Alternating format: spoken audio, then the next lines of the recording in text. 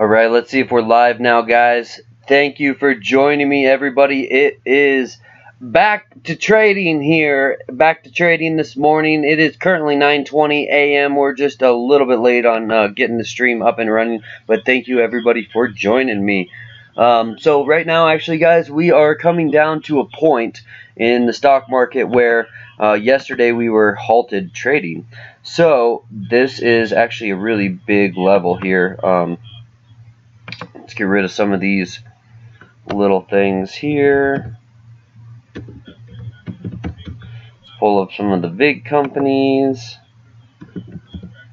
Oops, that's the wrong symbol. Yeah, guys, so we're right now trading. Let me get SPY up here instead of this Goff. This is a terrible position here. That's an opportunity fund that gives you 12, 13%, but it's just slow. Alright, here we are, guys. Let's take a look. Man, the end of that chart is just so congested. Let's try to clean that up. There we go. Let's try this one here and then zoom out. There we go. Alright, so we're selling off quite sharply here, guys. That is what is going on right now. And that's a real play. If it doesn't bounce at 270, if it doesn't bounce here, that's a butter. Yeah, see, it's bouncing a little bit. If it goes straight to 275.50, it's gonna get ugly. Yeah, be careful if it gets ugly here, guys. We might not. Let me check out what the stock market BS that they're talking about here today is. Guys, I really like to trade between Monday at like midday all the way through Thursday midday. I know some of you that, you know, obviously you like to trade every day. If you could trade Saturday and Sunday, then that would be awesome. But Tuesday through Thursday, it seems like there's a lot less people out there, you know, trading and making making trades that are like retail guys.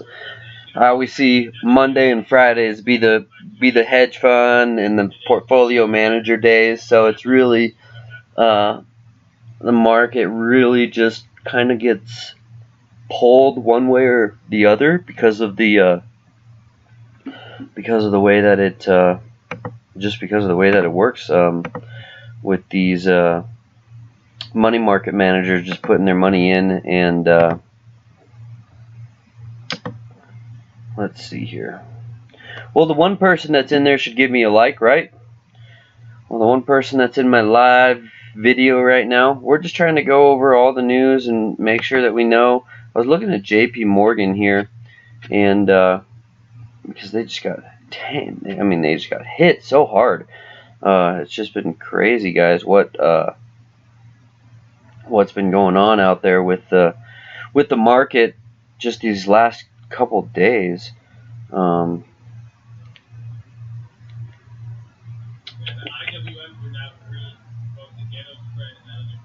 Let's see here.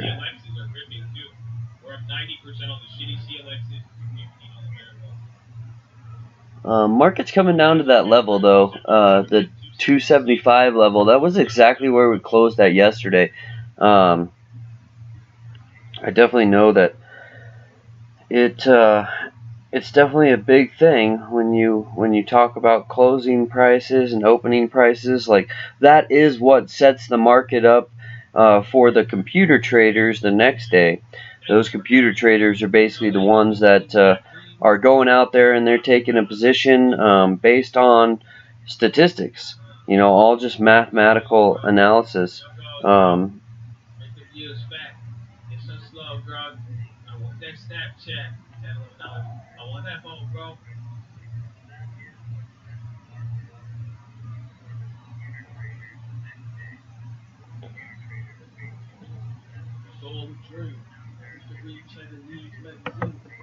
I should probably.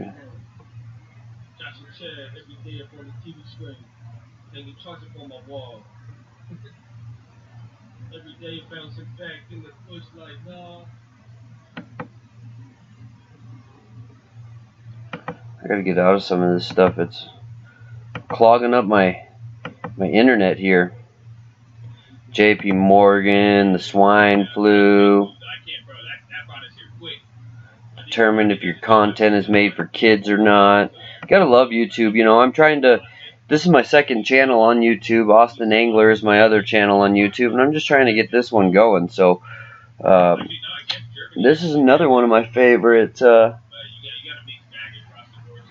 of my other favorite websites here is FinViz. Always a good one to check out, just because it's got some really nice. It's got some really nice just screeners set up just on the home page. Honestly, you can go here and you can see, you know, the biggest percentage increases, decreases.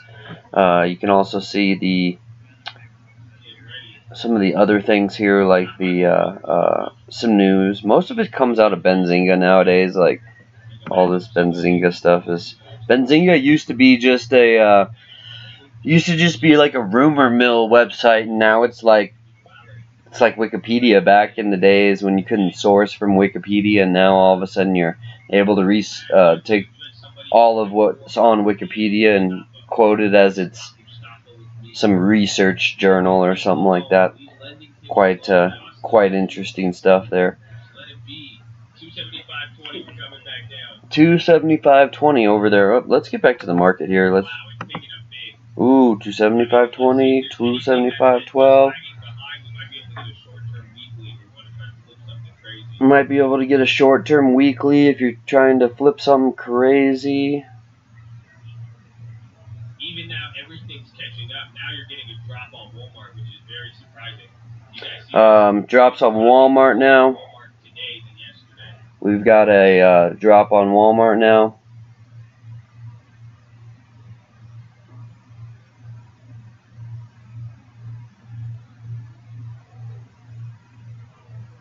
Drop on the Walmart.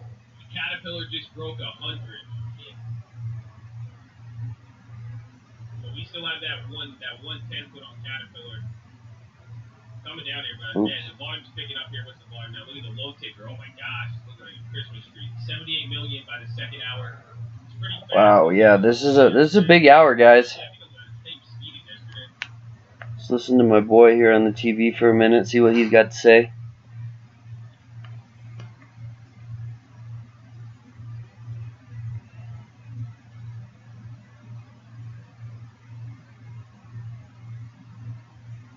Bro, this is where we closed. 2745 is where we closed. If we drop below that, that's awful. It has to bounce. If it doesn't fight here, you know, like this was a weak bounce. We need something like this. I wouldn't be surprised to go lower, but we need a move like this. But if we do this again and just keep coming down, I mean this is showing a lot of selling pressure right here. Like a lot of selling pressure.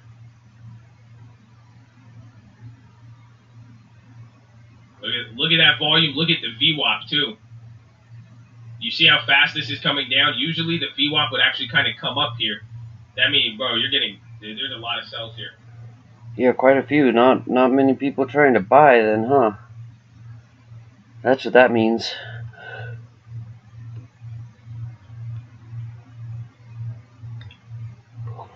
Now I wouldn't see any of this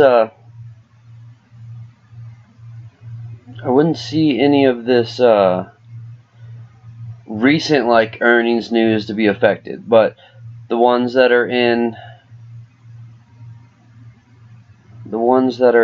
the April and May, I definitely assume that they're going to be affected by this earnings and everything here. It's butter. Just watch 27. This is the close. 2750 is where we closed at. Facebook's dropping now too.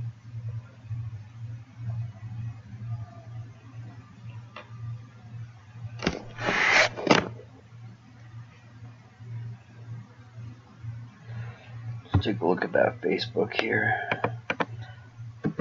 Usually, guys, I believe that this is you know, when we get down to like, oh, let's say the SPY gets to 230, SPY gets to 230. $200 on the tasty now. We still got a ways to go. Like, we still got another 10-15% to go down. So I hope that it doesn't, you know, just freaking crash everybody out, but I hope that some stocks like Facebook will have a opportunity there to, kind of pick up some cheap shares, because you ain't gonna get coronavirus from Facebook or being on Facebook, So they shouldn't see much of a downfall in Facebook, and it just makes sense. I didn't think it was you except for one time last week. Sorry. I mean, don't apologize to me. It's okay. I mean, this is a big level. That's why. I mean, they're going to do there's going to be a big push and pull here.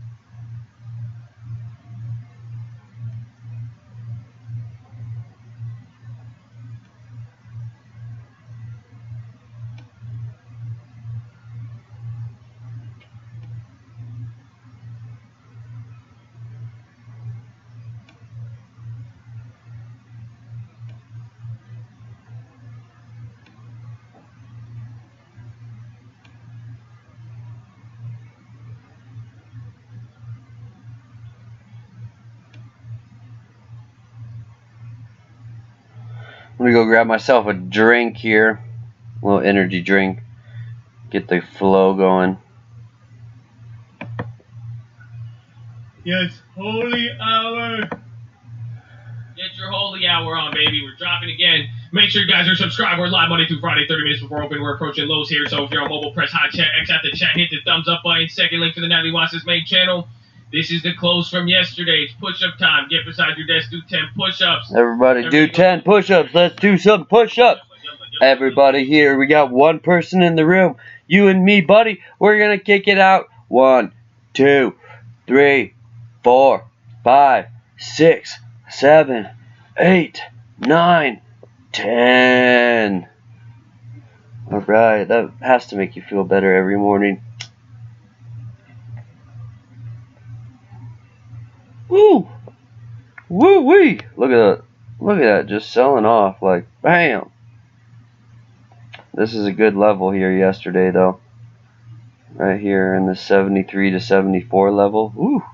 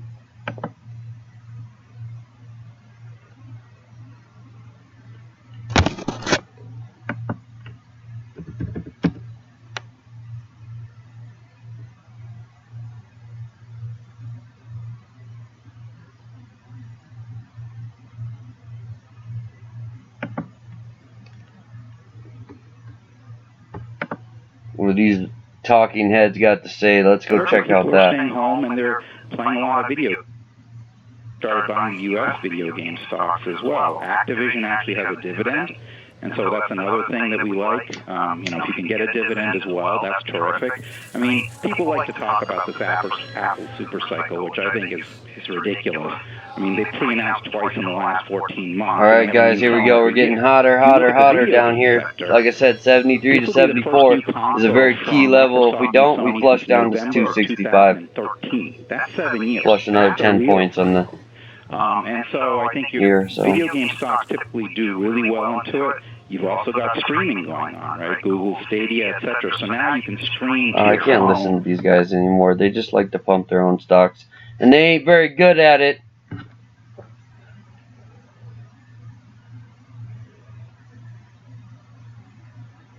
We're trying to help people here, trying to help people make money. I don't know how many people are here to make money, but I'm here at least learning to make money, continuing to learn to make money, because it's always about trying to make a little bit more money, you know?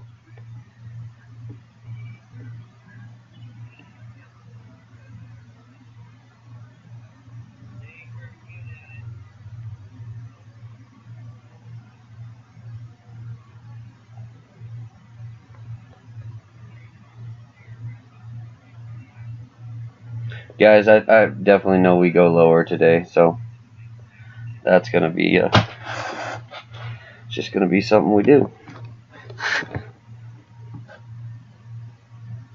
Okay, perfect. See? Perfect timing. Perfect timing. I tell you guys, I go to the bathroom, it's come down for you. That's AMD. That's a big move down.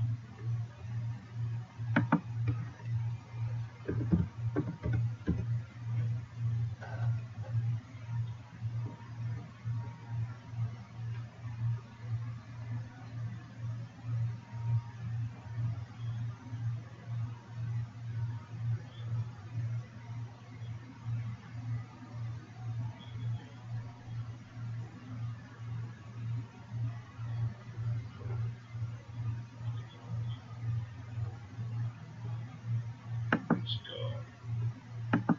Do we have the Uber puts? Do I still have some Ubers? I think we got rid of some of those Ubers. At least I did. Those AMD, I'm still down on the AMDs. Those are just back to break even now. The Babas are doing a little better. We're only down 32% on the other ones, and then up 50% on the other set. The Walmarts are doing a little better. Yeah, push just went crazy. Oh, let's go check the UVXY here. UVXY.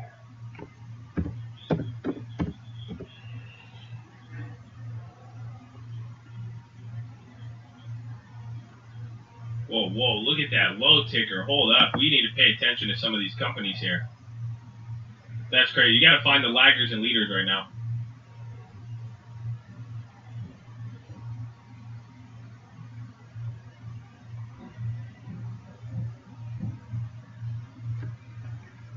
Another opportunity looks like to maybe buy some more. We'll see. I mean, again, coming into, the big move is going to happen probably where the Fed is. So, but we'll see. I mean, we have not yet to bottom out yet.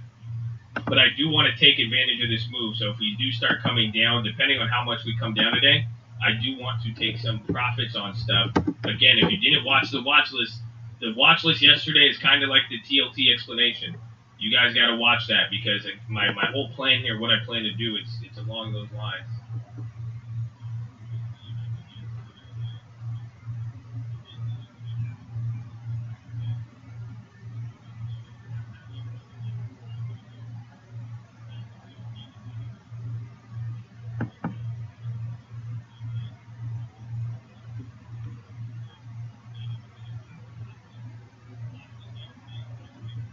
Damn, our Bank of America, we're at 50% on the Bank of America spread, and that covers the earnings.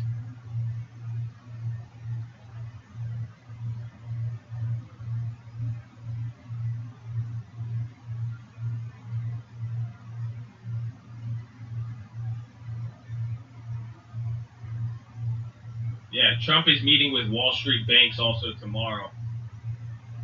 Yeah, get excited for that, guys.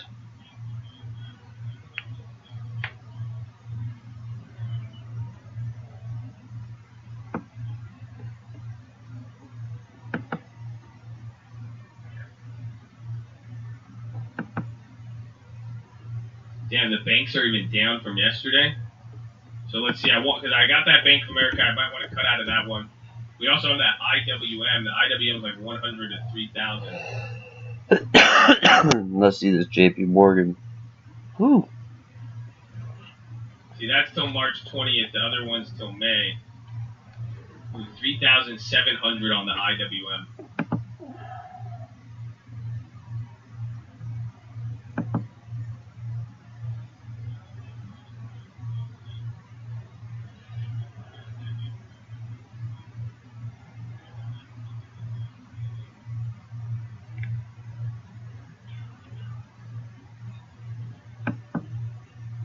Oh shit, those IWMs are in the money. I have a 129. Shit. Okay, so I might want to hold that because that one has a $10,000 max gain. 25, $400 times 25. 10,000 max. We're up at 3,000 on it. We're at 3,700. Same, so it's almost 50%. I'm up 50% on the max on the Bank of America.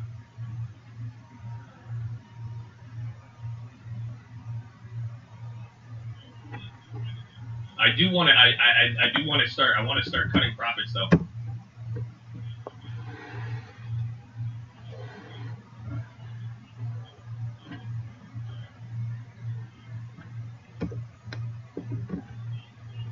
Whoa, AIM. Whoa. Crashing, bashing, and slashing. What the hell happened there? It's still only 840. That was a big move. Today's going to be big. Because even if we get a bounce up, just the amount of round trip moves have been huge.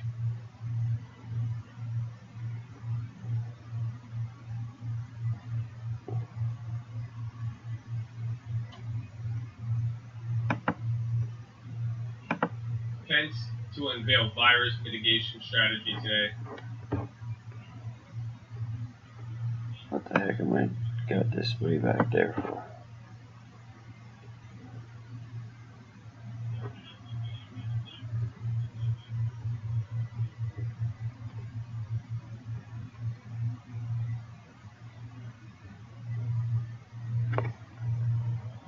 Yeah, this UVXY is getting a little bit more volatility into it, you know. Clearly.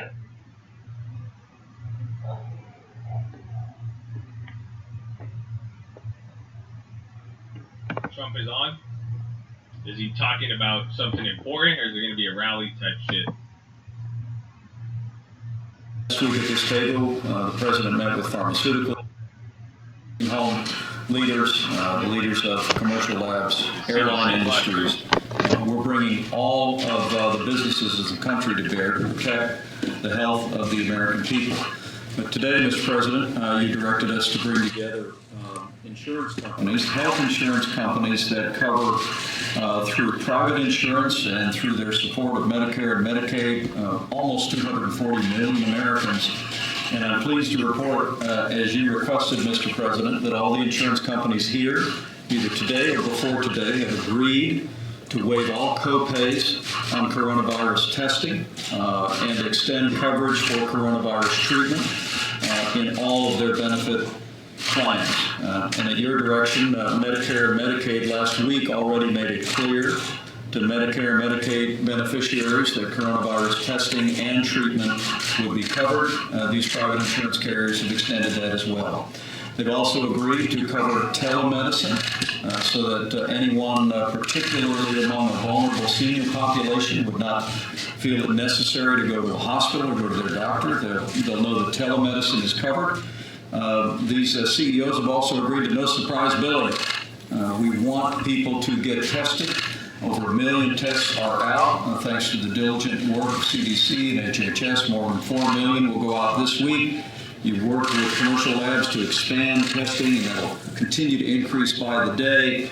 But we want the American people to know that they are covered through private insurance. They are covered through Medicare, Medicaid, and there'll be no surprise billing. And finally, Mr. President, as you directed us yesterday, we produced helpful information for every American family, how they can keep their home, their school, their business, their establishment safer from the spread of the coronavirus.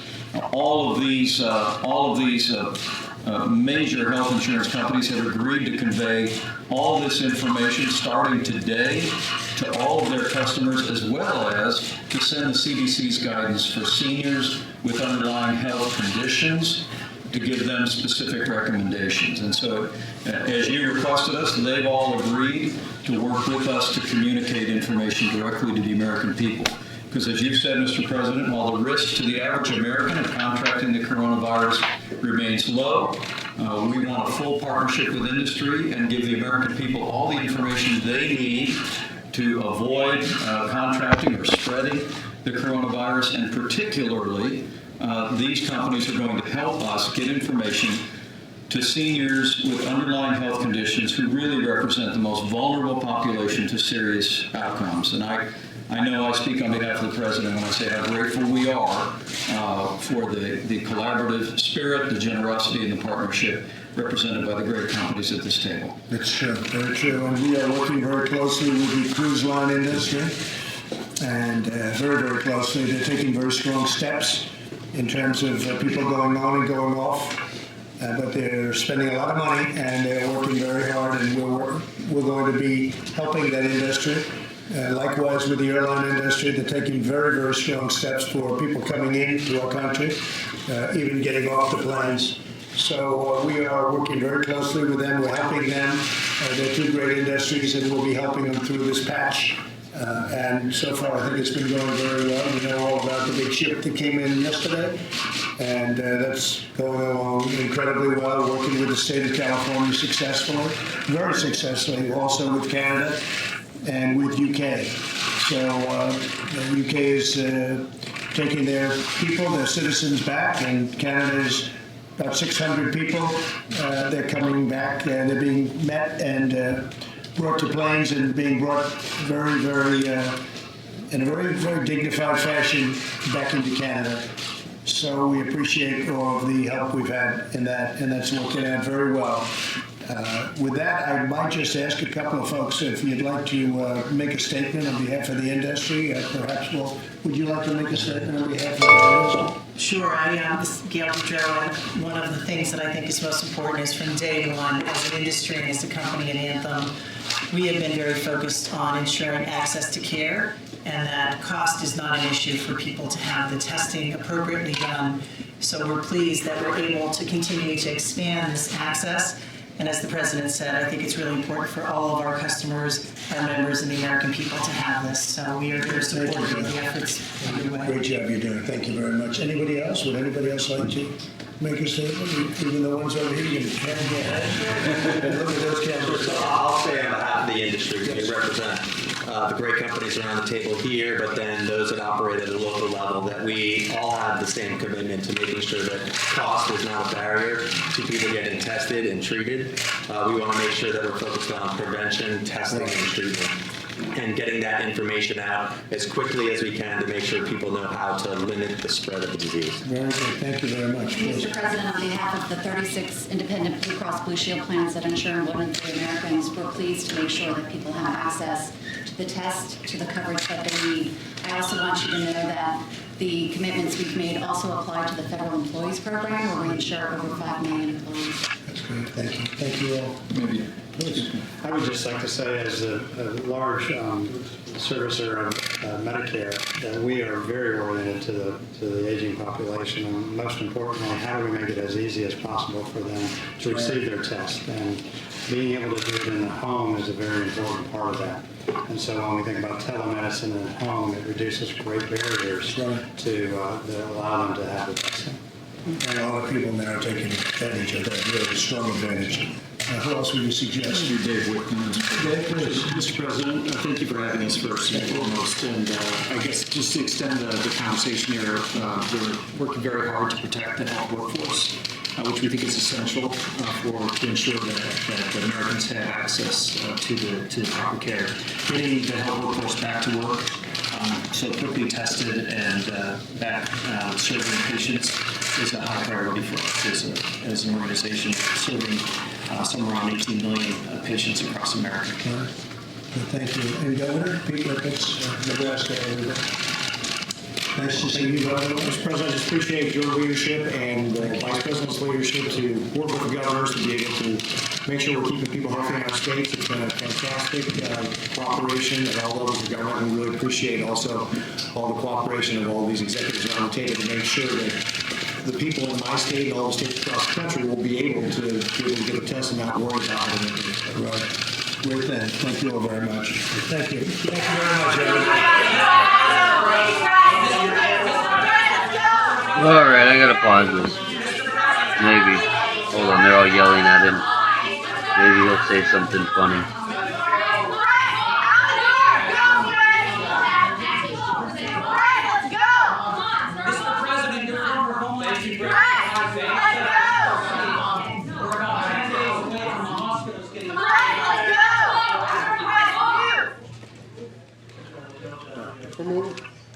Wow, people are trying to get intense in there.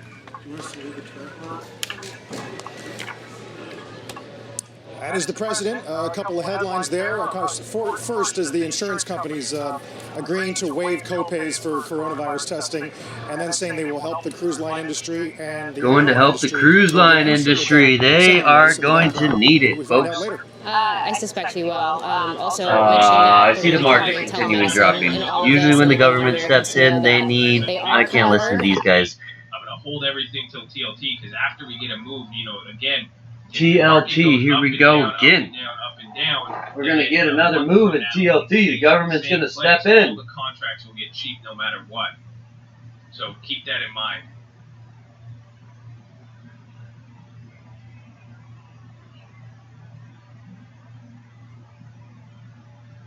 Yeah, Bowen's getting clapped.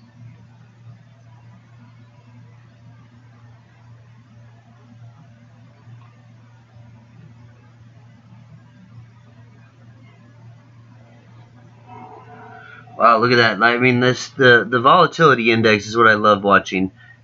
Just love it.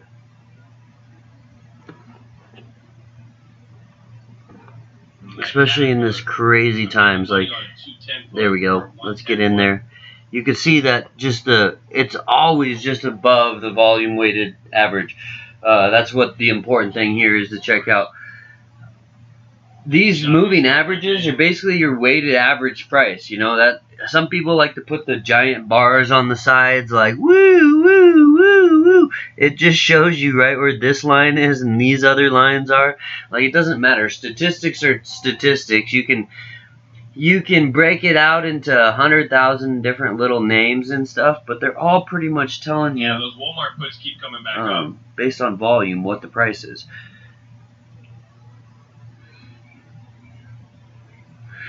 Let's check out some of these. Let's check out some of these that stayed up, but then the premium sold, those went down. Carnival Cruise Lines just resumed trading.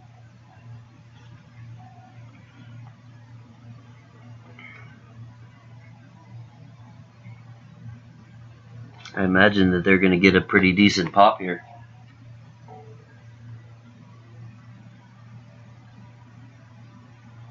I would stay the course. Just keep a simple strategy. I mean, that way you can take advantage at different opportunities.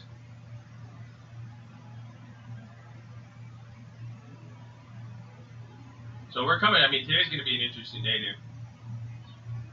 We'll see.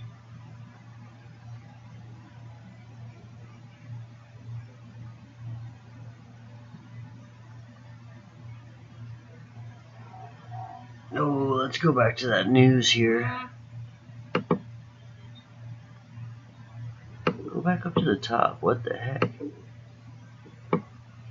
I'm still going to hold the EM. That's why I want to take some of my other puts. Because, again, I have a lot of ghetto spreads and stuff that I'm up on. I want to start taking those profits. NCLH, that's the one I wanted to look up. We could take a lot more. I mean, but if I want to be pinning my place to certain areas. But I got those IWMs in the money now. Those are going to be good. Then we got the Walmarts working for us. Yeah, we're coming down again. Watch that level there at 274, 273. That's important. Here we go again. We're just going to try it again. That 274 number. Let's get back there. Well, we're watching the VIX here right now, too. We don't need to watch Bank of America over here. Let's put SPY so we can follow that number right there. Whoa, whoa, whoa, whoa. I do not have a mouse on this computer, so it's really difficult. Still ripping. HYG weekly. I mean, that would be like TLT. If the situation is worse, I think it takes a few months for a real bad bond effect. So the HYGs you would just have to bank on a move like what's it called? A move like Jagger, or like we saw at TLT. Yeah, they still have a lot of premium.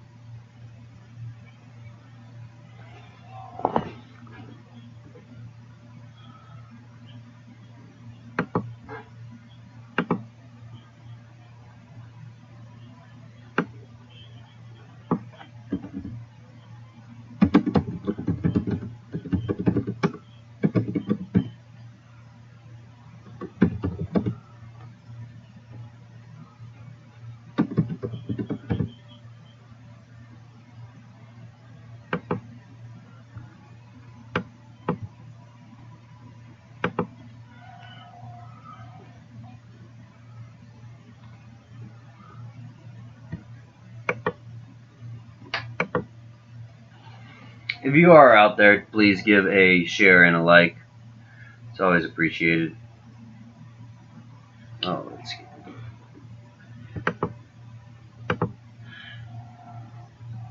Need that to run a country.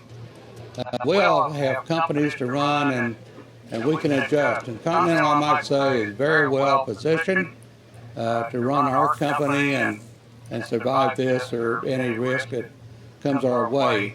We came out with our budget just 2 weeks ago, and very moderate budget, and was well positioned to sustain this. Harold, we're going to have to leave it there. We've got some breaking news we have to get to. Would love to continue picking your brain on this topic over the coming weeks, so please come back. Harold Hamm. In the meantime, David Faber's back here at Post 9. He's got some news for us. Yeah, on the same subject, in fact. Certainly love to hear Harold's thoughts. Occidental Petroleum, you've tweeted this, been halted. We can tell you right now, not unexpected, of course. The company is slashing its dividends dramatically. The final, Oxy is, and also cutting CapEx. The numbers are going from a quarterly payment of 79 cents, or roughly an annualized dividend of 3.16, 316 to what will be an annualized dividend of 44 cents. That will save Oxy roughly $2.5 billion a year. It will result in a yield that falls from somewhere around 23% right now to 3.4%. Wow. And again, not unexpected given the move in the stock. The company also, guys, significantly cutting its CapEx again, and we're going to hear this from all of these companies. They're going from a range of 5.2 to 5.4 billion to what is now 3.5 to 3.7 billion. So that's the news on Oxy, which is halted. News pending. Guys.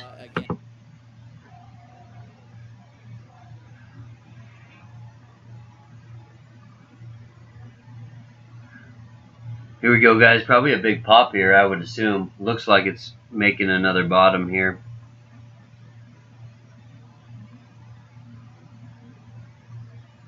Not for long. I mean, or not for forever, but maybe like a quick trade here, you know.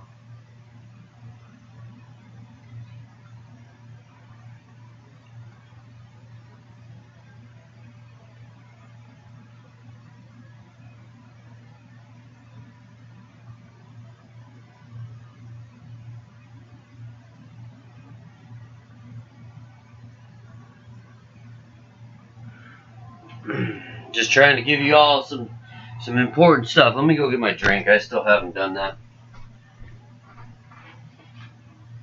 The peach frizzle. So I'm trying to close out a trade, man. Why are you distracting me with all the peaches?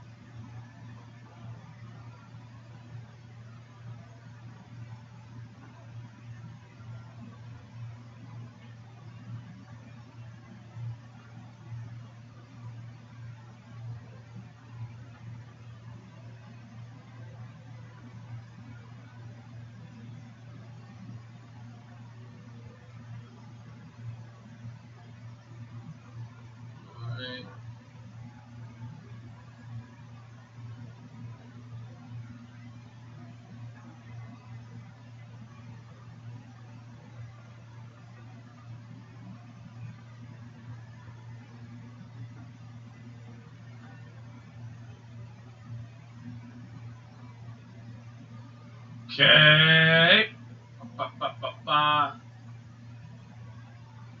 CDC total 25 deaths in the U.S. That just came across the wire.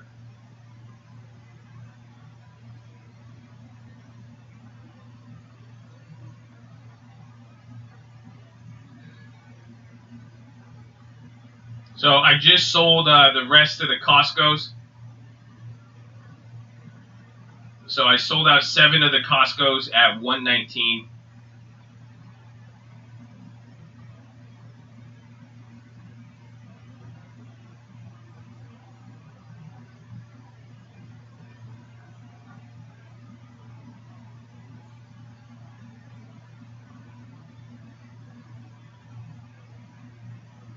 So now I'm just pretty much holding EEM, IWM, the SPY both ways, the HYGs, and then a $30,000 TLT position. You guys shouldn't. I know that's what I say. Relax the first. Once you find out how to not rush into the first 30 minutes, I mean, you'll be pretty good. Believe it or not.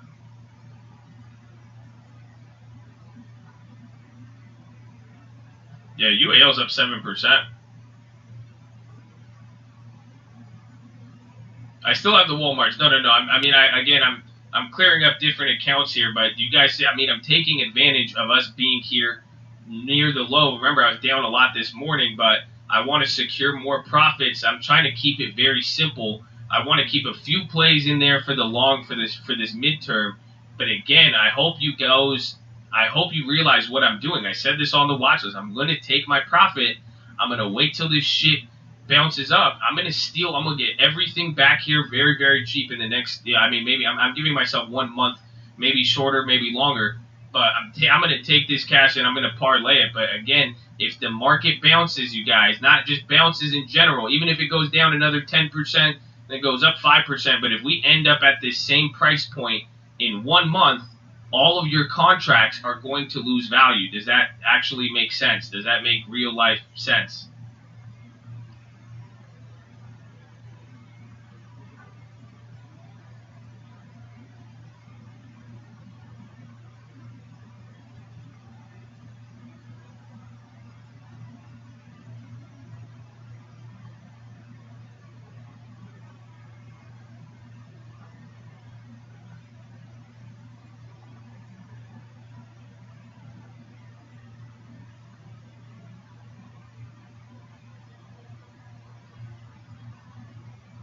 So maybe the next 1,000 point. I mean, that's if you get it, but it's just like the Bank of America.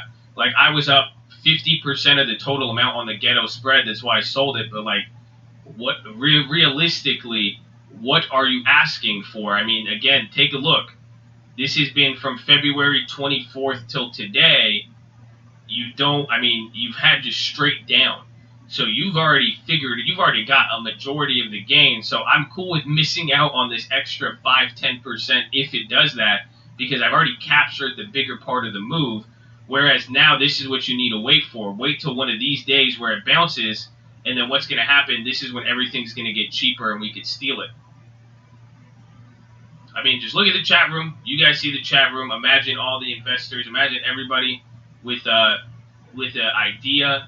Imagine how look how everybody, man, everyone's quick to switch ideas, especially, you're in a cult, so you're good, but imagine the general population and how people really react, and traders, everybody, you've got a bulk of the move. People are going to change opinions quick. Let's buy it when, what do I say? I buy it when they're scared. I sell it when they're greedy. I'm always asking why. Price always has a meaning. And I always been that guy. If you need it, come and see me. Turn it 2 into a 5. I'm the Ashiche Houdini. Something like that, right?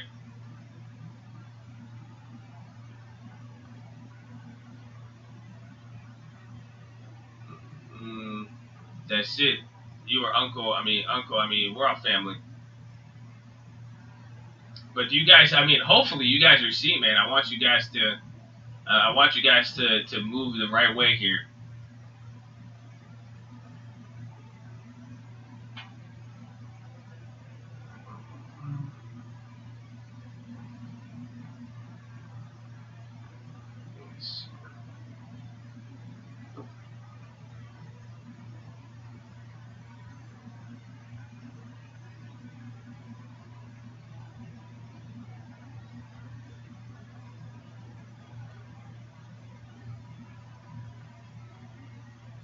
Still holding the Baba. I still have the other small account. I was clearing up the trades I just made were on the $125,000 Robinhood, and then I cleared up some on the what's it called? The other account. Which one's that? The Tasty.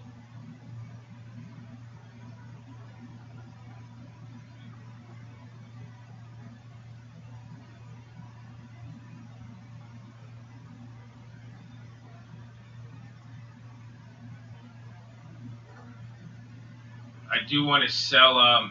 Do you expect premium to drop by the next Fed meeting? I expect that. I don't know what's going to happen by then, but I do know we are at a peak. We're at some level of, it's either, unless it goes really crazy from here, this is going to be one peak. The fact is, there's so much more uncertainty now, whereas if a few days go by and there's, the market stops dropping 10, 20%, then that changes the whole scope of pricing on your options.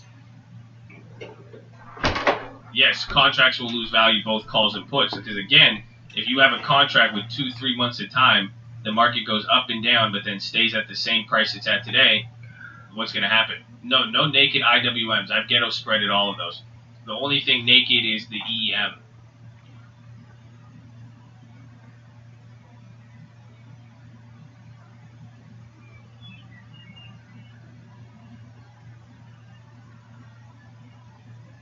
And my June TLT, yes. June TLT is fat. That position is worth 21,000 now. I thought it was 30,000, but it's worth 21,000.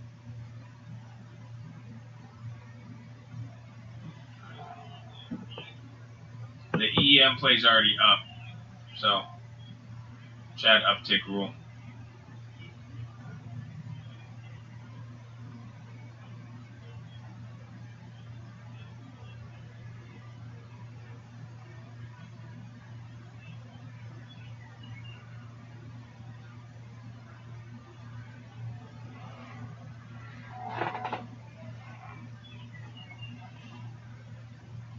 Just so that for profit, they don't like that. Looking at other cash, they don't like that. Only holding on to the end, they don't like that.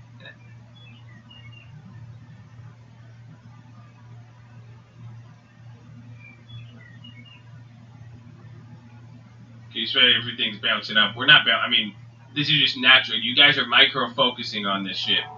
Again, look at this couple steps backwards.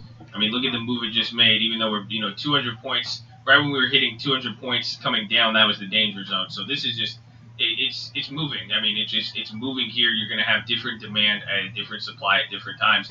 Again, that's why I said all we got to do is look forward to the Fed meeting. It's playing in before there and after there.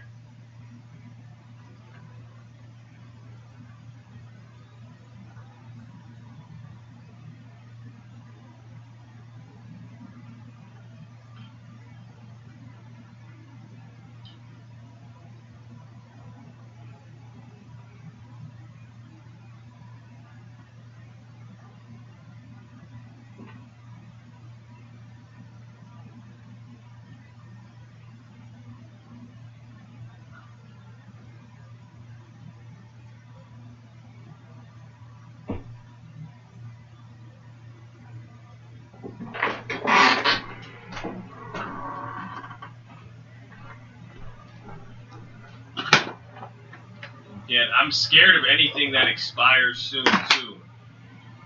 That's also another thing you got to watch out for.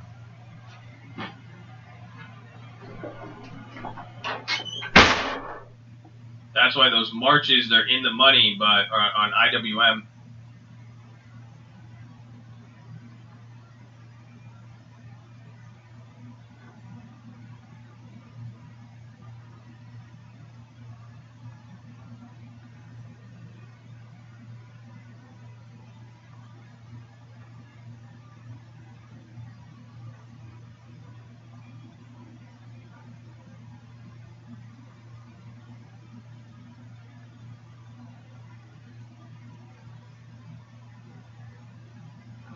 They're coming back up to VWAP, but notice how VWAP just came low. SPY ripping, you're upset. The SPY, don't be bad. Holding puts dumb through this. There's no such. It's on you. You're not. It's not smart or dumb. You just have to really look in this in levels of risk. Which one do you want to take? You hit one of the biggest down days. We've dropped a lot. It's up to you if you want to take the risk to make more money. If you and again pay attention to how option premiums have moved this last few weeks. That's one way. Or if if you're seeing anything ahead of the future, there, it's taking less risk now. With your risk opportunity cost. That's it. It's just saying, the Fed meeting is in a week. We already had this big move, so you have to just decide which risk do you want to take. Do you want to risk your contracts losing in value by expiration, and if they're far at the money, you know, what are you going to run into versus, you know, if it does make a big move down, you can cash out, make another 500%.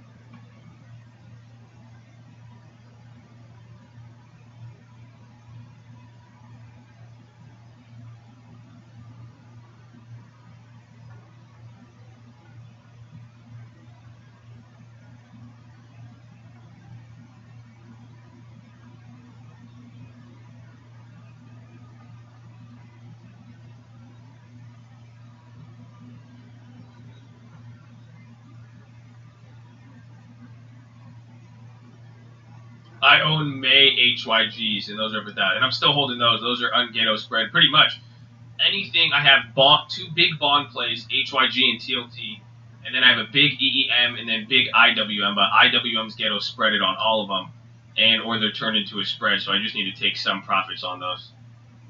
I want to sell the March IWMs. Anything else I'm pretty much holding there, but that's why I'm trying to eliminate the other companies. Keep it small and go from there. Go from there, my friends.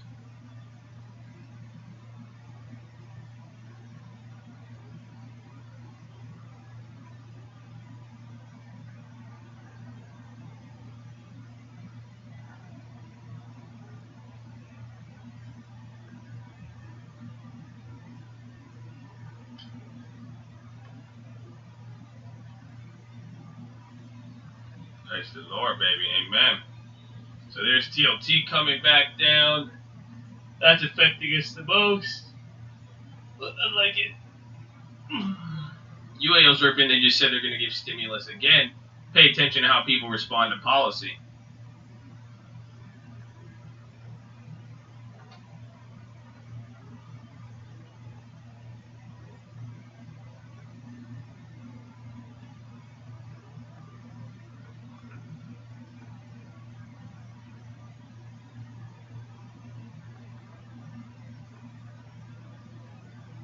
Keep it small and keep it all. Ooh, I like that.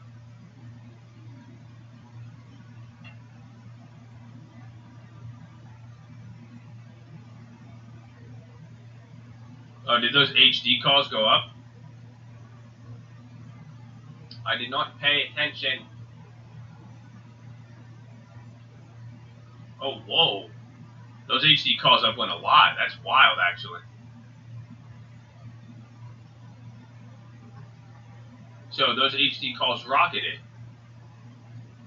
Crazy.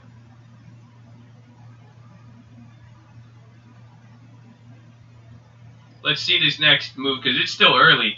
Again, you're going to get the European close. Markets will either rip or dump from there. So we'll see. Yeah, I'm still holding Snapchat. I'm holding everything. People really don't get that.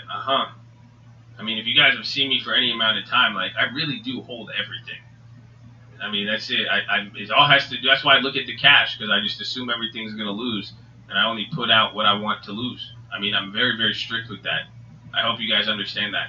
You know, don't make it. If you're not willing to lose the whole entire amount, don't make the trade. That's it. It's very, very simple. If you're not willing to lose 100% of it, stock, option, don't make the trade. It's because Robinhood's down and you can't sell. No. We're just different, okay? You and I are different. I'm a different animal, okay? That's it. Have you guys seen Kobe Bryant? So you guys notice Kobe Bryant doesn't flinch. He doesn't flinch. You can't flinch. That's it. I need that Mamba mentality. You hold it, okay? You either decide I'm gonna leave it or I'm gonna hold it, but you don't react. You see, but don't outlay. It's all with your outlay. Don't put an amount that you want to put out. Don't put any amount out there that you're not willing to lose.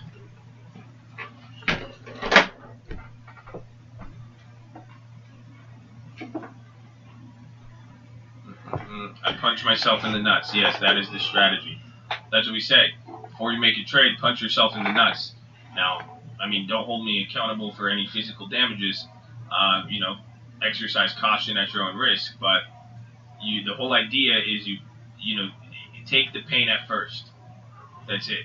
Just take the pain up front. If you're not willing to deal with that pain, don't do it. You see what I'm saying? So whatever your Snapchat position on shares, if you're going to consider selling out after a $1,000 loss, why don't put that much money in that option? If you're going to put $500 into an option to sell out when it goes down to $250, then only put in $250 instead of putting $500.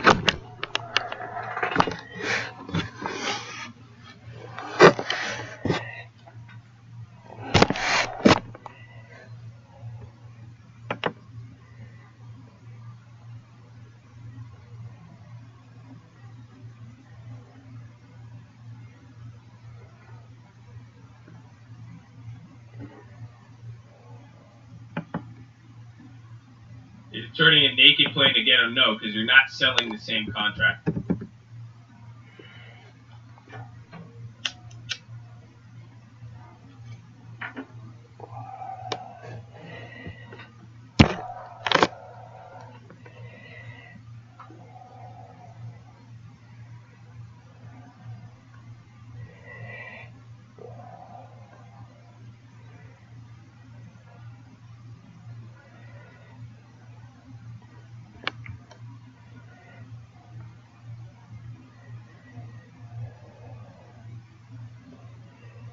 I'm sniping here.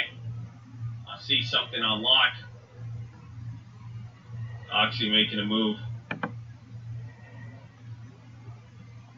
Oxy's unhalted the oil company. They're coming back up.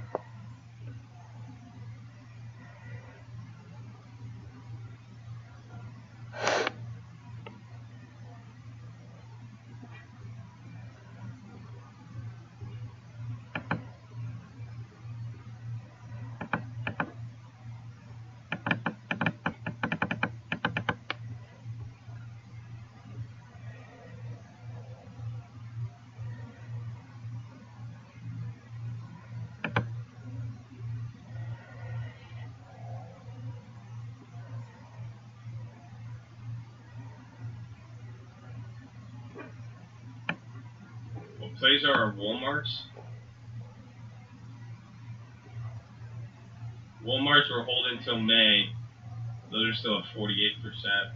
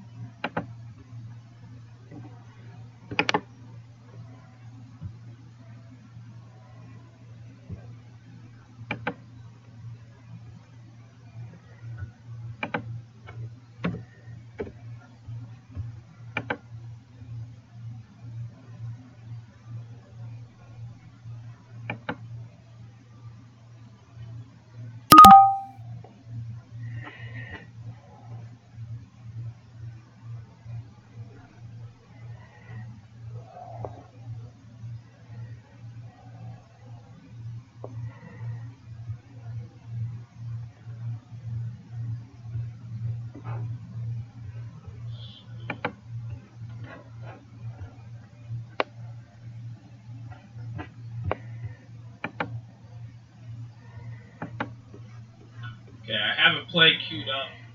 I just want to see how we move around VWAP, because it's either we're going to come back down here or things will start to go up a little bit. Well, let's see it. Again, the issue I'm running, I'm going to try to go for some shorter terms. You guys saw the HDs. I mean, it's telling us something there, but they're going to be a little bit harder to play.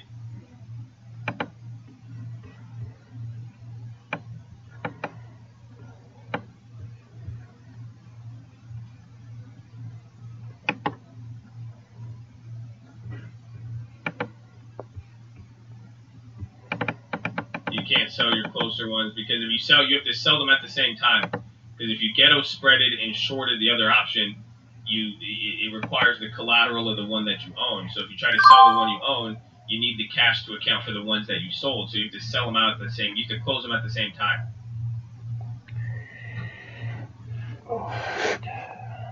Bro, that HD move is wild, actually.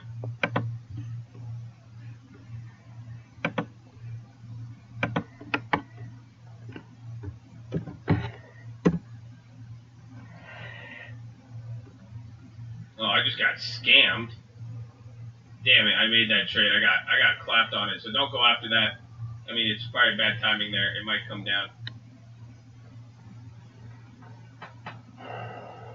Yeah, that trade's gonna come down.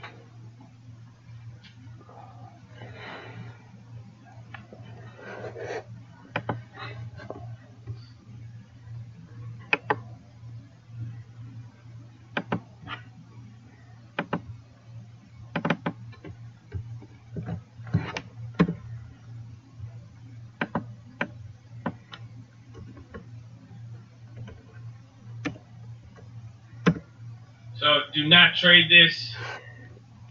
I already got clapped on it. I mean, how much did I lose? I mean, I guess I lost 10% on it so far, based on the bid. So I got it. It's I grabbed a Microsoft next week, March 20th. I got 5 of the 177.50 calls. I got 5 of them at 38 cents.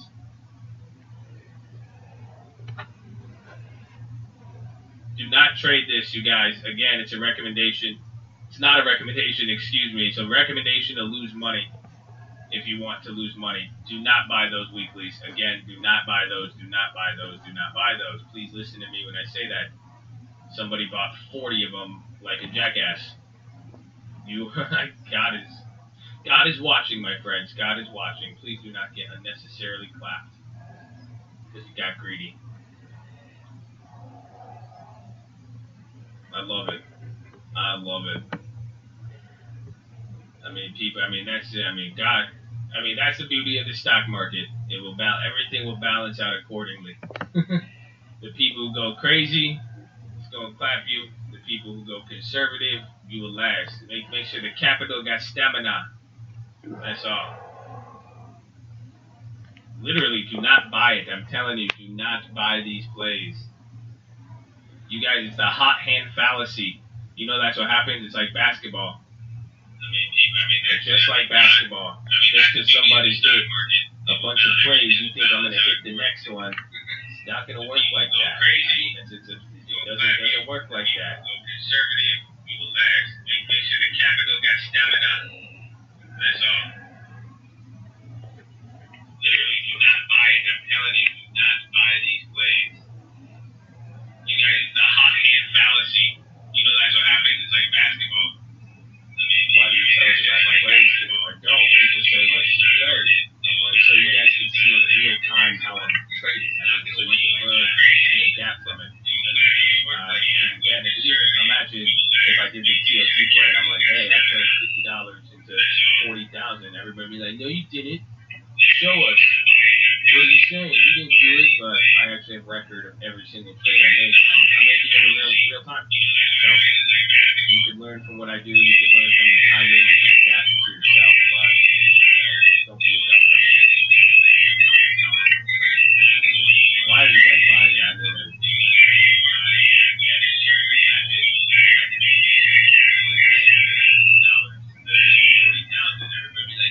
It's literally this is like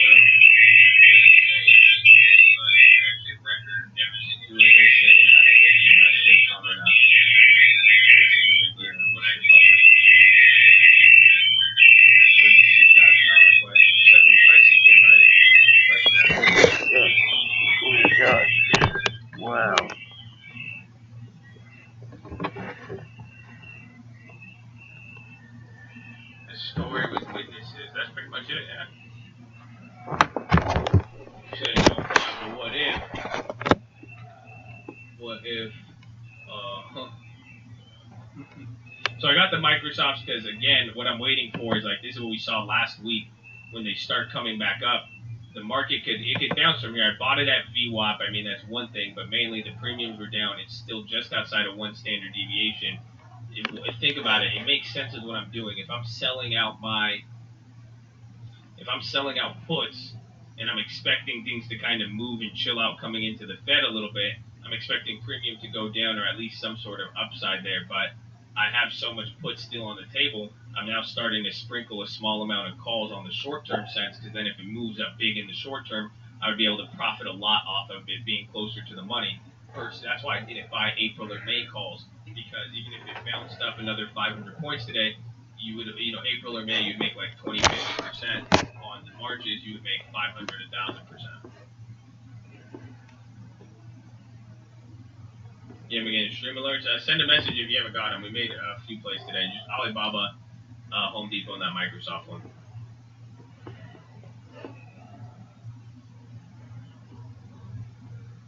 Be the next Buffett. I mean, God willing, man. I think I'll be the next Buffett or the one and only Chad. You guys aren't getting your stream alerts, send an email through it. Make sure all your stuff is set up, but send an email to where you guys got everything. Walmart dumping, finally. See, that's what's crazy. Walmart's dumping more than yesterday.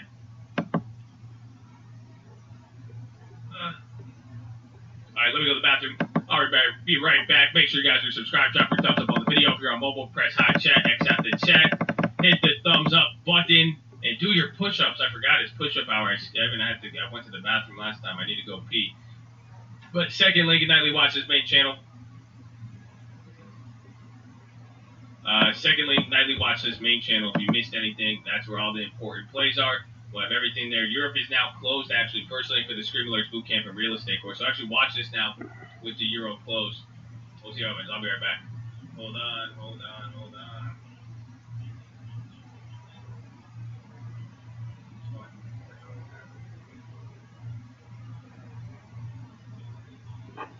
Yeah, watch that Euro close.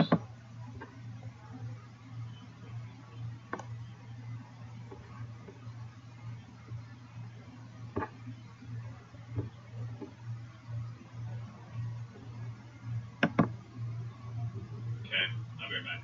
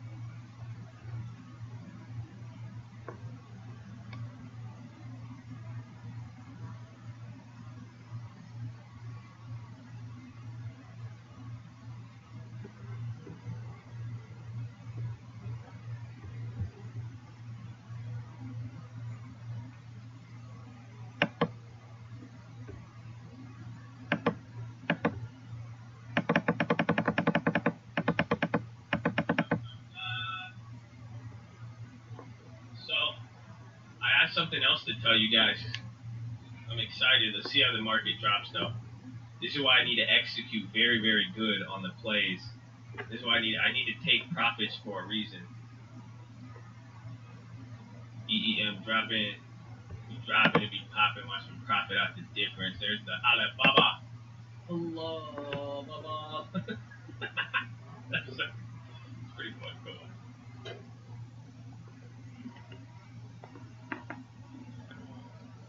Ole Baba!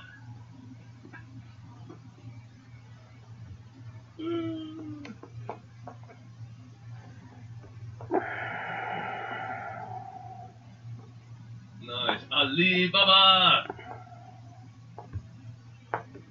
That's what they do, and they... never mind, I'm not going to say anything. Let's just end this one right there. But Ole Baba! Position, I can't tell you chat uptick rule. But we're up on it. It's not going up as much, surprisingly. That's what I'm saying. You guys are seeing the same contract effect as last week, where the volatility is still staying there. EM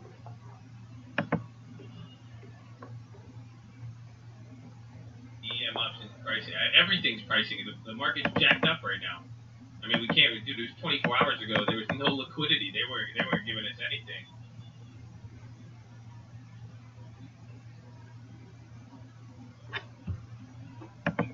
Chat uptick rule is with an option that we've made. If it goes up above the price that I paid for it, we don't repeat it on stream. We don't want to pump the play. I'd much rather prefer you get a learning experience to see it when it gets down, so you can notice how pricing moves. Why did it go up, and then why does it come down, and then from there, you know, I don't want people to make hasty decisions, even though I tell them do not trade anything on here, just to be extra careful. We don't want people to do that. I did not know. I'm going to do the $6,000 play once the price is right. I mean, y'all, you see, this is the problem. I mean, look, isn't that crazy? I said I'll do a big-ass YOLO for you guys, but you're trying to rush it, man. I need to talk to your account.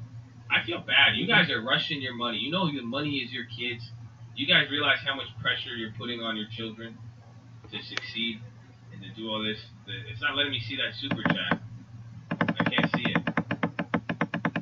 It's not showing up. Well, let me see if it shows up on my other chat. But no, I mean, I have a real bone to pick with some of you guys. And your money, what you're doing to your money is very, very rude. The June are like 37. I mean, they're crazy. I mean, people are worried about it. But no. The children of Chad. Yes, we need to talk about it. You know, why are you guys? Why you guys are just forcing your money? You guys are putting so much pressure on the little guy. You just, you got him out here, and he did pretty decent. He's in the game. He just did all this work, and you're not even saying I'm proud of you. I'm not going to put you in a safe home. That's it. Like, even then, you guys are just pressuring it to like go quick. You're trying to put him in a very precarious situation because of your impatience and pressure on him. You gotta just relax. I said we'll do the YOLO, but even then, if I'm gonna put my children into a risky battle, I at least want to make sure they got something working in their favor. I don't want to. I can't set them up for failure and put them out here now and pressure them to. You guys are forcing child labor, man. You're crazy. I just got the stream alerts. Welcome, baby. Welcome. Make sure you watch the video too. Don't rush it. Don't trade off the stream alerts or anything on stream. Be wise. Call it credit spread. Is that okay? Yes, credit spreads will be good. You're going to take a little bit of risk, but not that bad. Stream alerts, first link in the description, but don't sign up for them unless you watch the video, unless you truly determine it would be of utility for you. Alright. Not many buying there.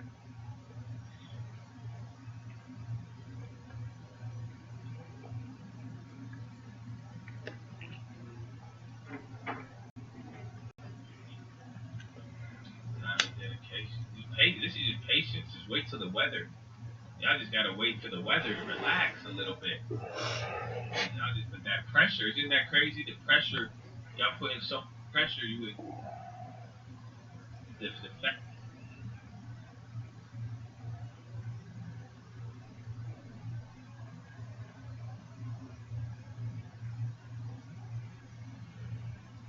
You watched the vid and the price went up between the start and end of the vid.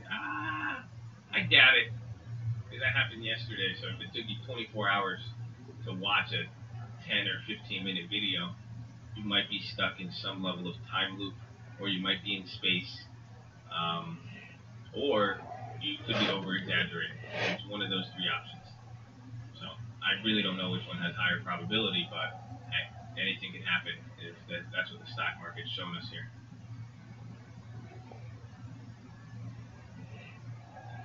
Banco. The support email, log in through where you signed up, and then should you say support or help.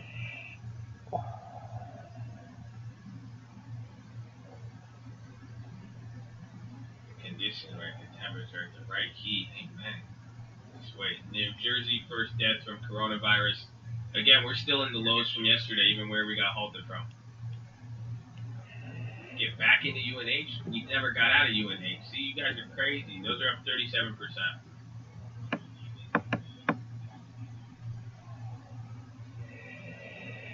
Well, here goes the market again.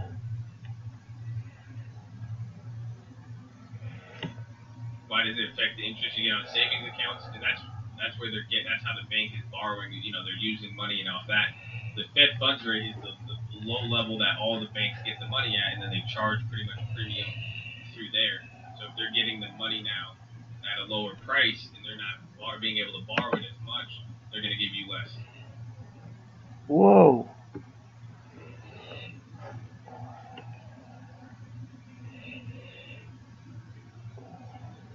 You had A-Nets. That was an old Yep. one. I still have those old A-Nets. That was an earnings play that came down though. We have a bunch of free videos on the main channel. Second link in the description. Over 1,000 videos and tutorials. We got some of the main tutorials here in the description of this video too.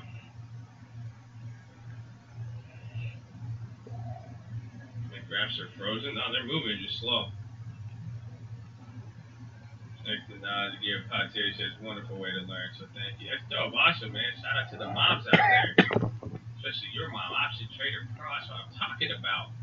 Let's get mom set up with the long-term portfolio. Now, I mean, stocks are on sale right now. That's the crazy part.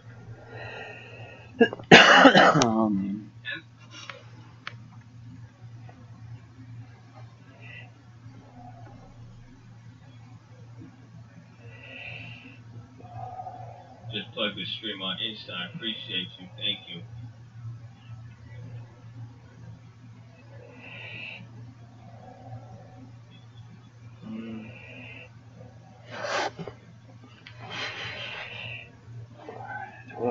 Just started the mod. Let's go.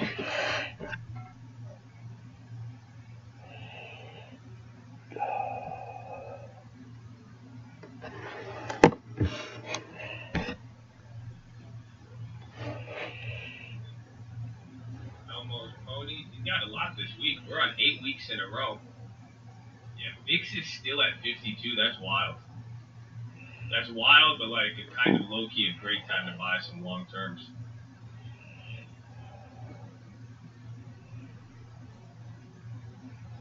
I'm gonna have to buy the Snapchats at 13 a week from now.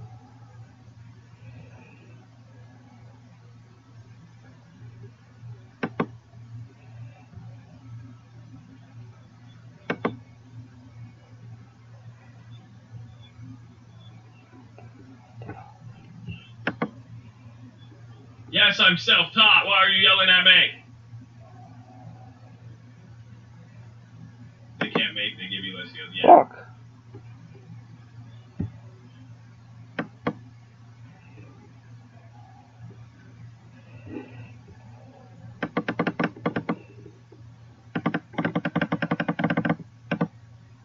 Roku, I don't like Roku.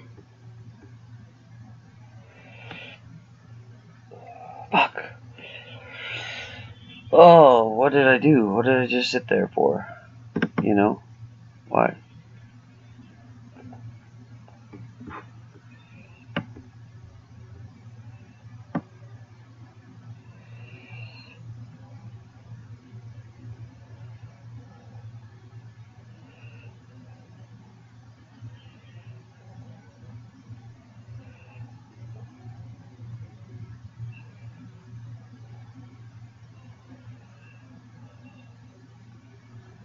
Yeah, I still have that 85 on Roku.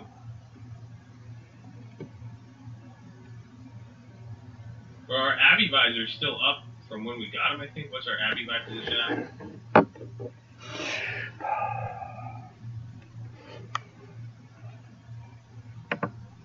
Oh, 88.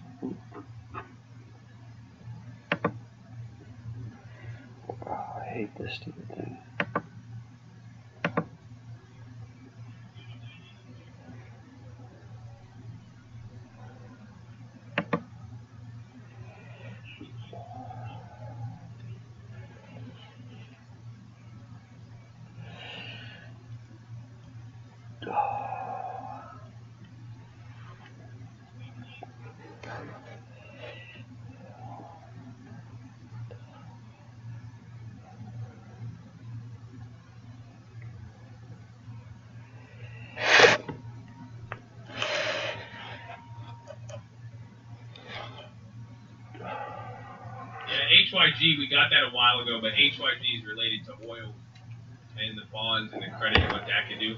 But HYG, I'm going to build a position on a little longer. UNH is for the insurers because, again, thinking the longer-term fallout from the insurance cost of all this, or if there's a big problem like a virus and now oil that gets spread through many industries, insurance companies, that's what happened with the Big Short. It wasn't necessarily the bonds, but the people insuring the bonds. Those are the ones who take the risk.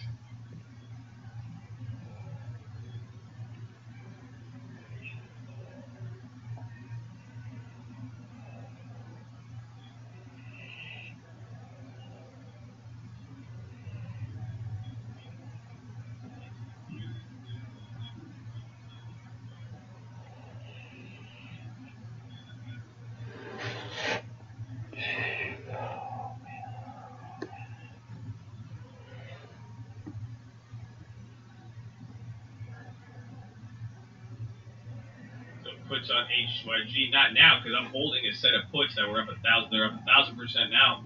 They were up 2,000% yesterday.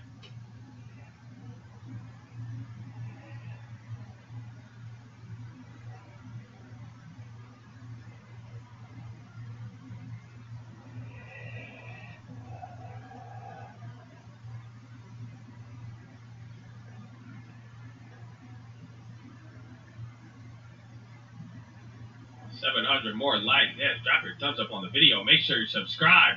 You're on Mobile Press Hot Chat. X after chat. Hit the thumbs up button. We had 6,000 likes yesterday. You guys realize how crazy that is? 6,000 likes.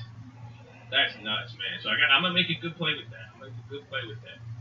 Okay? Don't worry. Okay? You're gonna get it.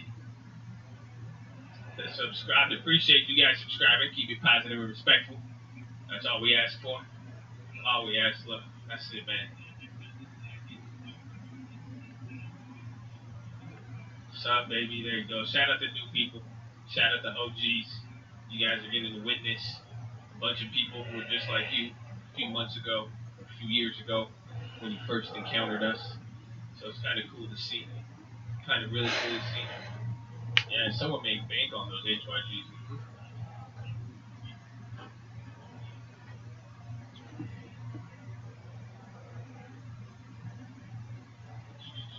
I sold the spot. Yes, I ghetto spreaded those, but those are still on.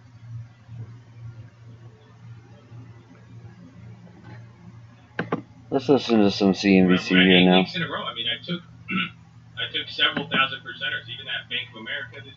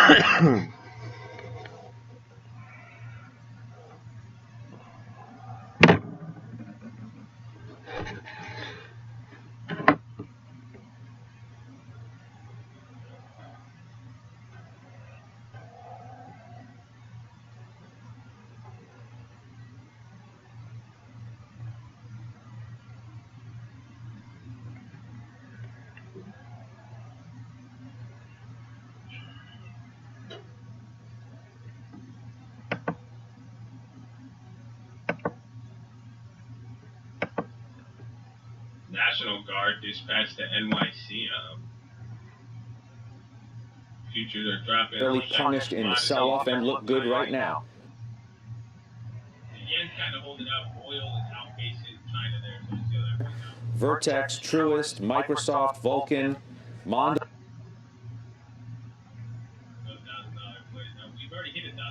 Yeah, so I have 4 of those: Amazon, BlackRock, Home Depot, and Microsoft. And just back to the comments before, as it relates to energy, the problem with the energy sector right now is it's at a competitive disadvantage for the rest of the market that has cheapened so significantly in terms of value. I look at a lot of these positions, and in some instances you're getting them marked down 15% lower than where they were just 2.5 weeks ago. From these 11 stocks? Yeah, why would I not step in there, or even to extrapolate from this list to look at an American Express? On the list, I like Texas Instruments down significantly, but these are fundamentally sound businesses that don't have the contagion and the geopolitical risk of energy, and I think that's why energy is challenged on that competitive basis. But you've got a lot of quality companies that are on sale here. Any stand out to you? I actually like pretty much all of this list. I think it's very broad. I think, well, Amazon's obviously one of the growth darlings, but they don't go with the obvious, hey, we're just going to buy Microsoft, Netflix and Amazon. I like the breadth of it. Home Depot, obviously, we've got mortgage picking up, refinancing that's going to put money in consumers' pockets to build and refurbish their homes. Look, the Activision Blizzard, I own Electronic Arts. Those stocks have held up pretty nicely in this deluge, as the presumption is people are staying home and playing video games. It's not a bad thesis. So the ones I added to are Amazon, Alphabet, and I bought Lowe's. Viewership now. Let's get that $1,000 play here. How's it flocking back here? Oh my God, maybe you're right. Oh my gosh, how did you manipulate me into doing that? Of course, you bring up the viewers, bro. That's genius. Genius, you're right. Oh my gosh, I need to react to the viewership, because if I did that every single day, I'm sure we would have had a lot different plays, right? Oh my gosh, of course. Viewers, don't leave. Please, you guys, don't leave. Here, let me bribe you with the $1,000 play and risk everybody's money and be a fool about it. Please, just don't leave. I know I need you guys to stay here. No, you're leaving. No, let me teach you something. This is what they said. Whatever you get them with, you got to keep them with. Okay? That's why I like my OGs in here. Okay? They're not here because the 1,000% play, the big money, that's just the cherry on top. Okay? That's why I tell you guys, be careful, you guys flex. Okay? Flexing on all these girls, you know you're going to get a girl. Whatever you get her with, you got to keep her with that. Okay? Once she finds out TFT only hits once every year, she's going to be a little confused. She's like, I thought you had it like that. Okay? Y'all flexing on all your friends like that. You're like, yeah, I want to get into trading. That's it. Whatever you get them with, you got to keep them. Just gotta breathe here. That's why. Don't be posting all those titty pictures on Instagram. Whatever you get the fellas with, you got to keep them with. Oh, they don't feel me, man. Come on. I'm dropping bombs on y'all. Y'all think this is a game. That's it. Y'all think this is a game. I'm giving y'all life lessons. Y'all still don't listen. That's fine. Natural selection will do the rest of the work from here. That's it. You got the wisdom. What are you going to do for it? Yeah, that's it. That's why the people are here to learn. That's why you know what I got them with? I got them with the macroeconomics. I got them with the knowledge. That's why they stay here for the knowledge. That's what I like. They came here for the philosophy. I got them with the philosophy. They stay for the philosophy. That's what I'm down with that. I can do that. That's light work. I love it. It's beneficial. It helps everybody. It's virtuous. Don't get me started. Please don't get me started right now. You see, that's the difference. If you're here for the money, you're not going to get the money all the time, and then when the money comes, you already left. Ain't that crazy? Imagine all the people. Honestly, give a shout out and let's pray for them. So show love. Just imagine all the people whoever got clapped because of philosophy and left because of philosophy lesson. I was never here to even witness DLT. They couldn't even make the money, let alone get the knowledge from that, and they're still lost without a clue of what the hell is happening right now. So please, just think about that. A bunch of shout out Armand, baby. Amen. I love them all, man. It's crazy. Please. On a better relationship with God. Amen. Baby, God is good. So y'all don't feel me with it. I mean, I'm gonna get the play. I said I'm gonna do I am a man of my word when it comes to that play, so I will do it, okay? But I'm not gonna. I'm sorry, I can't respond. You guys know I don't even look at the numbers that how many people are on. I just have my chat. I talk about my chat. I look at my chat. It doesn't matter who's here or not. And I'm sorry if you think that's the game we play. Please don't fool yourself. Don't. Did you ever follow somebody like that, honestly? You know, like, not to mention, you shouldn't copy anything here. I talk like I'm Elmo. You know, that's one reason not to even copy. But, you know, you gotta really, you just gotta think, would you really follow somebody who succumbs to pressure? Like, think about that. Then you're just following the random comment generator at that point. Yo, y'all don't feel me, man. Try to feel me, man. Y'all can't. Oh, man. You see, someone said it yesterday. It's the same even level of excitement. We can make $100 grand or lose 10 grand or $10. It's the same thing. Okay? That's fine. That's fine. You let them do the thing, baby.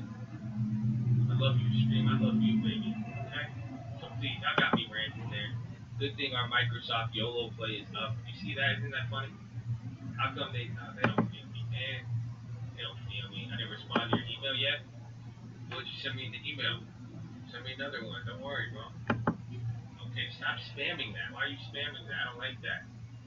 That's really weird when you keep spamming that with the sad face. Are you trying to guilt trip me or are you trying to get the email answered?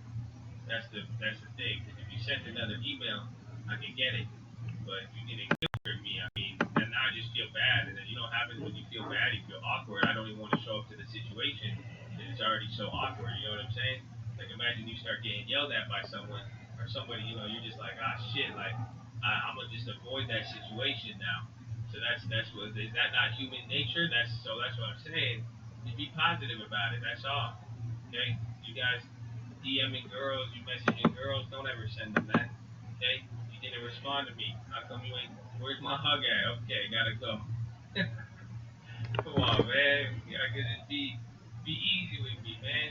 Just send another message, man. Relax. Just keep shooting the shot. See what happens.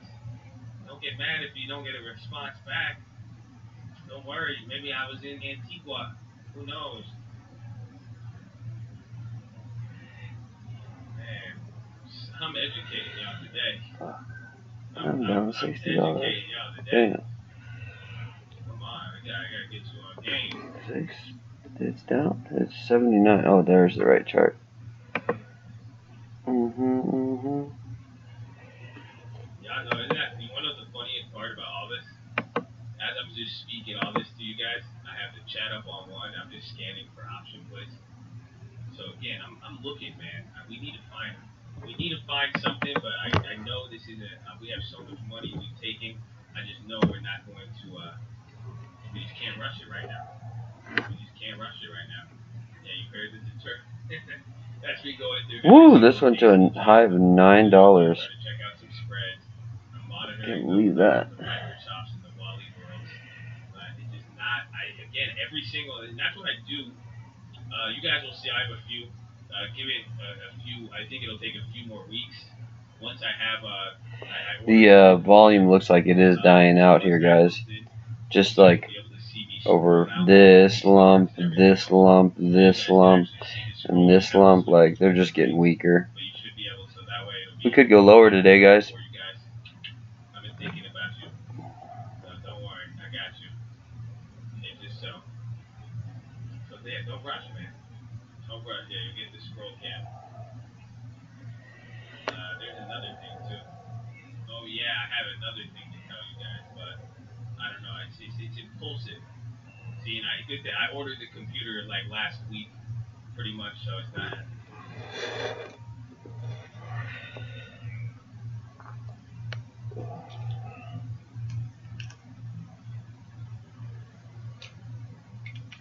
Please hold.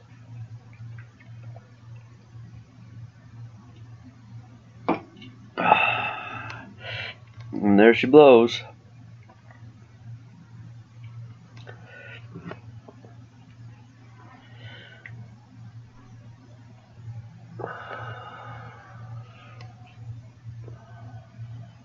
The news censor? No, March 9th. Oh my gosh, wait. Yo, today. Yo, the news is today. Can I stream both screens at once? I can, but it makes it really, really small. So it's as many as the pixels, so you won't be able to see it. That's good. Yeah, the lockup is today. We are now the news. I forgot about that. The lockup, BLS lockup is today. So from now on, starting today, all economic news that comes out, we get it at the same time as all of the news sites. They used to have an hour jump on us. So now, now we got, damn, that's crazy. So now we're in the game. We're always in the game, in the game, in the game. We're always in the game, in the game, in the game. Trying to be insane. So now we're really in the game. So yeah, you guys will be good though. I mean, you'll be able to see the intense scrolling here very soon, hopefully. I'm ready. I'm more ready. And then I have an impulsive purchase. I found something. I was like, this is what I normally do after a big move on the market. I put it into real estate. So what I want to do is I have to wait 2 weeks, and I'm gonna put an offer on a place. But I'm gonna turn this 100 or 50 or so that we made. I'm gonna put it for a down payment to purchase the first full compound for you guys. Oh my goodness, my stomach. This stuff drives me insane. It's pretty crazy. I found one, 20 acres of land, 2 buildings on it already. So, yeah, Kool-Aid included.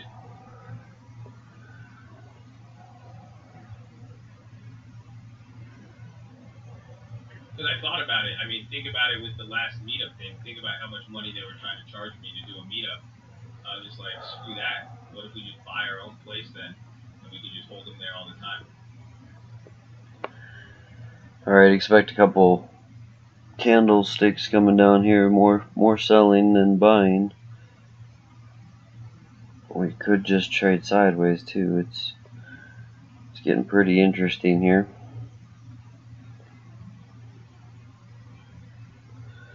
Usually the market gets a little bit slow between the next 2 hours and then speeds up the last hour. But it's not a building though, so it's a little bit different than what I wanted. We'll see. I mean, I found one. I said, give me a week or two. I'm putting in a lowball offer. See what they'll take on it. But I like it. It's nice, but it's not a commercial building. It's like literally like 20 acres of land with a bunch of it's dope though. It's brand new build.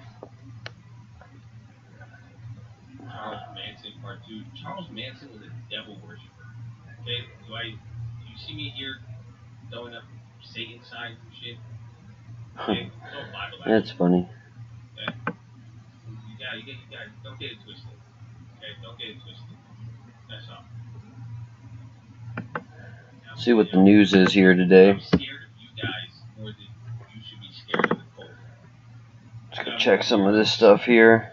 You know, So the Dow and the S&P are currently almost up, but it doesn't look too promising considering the downtrend for today. We'll continue to see at this level what we do. It's kind of an important level. This 274 level was pretty important this morning. But I wonder if this is going to shut down March Madness. Like that's a really that's why I wanted it with really interesting thing there. a lot of land that could turn into what's it called? Like a basketball gym that could turn into like a arena. Pretty much. Babinski Athletic Facility. Yeah, auditorium, exactly.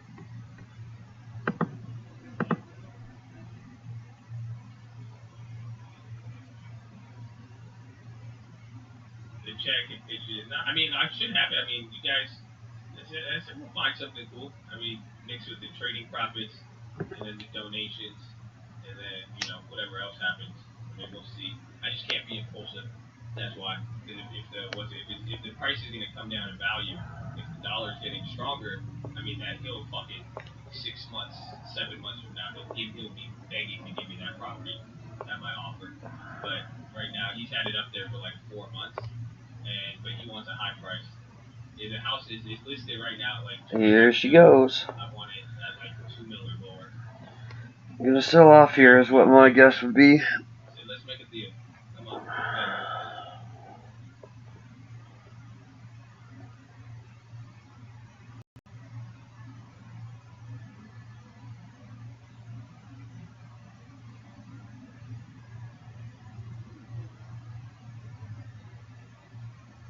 So give it time.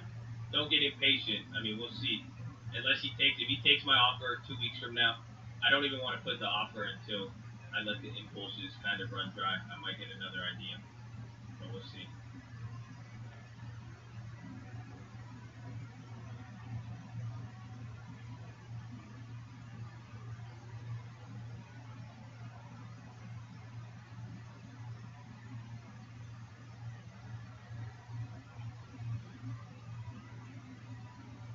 Oh wait, are they delaying the BLS past March 9th? We will not implement it on March 9th. Never mind.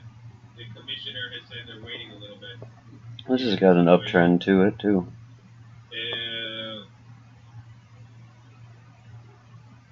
You hear that? Co-leader is waiting for. See if that gets slammed down that little bit of volume here. Tokenize the property and allow Chad to invest in it. I mean, we don't have to do anything crazy like that. I mean, it's just simple. You know, I'll buy the property and if Binsky wants to build the athletics facility, maybe. But I mean, that way it's not like, the same bullshit. We'll have our free meetups there. Hook up the people with the stream alerts with other stuff, and they'll be giving a little bit more access. But it doesn't have to be anything like you do this, that, you gotta pay. I mean, I want it very straightforward. We'll have a place. Come for meetups. We can do it monthly. That's it. You guys, I'll take on the burden. You don't have to worry about it.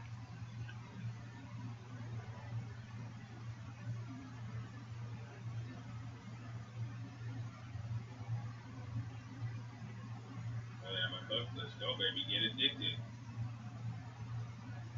I just want a plaque. They're gonna, we'll make it the athletic facility. It'll be like Harvard. We'll put like a little stone thing in front of it, and then we'll hang up the name on top. It'll be dope. That's a really great idea. I never thought about that. Name it, because we already have name the buildings after people.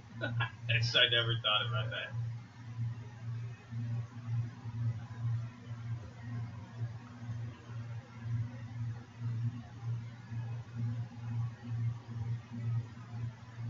The Babinski statue, wow. But full scholarships, also interns can have more worth than scholarships. Where are my studies? Don't you dare. I'm not going to let anybody drop out to come live on a cold compound facility. You got me fucked up if you think that's it. No way. I know somebody like, yeah, Mom. I already have that on. What am I doing? I'm dropping out of school. I'm going to move to California. This guy on the internet who's never showed his face and calls it a cult. Yeah, he just bought like 20 acres of land with a bunch of buildings. Yeah, I think my education's done here. I really think I'm gonna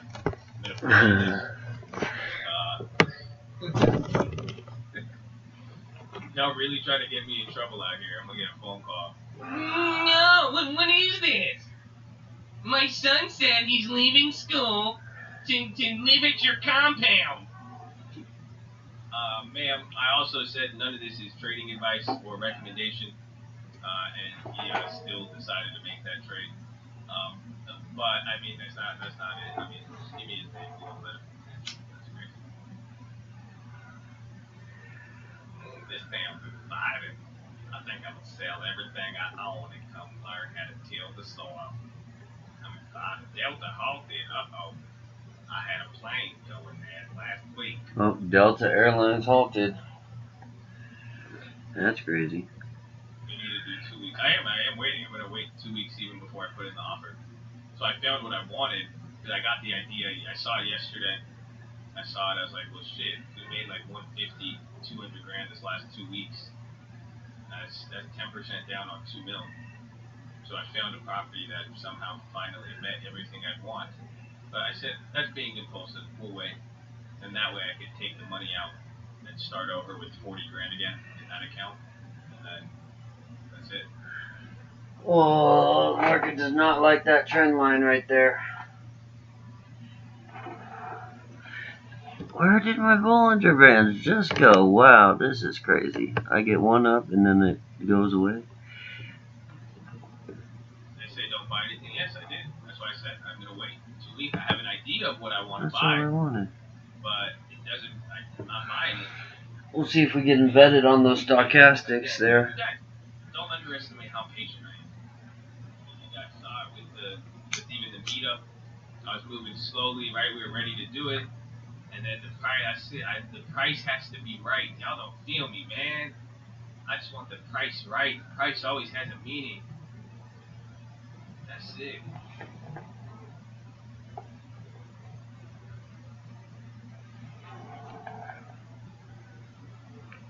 Thank my nursery.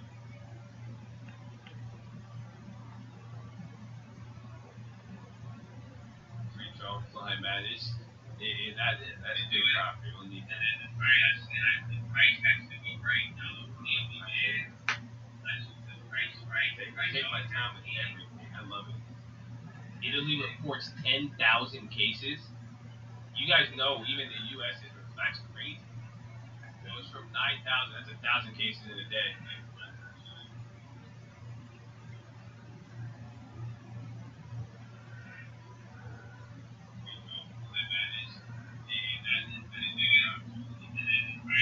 LT just dropped a video. Oh no way! You're lying.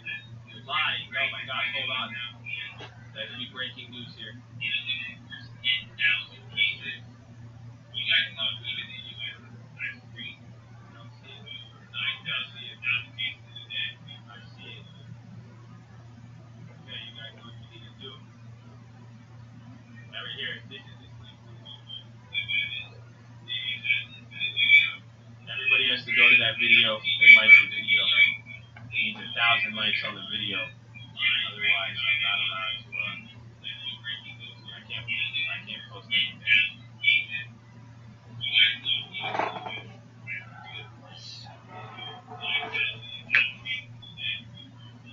If you get 1,000 likes on that video, I'll add an extra grand to the YOLO play. We'll do $7 grand.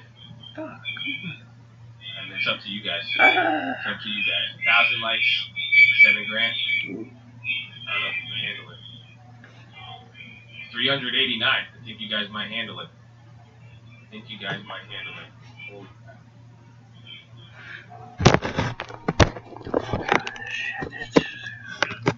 run it.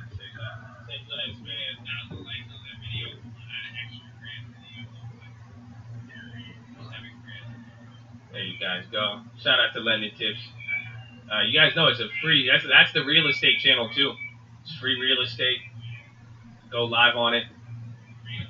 566. You guys are almost there. You're gonna get that YOLO running. And then we even got the update. Even banks. So a lot of people have been asking about the refinance. The banks they're lowering the rates. So if you guys have noticed, a lot of mortgage rates. Some people thought. What's it called? Some people thought the rates would go down a lot, but they didn't. They're slowly dropping it because on the one thingy, the demand is too high. A big cap on real estate? What are you saying? Do you even real estate? It's free real estate. Well, no, because the demand is just going to shoot up too high. That's why they're slowly dropping the rates.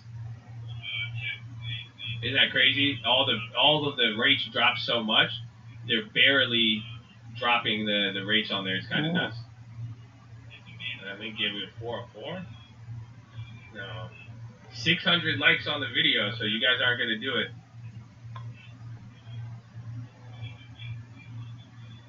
So there you go. It saved me $1 grand. Save me $1 grand. That's fine. So now we're at 6 grand. Maybe I'll lower it to 5 grand. So if it doesn't get to 1,000, I'm gonna drop it to 5 grand now. If it gets to 1,000, you get 7 grand. See, so save either. You guys see that? Either I save money or I make money off of it. That's a beautiful idea.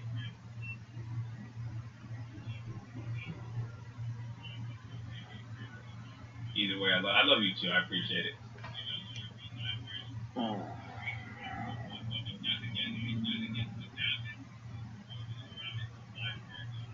bad lesson.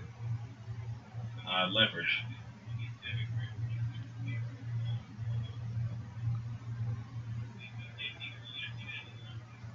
On your thoughts and effects on everything real estate market. Yeah, I mean, Lending Tips has talked about it, but I disagree with him on some ways, but we'll have to do it.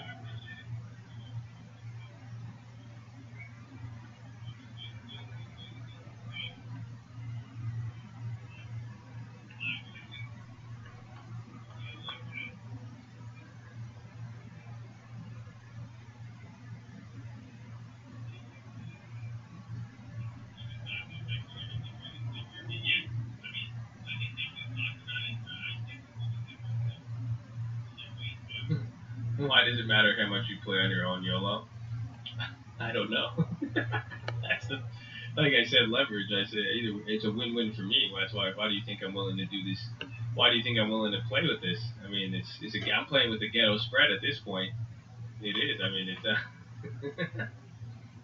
I did disagree with Lending Tips on Tesla. I did think Tesla was shit. Lending Tips told me to buy Tesla at $40. I said no.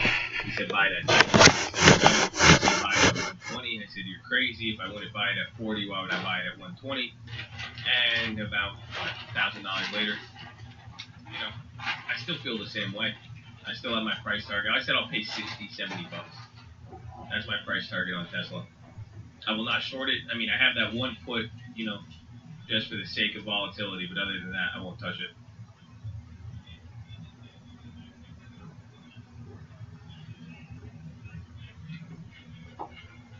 HD. Don't worry, your time is coming. Don't worry. I don't know shit about machine learning. I really don't. I mean, that's true. But what I do know about is value and balance sheets and scalable markets and effects of debt and profit margins and EBITDA. That I do know about. But machine learning, fuck no. So I just go with what I know. Breaking above the VWAP. U.S. intercepts to, shit. Watch out. That'll affect more, that's going to do more for oil. Too, that's why. Even somebody said that yesterday. One of the effects, some people said that what Russia did was retaliation for U.S. intervention or sanctions. That's awful. I mean, it's awful now, but we have to see what's going to happen.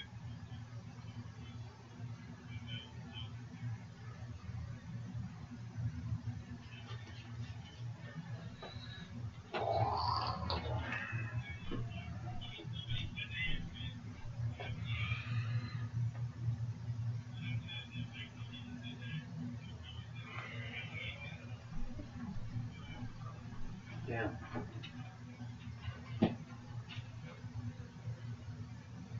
We did not do any YOLO plays. Only we got the Microsofts and the HDs. The Microsofts are still the same price. The HDs are up, but it's just a wide spread, so it's hard to say.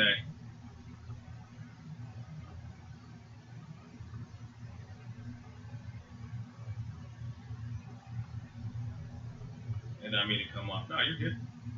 You're straight, bro. It's just like I was being serious. I mean, in all honesty, I mean that's how I invest. That's even what Charlie Munger says. A lot of people, even Warren Buffett, like you go with what you know. You see, so stuff I don't know about. I mean, I just I made my basis on what I do know. I mean, if there's something over my head and I don't get it, I mean, think economic specialization. It wouldn't make sense for me to not try to learn it, but make an investment on something I know nothing about. The Microsoft was a call, but that thing's already. I think Microsoft's the same price though.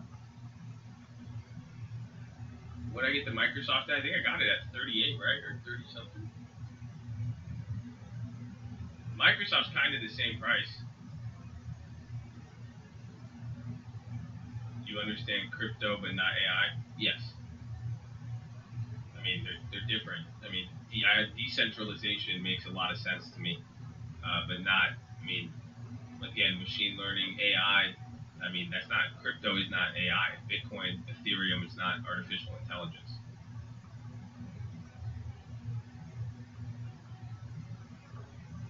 The HDs are up, the Microsoft's going slow.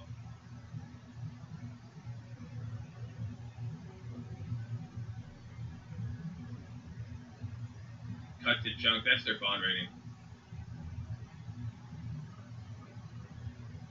So it means that the ability to service their debts, and even if they raise more debt, it got lowered. Oil's still holding 33, up 8% on the day. That's what gets crazy with oil. Once you start hitting these low levels, the moves, it's going to be like a 6% move every day or higher.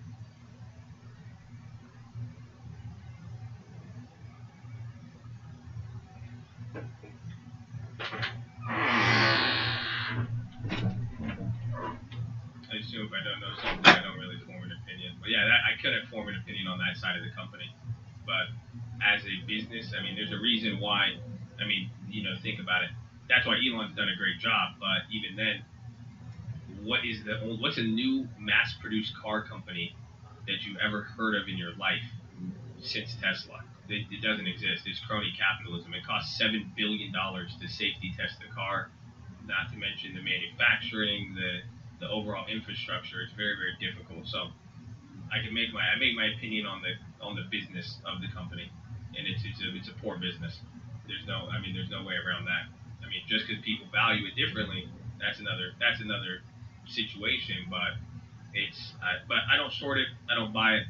I missed out on it. I'll watch it go up. I mean, I'll wait until it gets to my price level. $70.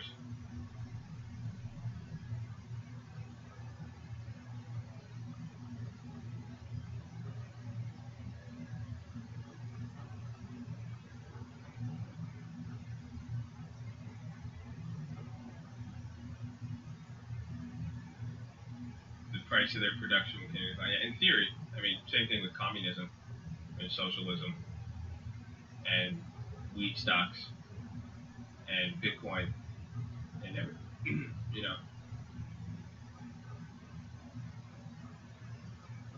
There's potential, and then what actually happens.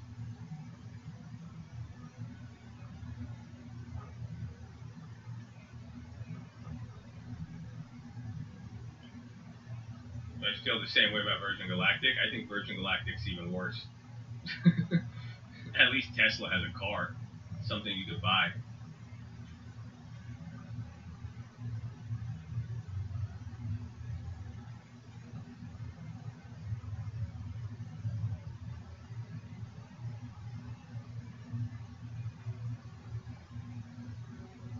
I mean, that's the best part. You guys like something, I'm telling you how this is where you can learn, and I say this with any long-term stock. If you think something's going to be here in 10 years, buy it. Don't listen to anybody. Don't listen to me.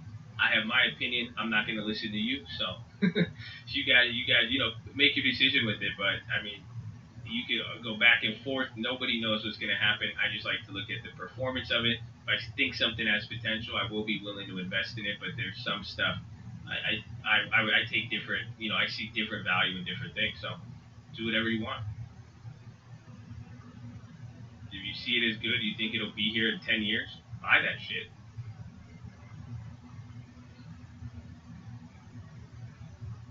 What if we're not here in 10 years and Corona wipes us all out?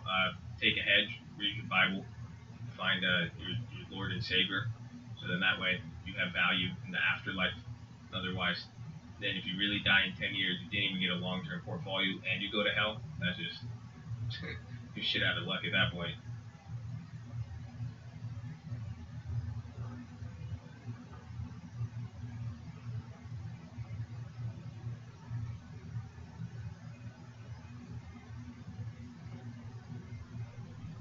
What's my email? You have a lot to change my mind. You're not going to change my mind. I'm stubborn. I wish I like to be open-minded. Will be, because I know closed-mindedness is investments at times. But I own 2 Teslas. I love the car. I just don't like the company. I mean, it's very, very I won't change my mind. It's okay. I mean, it's okay. Don't worry. If I disagree, it's not going to change anything. clearly. I disagreed for it for a long time, and that shit is killing it.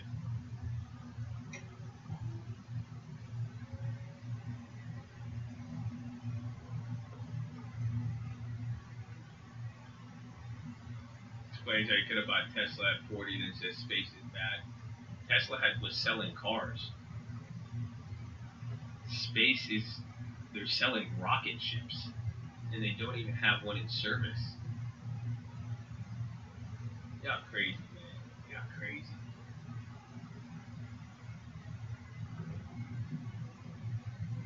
Y'all like that hopium, man. I love it, though. That's good to have hope.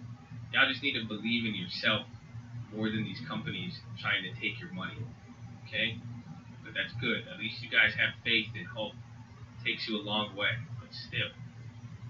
300 more likes. Let's go. Click that link. Okay, you know what? IV is good. There's a lot of theta. So if it doesn't get 3,000 likes, or it doesn't get 1,000 more likes on there, or 300 more, we're dropping the YOLO amount to $3,000 now. That's it. Every 30 minutes, I'm going to drop it another $1,000.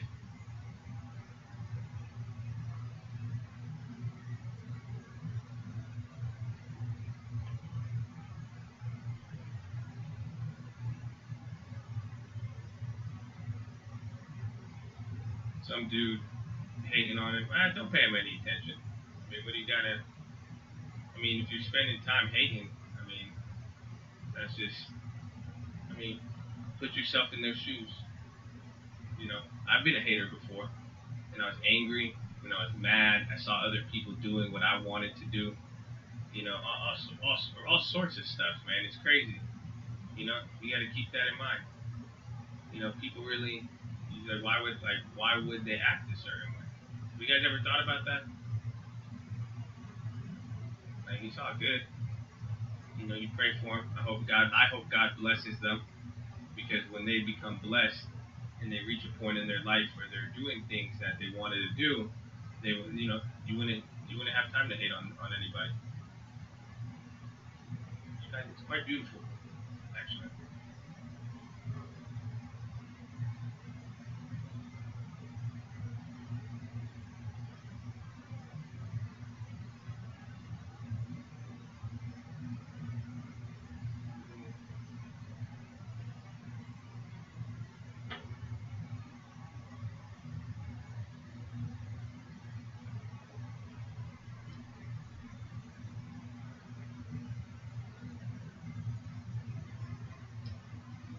I've been hating on before what you really want to do. That ain't stop me getting more. Couldn't stop me making moves. Damn, so true. So true.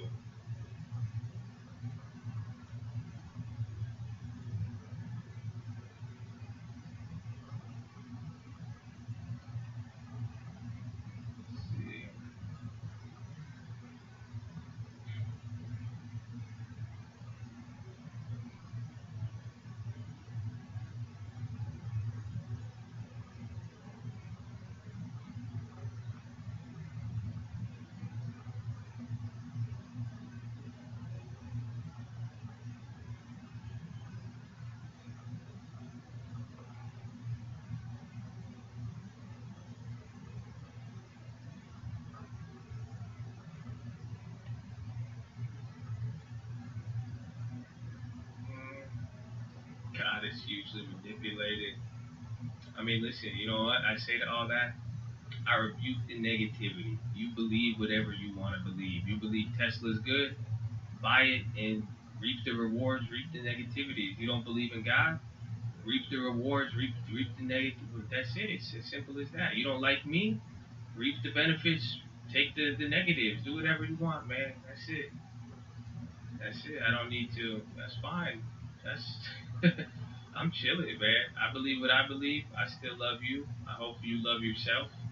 And that's it. I want anything else besides that. I mean, it's free will, baby. It's free will. Do whatever you need. Do whatever you need. That's all you got to do. That's it, man. Everybody gets so worked up. No. No. Believe when I believe right now. Is it ridiculous? No!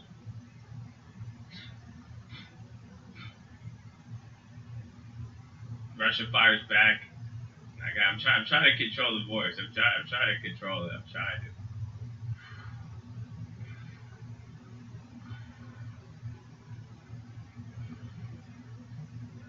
I'm trying.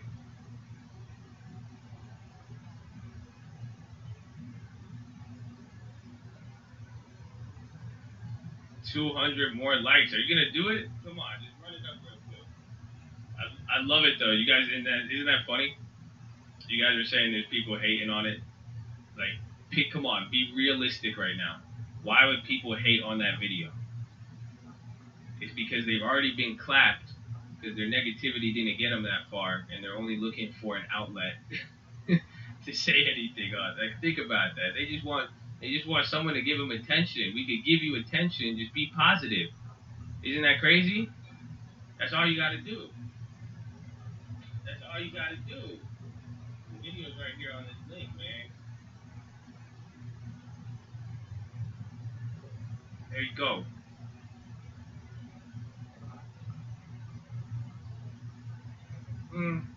It was good info, even if you don't like the info. I mean, you chilling, right? So. Support. Show support. I can't even say right.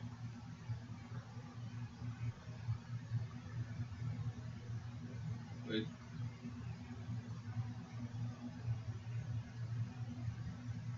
still feel happy. There you go, baby. Relax. I thought this was a stock stream. It's not a stock stream. I mean, I saw a YouTube video on what stocks were. It said I should use Robinhood. So, I'm still learning. This is a cold stream, though. Yes, 100%.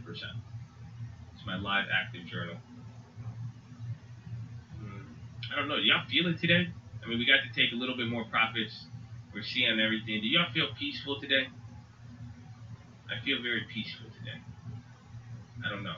Something I just feel really at peace. Do you guys feel at peace? And if you feel loved, I love you too. Amen. It's very, very peaceful. I think it's very, very peaceful. I mean, it's kind of dope. Yeah, very zen. Very zen. Yeah, but I think you're kind of deceitful. That's fine. I mean, people think that about a lot of people.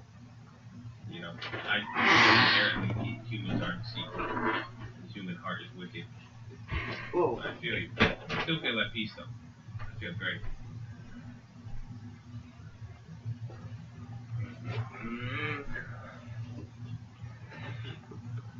Think Apple? Yeah, Apple's a great company. Just the money, they make money.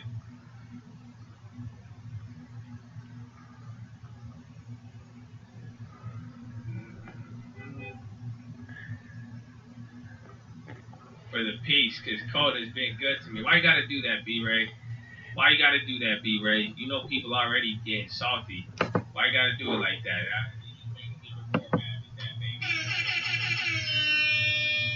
It's Code, baby. Why you gotta hit him with that? The Cito, big bills. Oh man, you know, they don't like that. Well, alright then. A weapon for the message where you can track down. How can I feel peace losing money? Put your happiness in something other than money. For 200, Alex. Thank you. They don't feel me.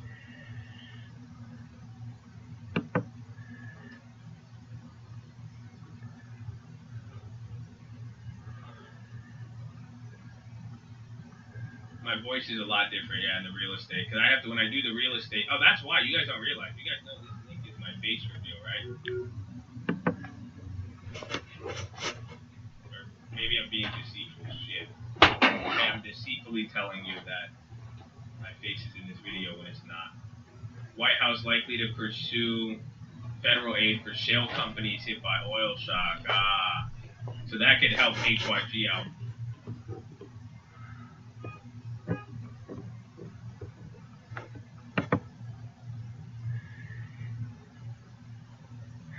They haven't helped that much. That's terrible.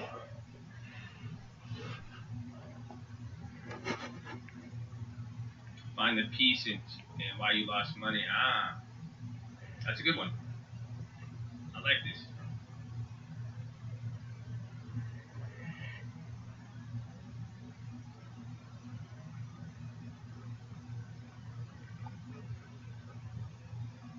Holy hour. So yeah, let's actually get an official one in here. We kind of had to go to the bathroom every time. So make sure you guys are subscribed. We're live Monday through Friday, 30 minutes before. Oh, Josh Baza told you I'd take profits. Let's go, baby. Another one. Another one. Man, let's go. Let's get another one for both of them. Come on, baby. Come on, baby. See? Y'all just gotta realize that. You peaceful love, you showing love. I appreciate it, man, but whew! I mean, I don't like it, but I'm not gonna lie, I kinda like it, because I just know I could already feel tension. And I know, oh man, you know, the same people disliking the lending tips video, they watching this right now, they getting real mad. How you gonna donate $200 to me like that? Y'all can't do that. Don't make them mad. Come on, be humble, relax a little bit. You guys gotta understand, they angry right now. You know, show them some love, man. That's why I just be peaceful. But damn, let's just do our push-ups, bro. Come on, just do the push-ups. Crazy. Robinhood maxed out credit limit. Oh, whoa, Robert Hudson, please don't stop though. Actually, don't do that. Damn, let's go. Wait, what does that mean? Robinhood maxed out their credit limit. What kind of shit? That's crazy. Another hundo piece? What does that even mean? On which side? That's why they got shut down. Shut them down. Cam girl site? You weird ass. You still watching that? How do you even know what a cam girl site operates like? Oh, gotta get back to the cult, baby. See? Stop it. Oh my gosh, please.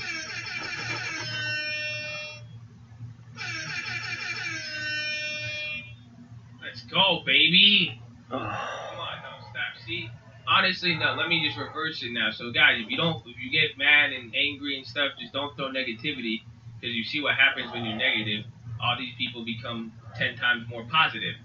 Okay? So do you see what's happening here? We don't need to do that. But this is very interesting with the Robinhood. We need to talk about something very important here, though. You need to do your push-ups. Let's get a real set in here, okay? We kind of missed the other ones, but we're live Monday through Friday, 30 minutes before open. Drop your thumbs up on the video. If you're on mobile, press high chat. Accept the chat. Hit the thumbs up button. Washington to go on full lockdown. We'll see. The market's going crazy here. So get beside your desk, do 10 push-ups. Again, we're live Monday through Friday. Second link for the Nightly Watch the main channel. First link for the Scream Alerts Bootcamp and Real Estate course. But get beside your desk, do 10 push-ups. If you can't do 10, what the heck? Stop Mr. Hits. You're banned. Banned. It's easier to stop you than Mr. Hits. Mr. Hits is a behemoth. He's a force to be reckoned with. He's coming from the future. Do you know what it's like when you try to interrupt the future coming back to the past? Do you know what you can risk by doing that? You can't stop that. My goodness. So please, let me get back to what I was saying. Second link, Nightly Watch this main channel. But we're here. We've been here for 4.5 hours. We got 2.5 hours left to go. Sitting is the new smoking. Get beside your desk and do 10 push-ups. You can't do 10, do 5. Can't do 5, do 4. Can't do 4, do 2. Can't do 2, you do 1. You can't do 1, you get on your knees, do a push-up, plank, the worm, anything. Other than that, the optometrist recommendation, stare at an object 10, 20, 30 feet away. Blink a few times. Relax those pretty little eyeballs of yours. Let's get some money here. Oh my God. Let's get some money. Here we are. Dropping here. Market's gonna drop here. Coin Fox again? Why y'all doing this to him, man? Stop it. Market's gonna drop here. Here we go. Damn, bro. See, now y'all really just trying to make them mad. Like, stop. I don't even like to make people mad like that anymore. I used to really. I do like trolling, but no, come on. I appreciate it, guys. Thank you. But you're gonna, you're making, come on. I would be pissed. I would be irritated, man. I'd be so angry. Imagine just getting so mad at the cold. Like, come on, man. Come on. Like, you know, they don't like that. But all right, then. So whatever word they're getting from it, you can try. You can show love. You can donate with positivity, man. Just show some love, man. That's all we need. Any type of love is love, man. That's all we need. See that positivity, bro. Alright. But drop your shoulders. Hopefully you guys relax them. Relax your jaw. Breathe in real deep. Go. Breathe out with your tongue out. Yeah, we have never just coming down now. There's been news on Robinhood. I want to know what that Robinhood news means. What can we verify what credit it is?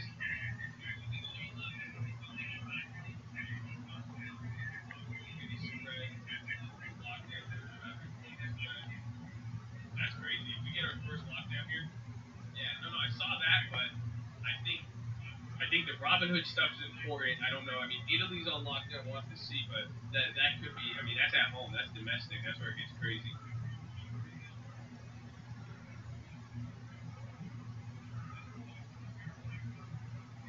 You wish you had people donating hundreds to you. Let's go. Get yourself in front of people, provide them value without expecting anything in return. That's the corporate model. What we've done here. And then once they give you something, you try to give. Whoa, that's too much. That's why we gotta get a compound popping in here, baby. That's it. So I gotta get y'all more videos, more tutorials. Come on, baby. You let me start this shit, man. Come on. I love you, man. I love all of you guys. But seriously, it's okay. It's cold, baby. I love you. There's some strong cold people in here, man. Oh, bro. I love you all. Look at that beautiful people, baby. Woohoo! Oh, baby, let's go.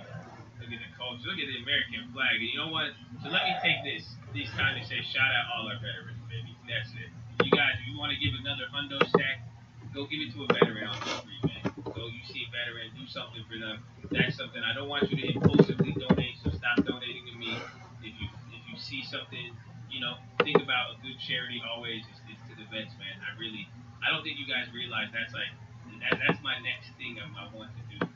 You know, with any of this cold stuff we got to do, we need to change the culture to how it is viewed for veterans, man. You guys got to realize that. See, I don't think. Look, I hit the back button and then the flag came up. That's what I saw. I saw the flag and I was just like, damn.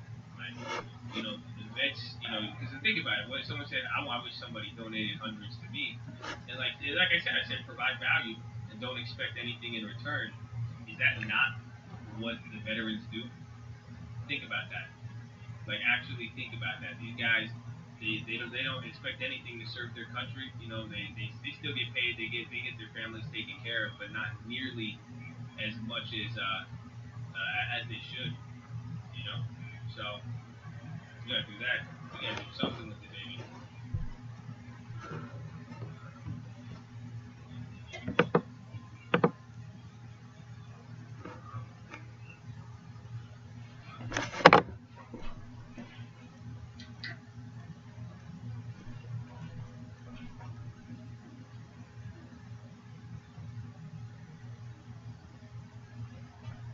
Market's gonna drop a little more here, it looks like.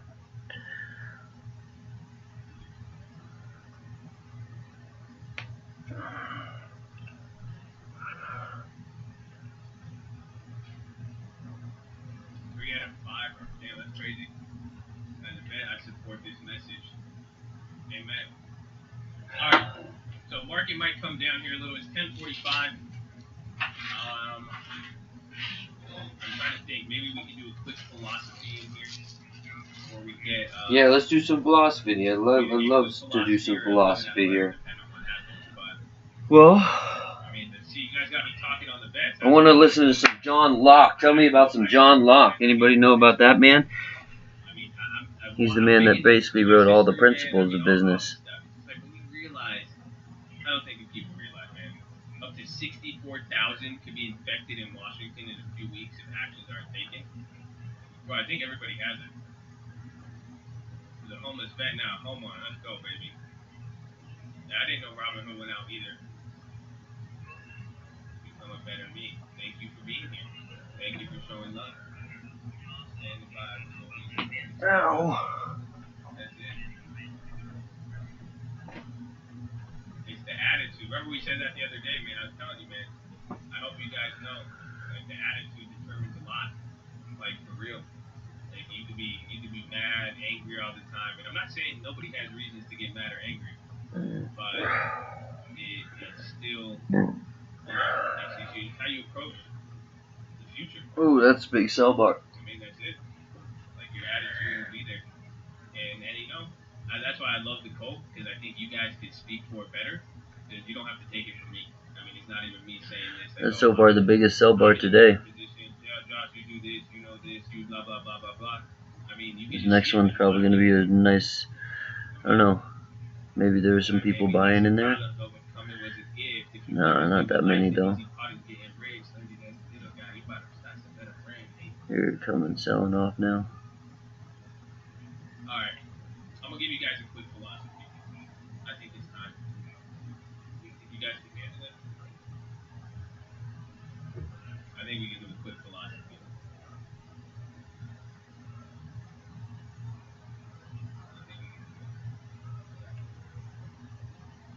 I had this the other day, and I think it's important, and you know, we'll give it a time to even.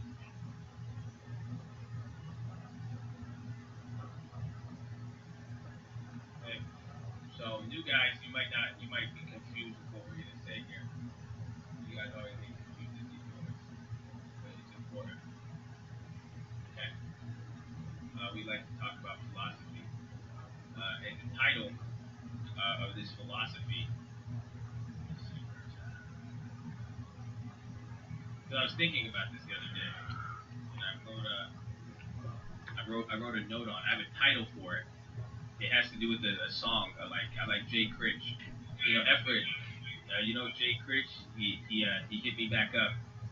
He said if I pay him a fee, he'll come on and do the 11 at 11. He wants a lot though. I was like, I don't know, man. Hey, he said he'll come on. I like Jay Critch. He's one of my favorites. I just love the kid. He said he'll come on and he said he'll come on and do the 11 at 11. But he's you guys like Jay Critch? You want Jay Critch for the 11 at 11? But babe, yep, there you go.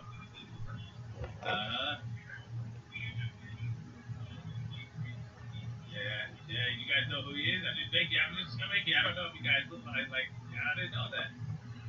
That's funny. All right. See, I didn't know if a lot of people knew him. He's one of my favorites, but he's a rapper, and he says this, man. He said this in his song, bro, and I love it. You know what he said? He says, "Better grind, better change up your attitude." Oof. I love it. I just woke up and dreamed that already. So he said that, and I like it. I mean, literally, better grind, better change up your attitude. Oh, please. Yeah. So please, I mean, you guys need to, you better grind, you better change up your attitude towards it. That's what I want to start with. But I actually want to talk about arrogance. That's the philosophy for today. Okay? So that is what we need to discuss. Arrogance. And now this is why I think it's interesting. You know, don't think I'm here to I'm never gonna talk down on any of you. You know why? Because this is something I think about for myself as how I can avoid it, because I can run into this, and I'm actually scared of arrogance myself, because I'm scared that I can run into arrogance and I won't even know it. Let me say that again. I'm scared I can run into arrogance and not even know it. Do you understand what I'm telling you? Like, does that really make sense with what I just said to you? Because arrogance is very, very, very, very difficult to spot. Very, very silently. You know, it's silencing. It's very, very silent. You could become arrogant and not even know it. Imagine even me, like that's why I don't even try to look at the numbers. Imagine hitting the TLT play. There's people come in here, all this, you know, that's why even sometimes I'll even respond to people, the arrogance will come out. I have to be careful for it. And it's not that one will hurt other people and it make other people feel the type of way, of course, and that's not good. But at the same time, it's also for yourself. Because when you're arrogant now, see, this is what I want to do. You guys think I'm going to give you this philosophy and not give you a way to profit off of it? Arrogance is not profitable. That's it. I'm telling you. I mean, that's why I said it. That's why I even said with that Tesla discussion. I need to stay open-minded. Close-mindedness has hurt me in the business world many times in my life. If you're arrogant, you got to be careful. You're going to miss on opportunity. And not only that, though, like I said, it's silent. Arrogance is literally worse than the coronavirus. I will tell you that right now. It will affect you, and it's asymptotic for a long time. So even as you are arrogant, if people even respect you and like you, this is why I'm scared of it too, they will catch your arrogance, and they will think arrogance is okay. You don't feel me though. It is, yes, it's like your ego that does feed into all of it, but arrogance is silent, and even worse, you guys know arrogance is a really good negotiator. I should probably say that. Let me say that one more time. Arrogance is a very, very good negotiator. Because what are you doing? You walk around, you feel arrogant, you feel like Yes, you better do. than somebody. You feel like you did something that warrants what you should, where you are. You're like, no, like maybe I shouldn't do this. Maybe I shouldn't flex on these hoes. But at the same time, because it's saying, well, why wouldn't you? You did this. It's the YOLO demon versus the good demon talking to you. You know? What's he saying to you? You got one saying, but he's negotiating with you. He's like, no. You have reason to be. You worked this hard. You did this. He said, Mustafa, Mustafa, look in the mirror, baby. Look at all those luscious locks. You gotta flex on these people. God didn't make you this beautiful not to flex on them. See, yeah, you don't have to listen to those people. They don't know anything. Spy's coming down, watch the low ticker. We're approaching the danger zone again at 27650.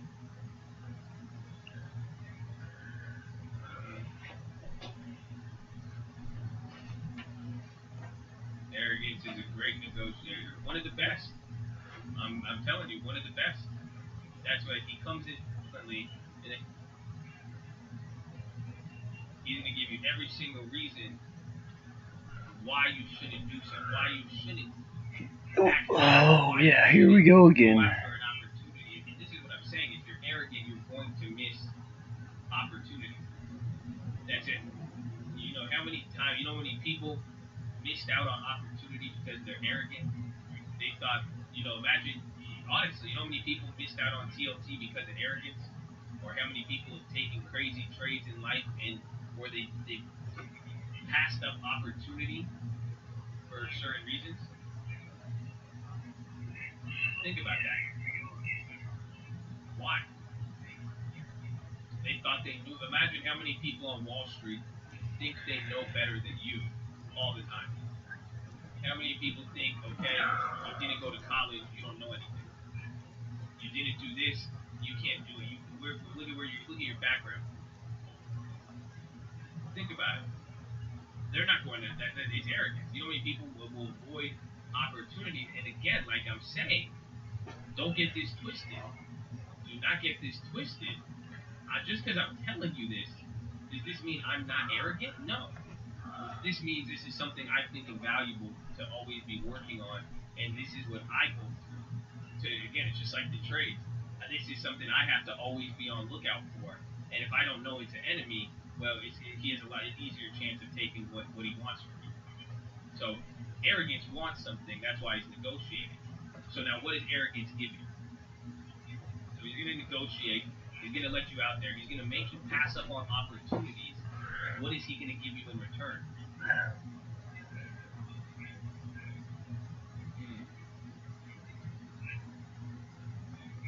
He'll give you confidence. You say, I'll give you confidence.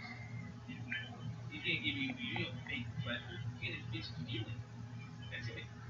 He's just going to make you feel better about yourself. Really, his top thing he offers is superiority, but he can't even make good on it. That's the thing. He's a good negotiator, but he's not always going to come through with it.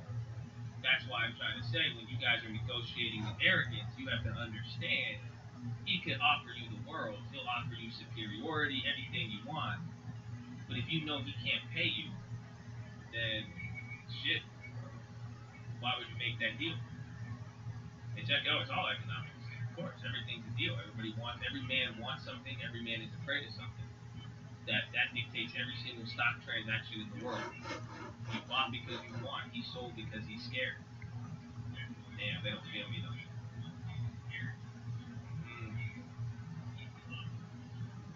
So watch out. This is the danger zone here. But like I'm saying here though, what does it get you? Nothing. It just gives you a feeling. So you have to ask yourself, and let me ask you this now, which one's more important, feeling or opportunity? That's it. That's where you decide. Anytime with arrogance, he's trying to negotiate you out of opportunity to take you into feeling. It's your choice which one you want. That's all. And I told you, man, some of y'all need to get out of your feelings. The feelings aren't going to help you in business. Now, it doesn't mean, like I have feelings. I care about the vets. I care about things that I'm passionate about. I really feel for it. However, it doesn't mean I'm gonna always just, oh man, I feel like this. I don't let my feelings dictate it. Remember I said that before, you guys? How many of you guys have missed out opportunity because you don't feel some way? I don't feel like waking today. I'm just not feeling it today. Oh, I'm not feeling good because again, your feelings are fleeting. Your feelings are gonna hurt you. That's why you go with what you know. So you need to be able to know when an opportunity presents itself, regardless of how you feel. So you have to know when arrogance is starting to negotiate with you. Well, I know that. That's why I always say. I said it in 2019. Yeah. Okay, so you had an opportunity there. You had your twice you had the order up. That is what I know to keep me a little bit less than arrogant. At least that's my negotiating chip when I come in and negotiate with arrogance. Is that I know anything can happen. And then I know at the end of the day, I'm just a human. I know I've gotten lucky in life, That's why being humble helps you out a lot. You see, it's going back and forth. But again, if you're on your feelings, though... This looks like it's, just struggling to get any buying power here. Apple working on guided workout. Watching Peloton. Feelings are just feelings. Well, you have them for a reason, though. You look right back here, and they tried so hard right there, and just tanked. So they're trying pretty hard here. That's what these stochastics will show you, how hard they're trying, and if they fail or not. And that's where, if you're the type to take this to one end or the other, be careful. I think you guys can use common sense in some of this. But at the same time, your feelings are going to cheat you out of it. But the main feeling I'm talking about is arrogance. Ask yourself why you don't like something. Why is it that you don't want to pursue something? Is it because you feel like you know too much? Do you feel like you know it all? Do you feel like you've been there before? And that's what it is. Again, we called it to a T. There's going to be a Flash Crash Monday. As it was going on, I even said I just feel very humble. Because I realized at that moment, I really don't know anything now. The fact that the oil and what's going on, and I need to keep that in mind. I'm constantly negotiating right now with what I think I know to be able to just keep it simple as that, where I'm saying, hey, I don't know this. I don't know what's going to happen because you think you know everything. No. There you go. Or now, do you think you know something, but your thinking is based on feeling? Don't get me started. It goes both ways, but this is what I'm telling you guys. Watch out for the arrogance. Watch out for how it's going to affect your attitude or opportunity, and change up your attitude. That's it. If you're a negative person, listen, you've tried the negativity this long. If it hasn't got you anywhere, let's switch it up. I just don't know who's buying right now. Who is going to buy the market at this point? You feel like you sat in front of the screen and watched everything. I just don't feel like anybody would. You feel like just because you've been watching the Chad on the first month we came out, and that makes you better. It doesn't. It doesn't matter. Just watch out for it. Just change up the attitude. And just watch. I've said it before. I stand by it so wholeheartedly. Again, I even told you guys, you know, I appreciate the people donating and all that stuff, but I said, you know, think about it. I've been in, imagine somebody even hating on what we're doing now. I can understand where they're coming from because I've been in that situation. I had to change up my attitude. That's it. It's simple as that. The minute I changed up my attitude where I said, okay, instead of looking at other people and getting angry or mad, it's like, honestly, can you go and like look at what I do? And this is the fucked up part. I don't do everything perfect. I'm nowhere near it. It's looking at me and saying, bro, you could look at anybody and point out a flaw. Anybody. Every single one of you could go point out a flaw in somebody and say, this is wrong. He does this. He's not this. You know, this, oh, nah, like, it's easy. Like, look around. We can point at, it's so easy to point what's wrong with everybody and everything. It really is at this point. Supply and demand.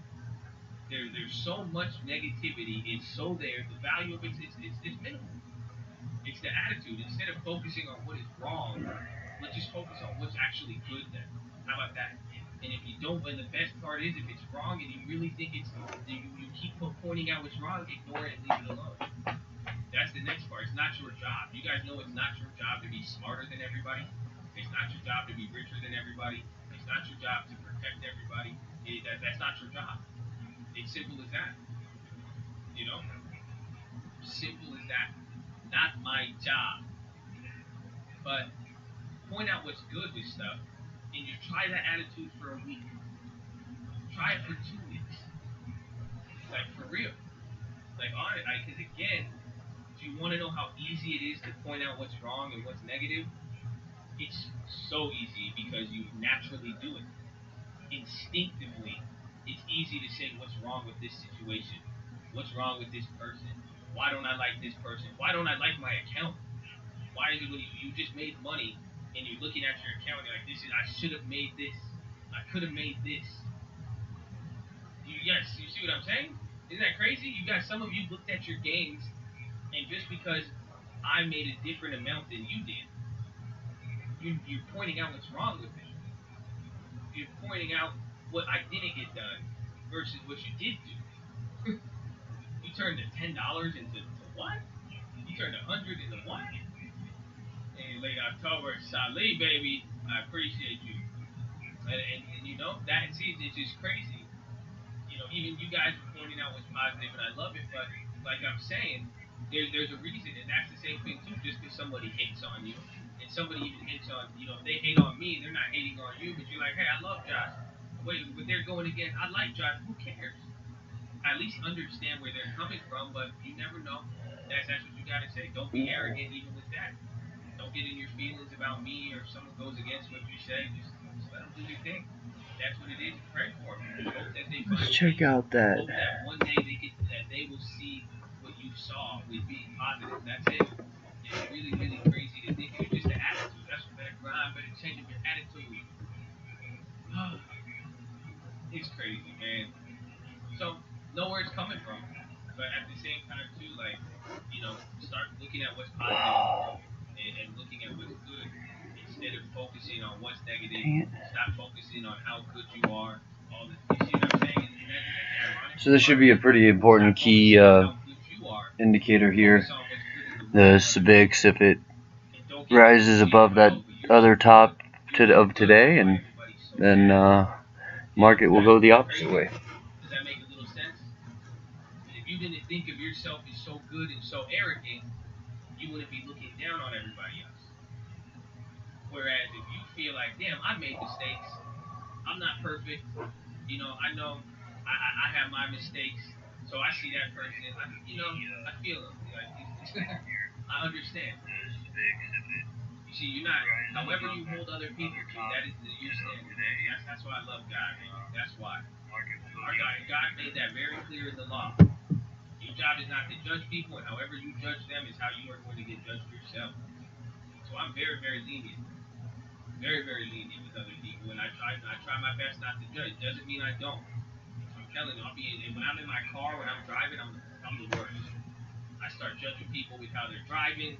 I start saying some fucked up shit. It's really, really bad, bro. even then, I had the other day at Target, some guy was checking, he just kept talking. And I was like, dude, he's saying some weird shit. But I was like, why does that even bother? I'm like, why does it bother me? I'm like, I was like, nah, like, I have to catch myself, but I still do it. So, but I do know at the end of the day how I judge other people. You know, if I'm not holding it against you guys for losing money, if I'm telling you it's gonna be okay when you're down, get a clue. That's the same shit I'm telling myself. That's why I say it, and that's why I can, because I really know at the end of the day, hey, well, I mean, if I hold myself to a pressure standard, I'm gonna be pressured. If I hold myself to a lax standard, I mean, it's gonna be lax. So there it is. Watch how you view yourself. Watch how you view others. Don't get arrogant. And I mean, just show love. Change up the attitude. Can we do that? I encourage you now. Even if you already have a good attitude, keep going. Don't quit. Don't find a reason to turn back. Don't let a setback turn you back. If you've never been positive or you feel like you're stuck in this cycle of viewing the negative, it's not going to break until you try. It's going to just, again, I was fat before. You guys know I was 5'6", and I weighed 195 pounds. I was in awful shape. It was very difficult, and it's so much harder to get into the gym when you haven't done exercise for a few years, when you haven't worked out. The first couple months are the worst, because you're not going to feel the progress that's actually happening, and you're not going to see it. But even then, to break that habit and try it, at least try it. You know, that's all. Treasury Secretary to meet with House Speaker on Tuesday. Oh, nice. So, that's all I have. Same height. 5'8", 265. I mean, and so it's going to be hard, but take care of your body. I mean, I felt awful at that point, but you see, on both levels, I can understand what it got me there and how it felt being at that weight and doing stuff like that. And at the same time, I do know how hard it was to try to fix that. So, you know, and take care of your bodies. I'm telling you, if you guys are you know, similar metrics to me, you know, do your best to take care of your body. I'm telling you, you're gonna spend more money trying to pay for healthy stuff and get you know, honestly, the stocks are gonna bullshit. If you're not taking care of your body. Get the pumpers out there. 425 to 330. Are you serious? That's awesome, bro. Keep it up. So, do you think, man? Do you think? But at the same time, just let's change it up. Change up the attitude. Show me what comes from it. Honestly, if it doesn't make a real impact in your life, I'll be surprised. You know, it seemed futile at first. Yeah, WHO come out. But then once I kept watering the seed, eventually it sprouted and it turned into something crazy. Started lighting up around the world. There you go. I mean, I'm gonna leave you at that. That is your philosophy. Some of you, that was your first show. I hope you enjoyed it. God bless you. Learn something. Get your attitude ready for what we got coming ahead, baby. That's it. I love you, baby. No, come on now. They don't feel me. Where did you go? I still love you, baby. Listen.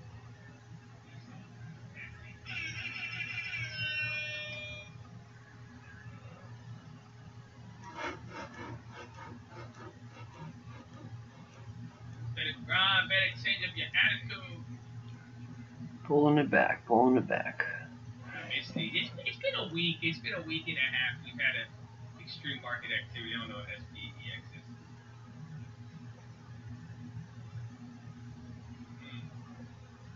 That's what we needed on a Tuesday. Amen. And I think moving forward here, I don't want any arrogance. I pray. I rebuke it. I hope no arrogance stops us on our journey to take advantage of what the market is offering in the next few days, few weeks, few months, everything. That is what you have to watch out for. You'll watch out for that. It'll be good. You'll be protected.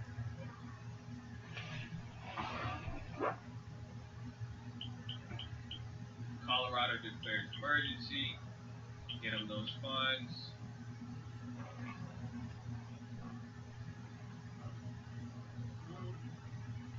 Yeah, no.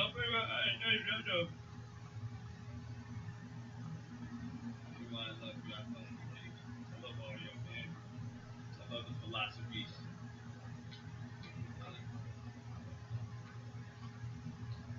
They're good when the markets aren't moving too much. You know, you see, we got time.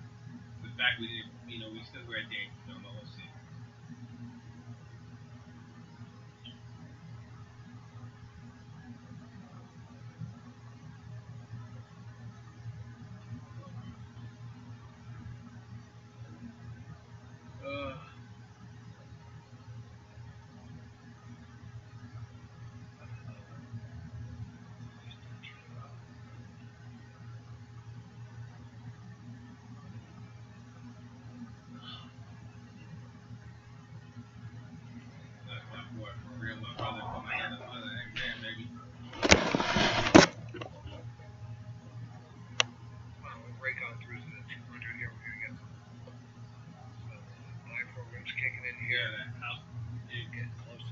A lot of people have different. I mean, houses, the prices of houses haven't gone down because of this, but houses have gotten cheaper because. I mean, does he have something? Of demand, of the rates. We're getting to that point in the last 2 hours of the day where we will start to see the market trend.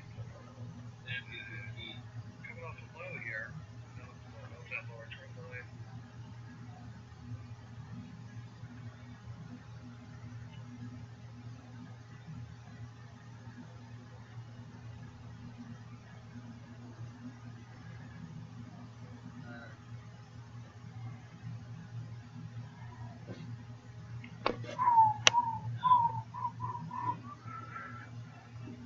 I'm getting corona in my ear hurts.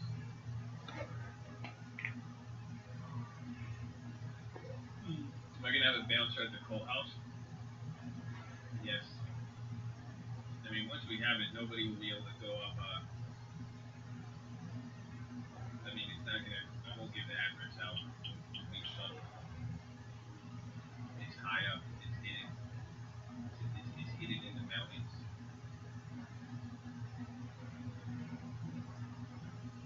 We'll see though. See what happens. We gotta see where it takes us.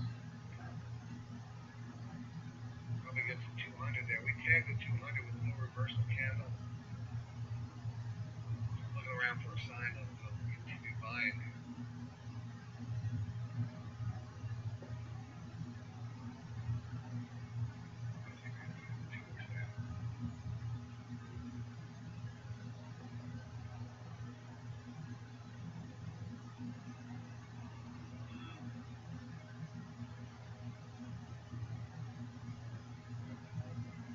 Why is TLT? Again, TLT is in a weird situation right now. Again, this is normal. This is what we've talked about. That's why I was kind of thinking maybe we should have kept the ghetto spread, but it's because if it stayed above 170, we would have been good. But actually, it fell, right? Did it fall below 170 today? Yeah.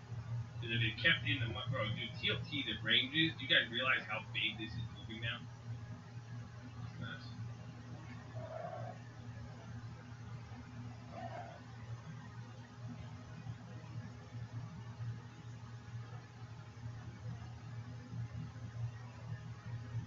What are we doing? The 7K YOLO? Oh wait, no.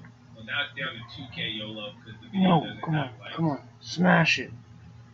We needed this video that I posted there in the chat that needs to get to 1,000 likes. Everybody get tips. Yeah, I gotta show the real estate channel some love. So right here, it went from 7 grand, it went from 6 grand, and now we're at 2 grand. Because I lowered 1,000 bucks in 30 minutes. We now don't want it. It's decaying. It's gonna decay unless it gets you the money.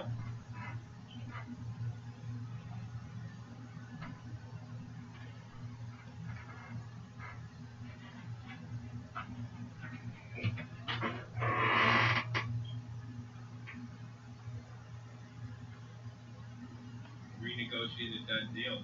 I mean, you guys started negotiating back. I just threw out an idea. People they came back. Can you have my old monitor?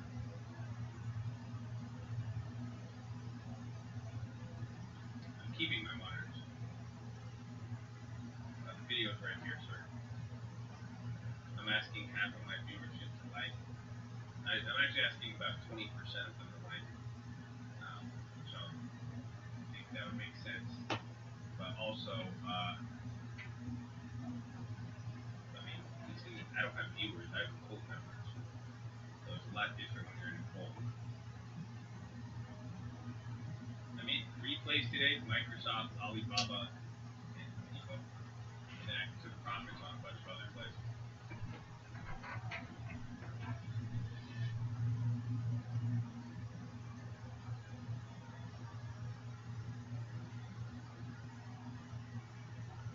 Hey, 30 more likes on that video. You guys are almost there. Then we'll go back to 6K. We're 7, I think 7, 7, 6. I will figure it out. We'll figure it out. I'm sure we'll have time until it gets there. The HDs, are they up or down?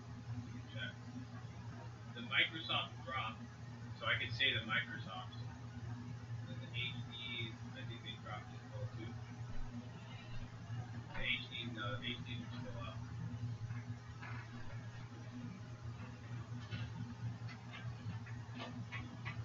Oh yes. We're live Monday through Friday, 30 minutes before open. Try to send up on the videos. Make sure you're subscribed. Second link for the nightly watch list in the main channel.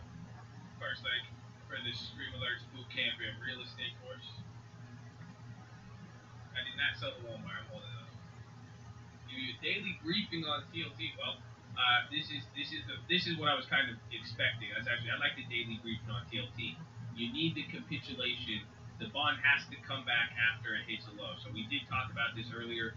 This is the important aspect of TLT and bond rates is that you can't overestimate how slow they move. AAL is ripping up.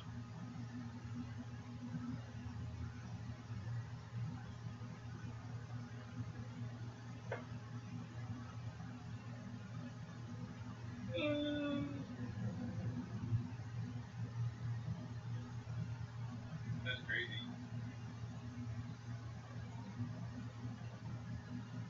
But what I'm saying with bonds, and this is what we looked at, here's the 10-year. This is how bonds normally move. Again, you don't see bonds just keep going and going. And look how big. Again, this is historically bigger than any other time.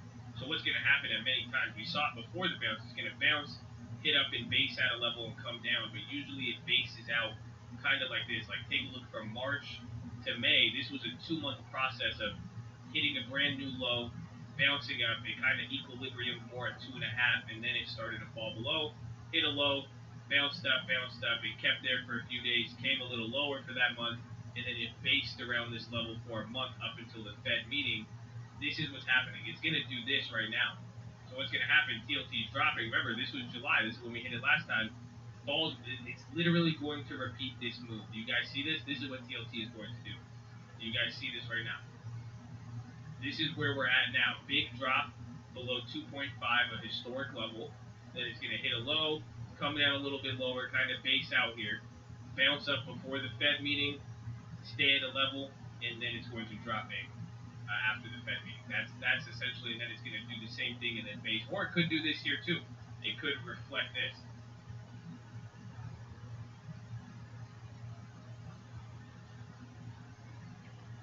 So there you go. No, TLT puts, this is not TLT puts, you guys. This is the bond. So if this goes down, TLT goes up.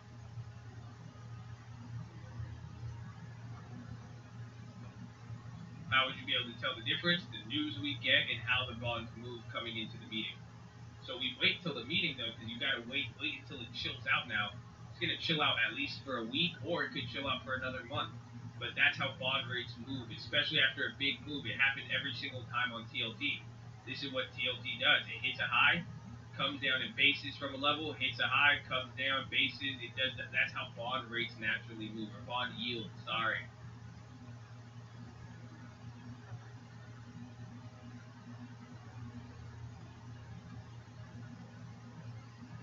TLT cards, well, I'm still in them, but I want to get them just yet.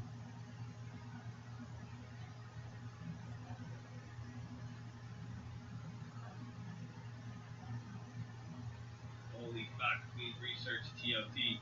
Okay, arrogant with them. I mean, they don't know, so they're asking questions. I would say be careful to trade something you don't know for sure. And, you know, if they're arrogant and don't want to listen to that advice, they'll blow up their account. Isn't that crazy? Isn't that funny how it goes both ways? I love it. It's beautiful.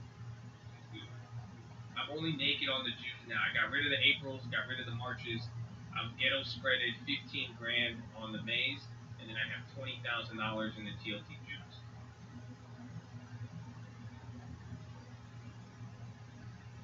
VA 640 call. You know, you never know. I don't think so, but I also thought 215 was fucked up.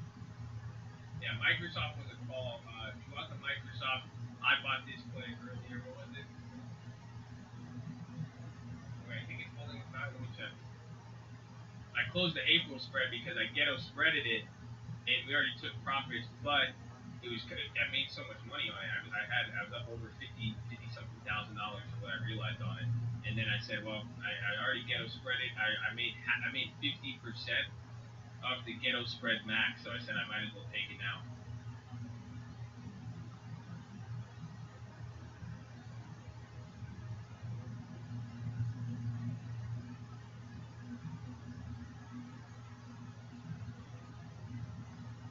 What was I gonna check?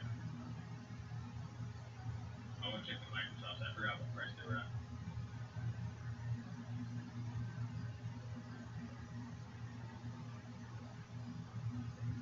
Yeah, so I got the Microsoft 177s.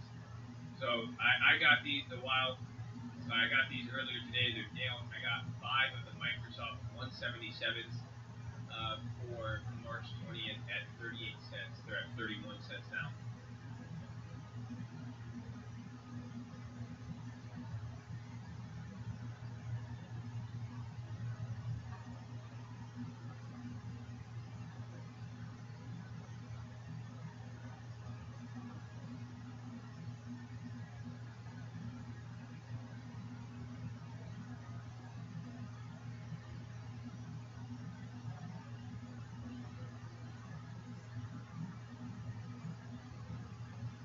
HYG pretty much moves in correlation with the SPY. Well, mostly everything moves in correlation with the SPY. Yeah, I'm waiting for the TLTs for sure. That's why, because even then I said we could wait. 1K likes, baby. Let's go. Did we get it? Oh, it says 4 likes. 4 more. Good, good.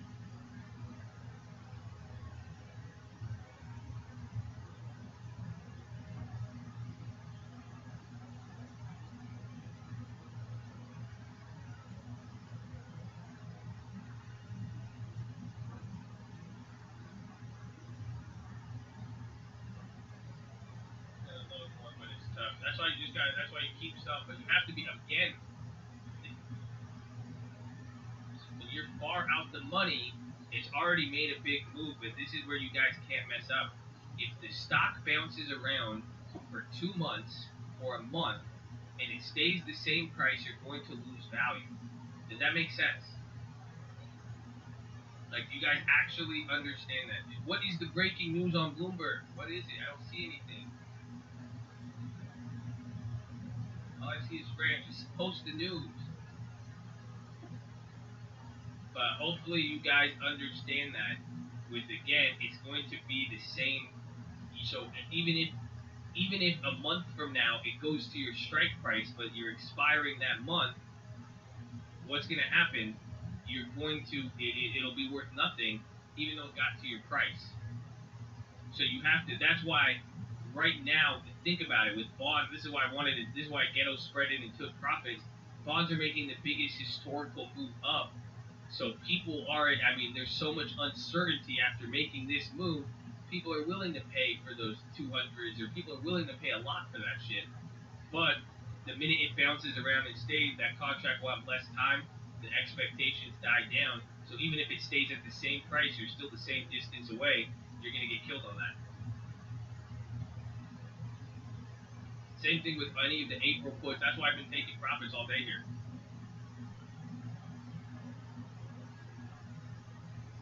Because that, again, I said it pretty much yet on the watch list. Make sure you guys watch the watch list. Second Street, second link in the description.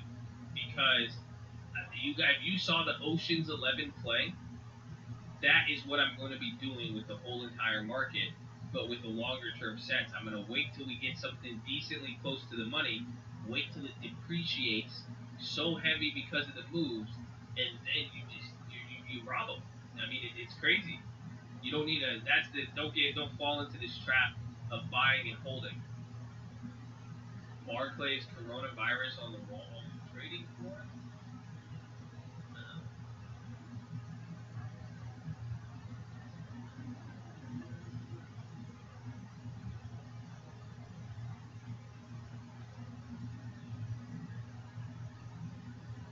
Average. I was considering it, but I haven't done that yet.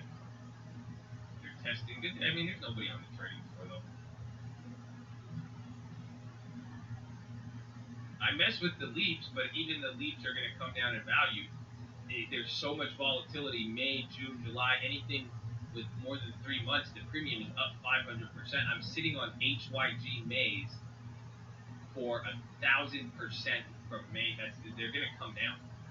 I like that one. I already sold off half, but I'm holding that one considering HYG could blow up at any moment. But then the minute, if I lose my profit on that one, I'm going to load the boat. So that's why do you guys think I'm taking all of this cash I'm sitting on now? I'm sitting between the two bigger accounts. I'm sitting on over 100 cash. I'm going to wait till these premiums get cheaper. Still monitor what I'm going to wait till the house is on fire and then buying the insurance while it's on fire and then about to drop. It's easy money, man. Not easy. Okay, be careful of easy money. I'm saying it's going to be a lot easier than trying to play with all of these people going crazy, you know?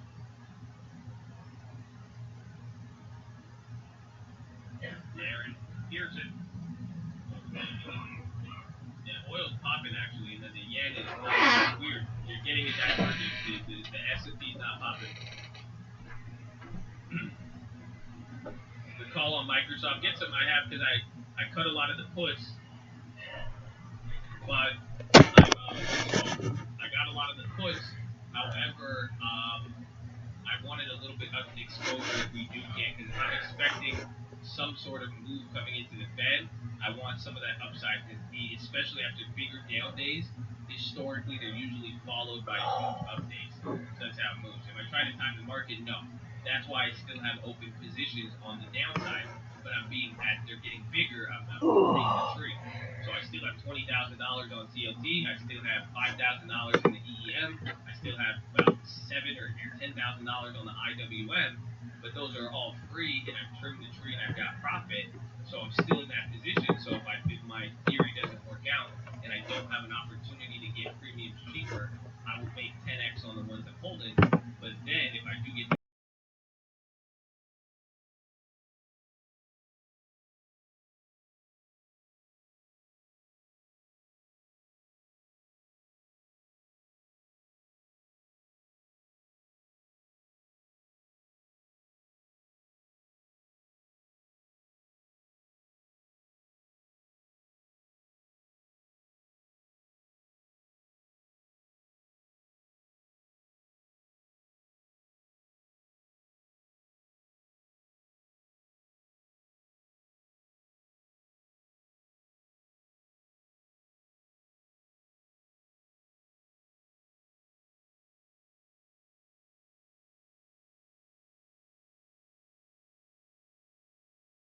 Joined by Todd Gordon of Ascent Wealth Partners and Gina Sanchez.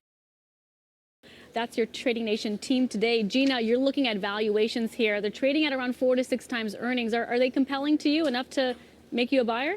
Not yet. I think if you look at sort of the whole tourism segment, I think that this is going to be painful for all of them, but airlines will likely recover. People will get back on planes. I think that hotels will also recover, but I think cruises may actually have a hard time getting back to levels that they currently are at, which means that these valuations don't reflect that new reality. So I'm waiting and seeing. Todd, yesterday was a historic day. All three of these cruise lines dropped as much as 20%. You've been conducting a deep analysis of these charts. Any names stand out to you? Sure. Seema, I hate to use this analogy, but all is not sunk yet technically for the cruise ship. So if we look at the history of Royal Caribbean, which, by the way, we did hold in our portfolio at Ascent, we have since cut at the end of February, you can see we've got a series of old highs here that was formerly acting as resistance. Now we're coming back, and we are holding support. That's right around the $45 mark. To Gina's point, it's a long way from the old high up around 150. So above 45, and all hope is not lost. The other one, Carnival, is technically not looking as good. Support is down around the 17 mark. A series of double bottoms there, so you really need to stay above there. But we are, in fact, a little bit more hopeful. There's a $120 billion travel budget for the baby boomers out there. They're taking more cruises. If this thing were to subside, we do see value. We might re-enter the position in Royal Carnival. Yeah, we'll have to see. Of course, those cruise line CEOs submitted their proposal on new health and safety standards to the White House. Guys, thank you, Gina and Todd. And for more Trading Nation, head to our website or follow us on Twitter at Trading Nation. Kelly, back to you. All right, Seema, thanks. Ahead on Power Lunch, oil is bouncing back after yesterday's massive losses, but it's still down more than 40% this year. And energy companies are feeling the heat. We'll get into that. Plus, Joe Biden and Bernie Sanders going head-to-head tonight in Michigan and 5 other states as the economy becomes the centerpiece of the election, and we've got those details. And Disney reopening its Shanghai location, but as coronavirus continues to spread in the U.S., how long can the park stay open here? All this when Power Lunch returns. And now, the latest from TradingNation.CNBC.com and a word from our sponsor. Many people say don't fight the Fed, but that doesn't mean you have to fear the Fed. If you're a long-term investor, don't let a Fed announcement derail your long-term investing plan. However, if you're a short-term trader, you may want to consider waiting until after a Fed announcement before taking on any new positions. I'm Randy Frederick, and Schwab is the better place for traders.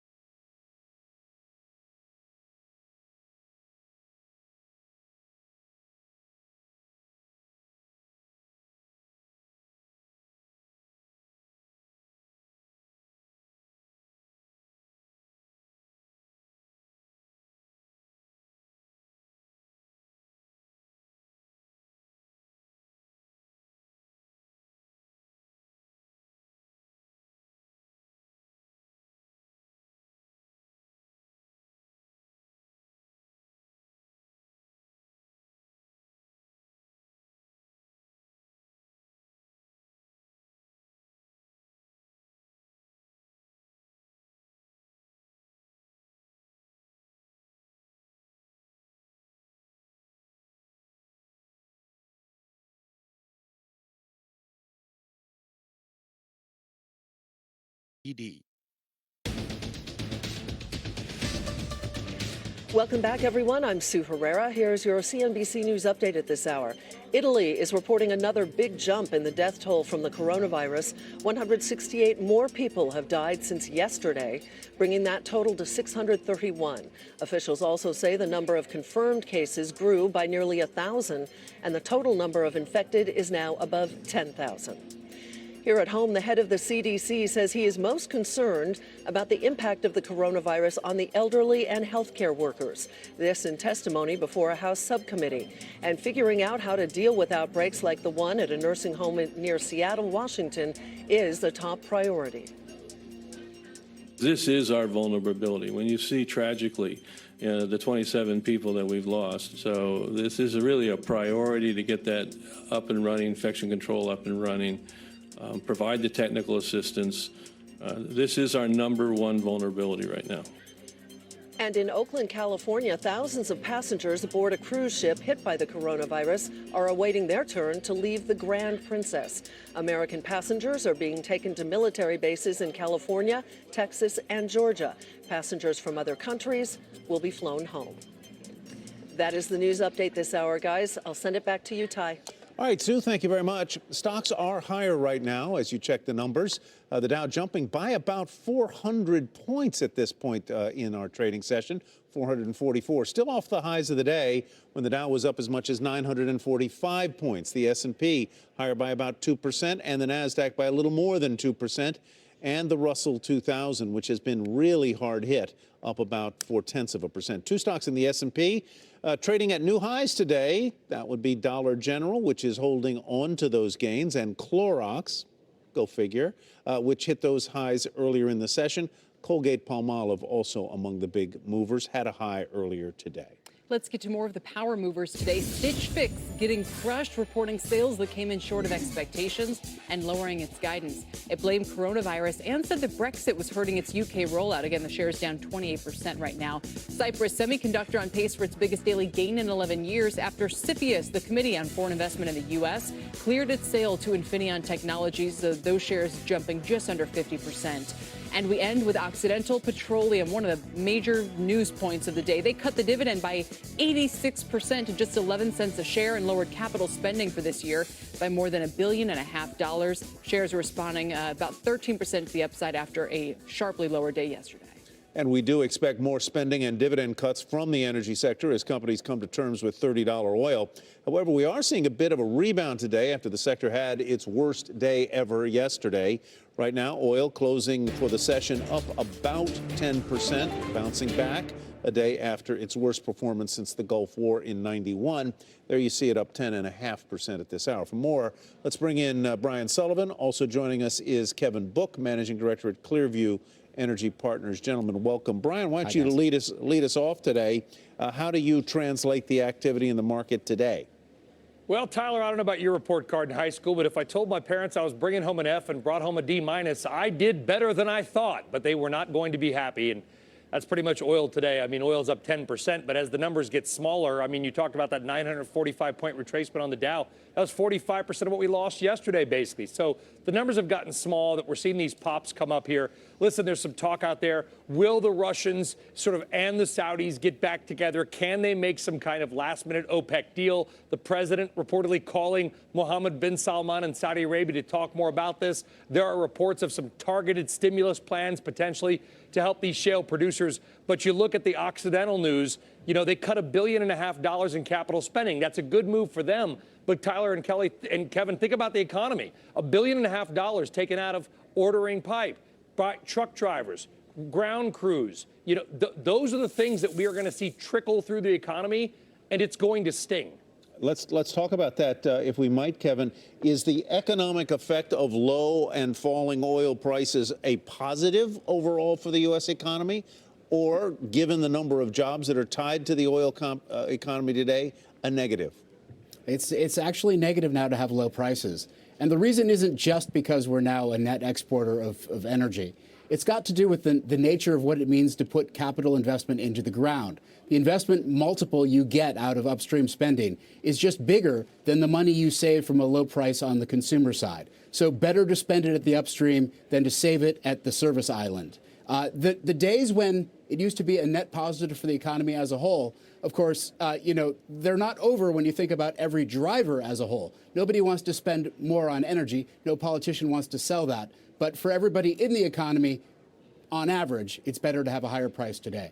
Brian, most people seem to think that, as we kind of move through the day and think through this, that Russia can last longer than Saudi with oil at these levels, and that U.S. bankruptcy court will take care of the extra 4 million barrels a day in global capacity. Sure, but that doesn't just, by the way, if a U.S. company goes bankrupt, which I'm sure they will, it doesn't mean they're going to stop producing oil. Remember that. This is Chapter 11. Back in December of 2018, we did a piece, I think it was on Power Lunch, where I highlighted the 6 stocks with the highest net debt to EBITDA ratios. I went back yesterday. Since we did that piece, the average return of those 6 stocks is minus 93%. I find no joy in that, but the market set the playbook. It's all about debt. But keep that in mind.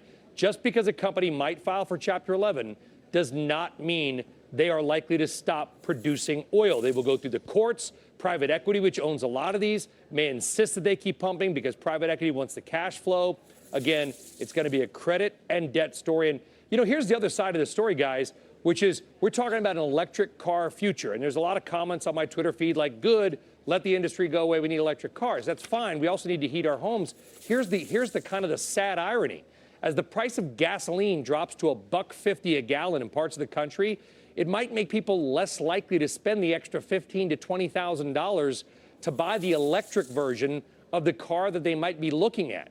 That's not something necessarily the EV industry would like to see. No, I think that's exactly right. When you look at some of the hybrid cars that were so popular when oil was way up there, they have lost some of that sheen in recent years. Kevin, do you see what Brian seems to be forecasting, and that is the likelihood of multiple bankruptcies in the Permian area, in the Bakken, and elsewhere?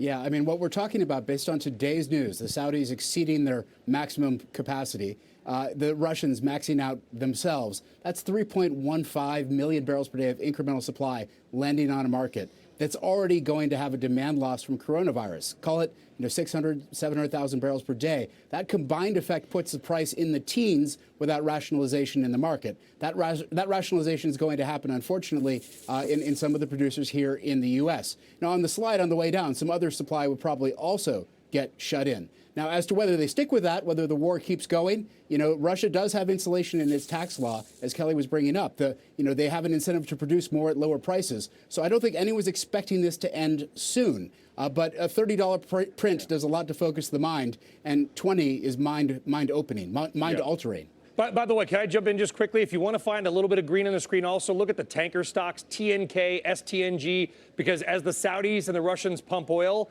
you need a place to keep it. So the tanker, you're going to see a lot of ships just sitting at sea, filled with oil, going to nowhere, but the ship owners are going to get paid. That's one sector of the market you might want to take a look at, guys. I'm trying to not be, all bad news.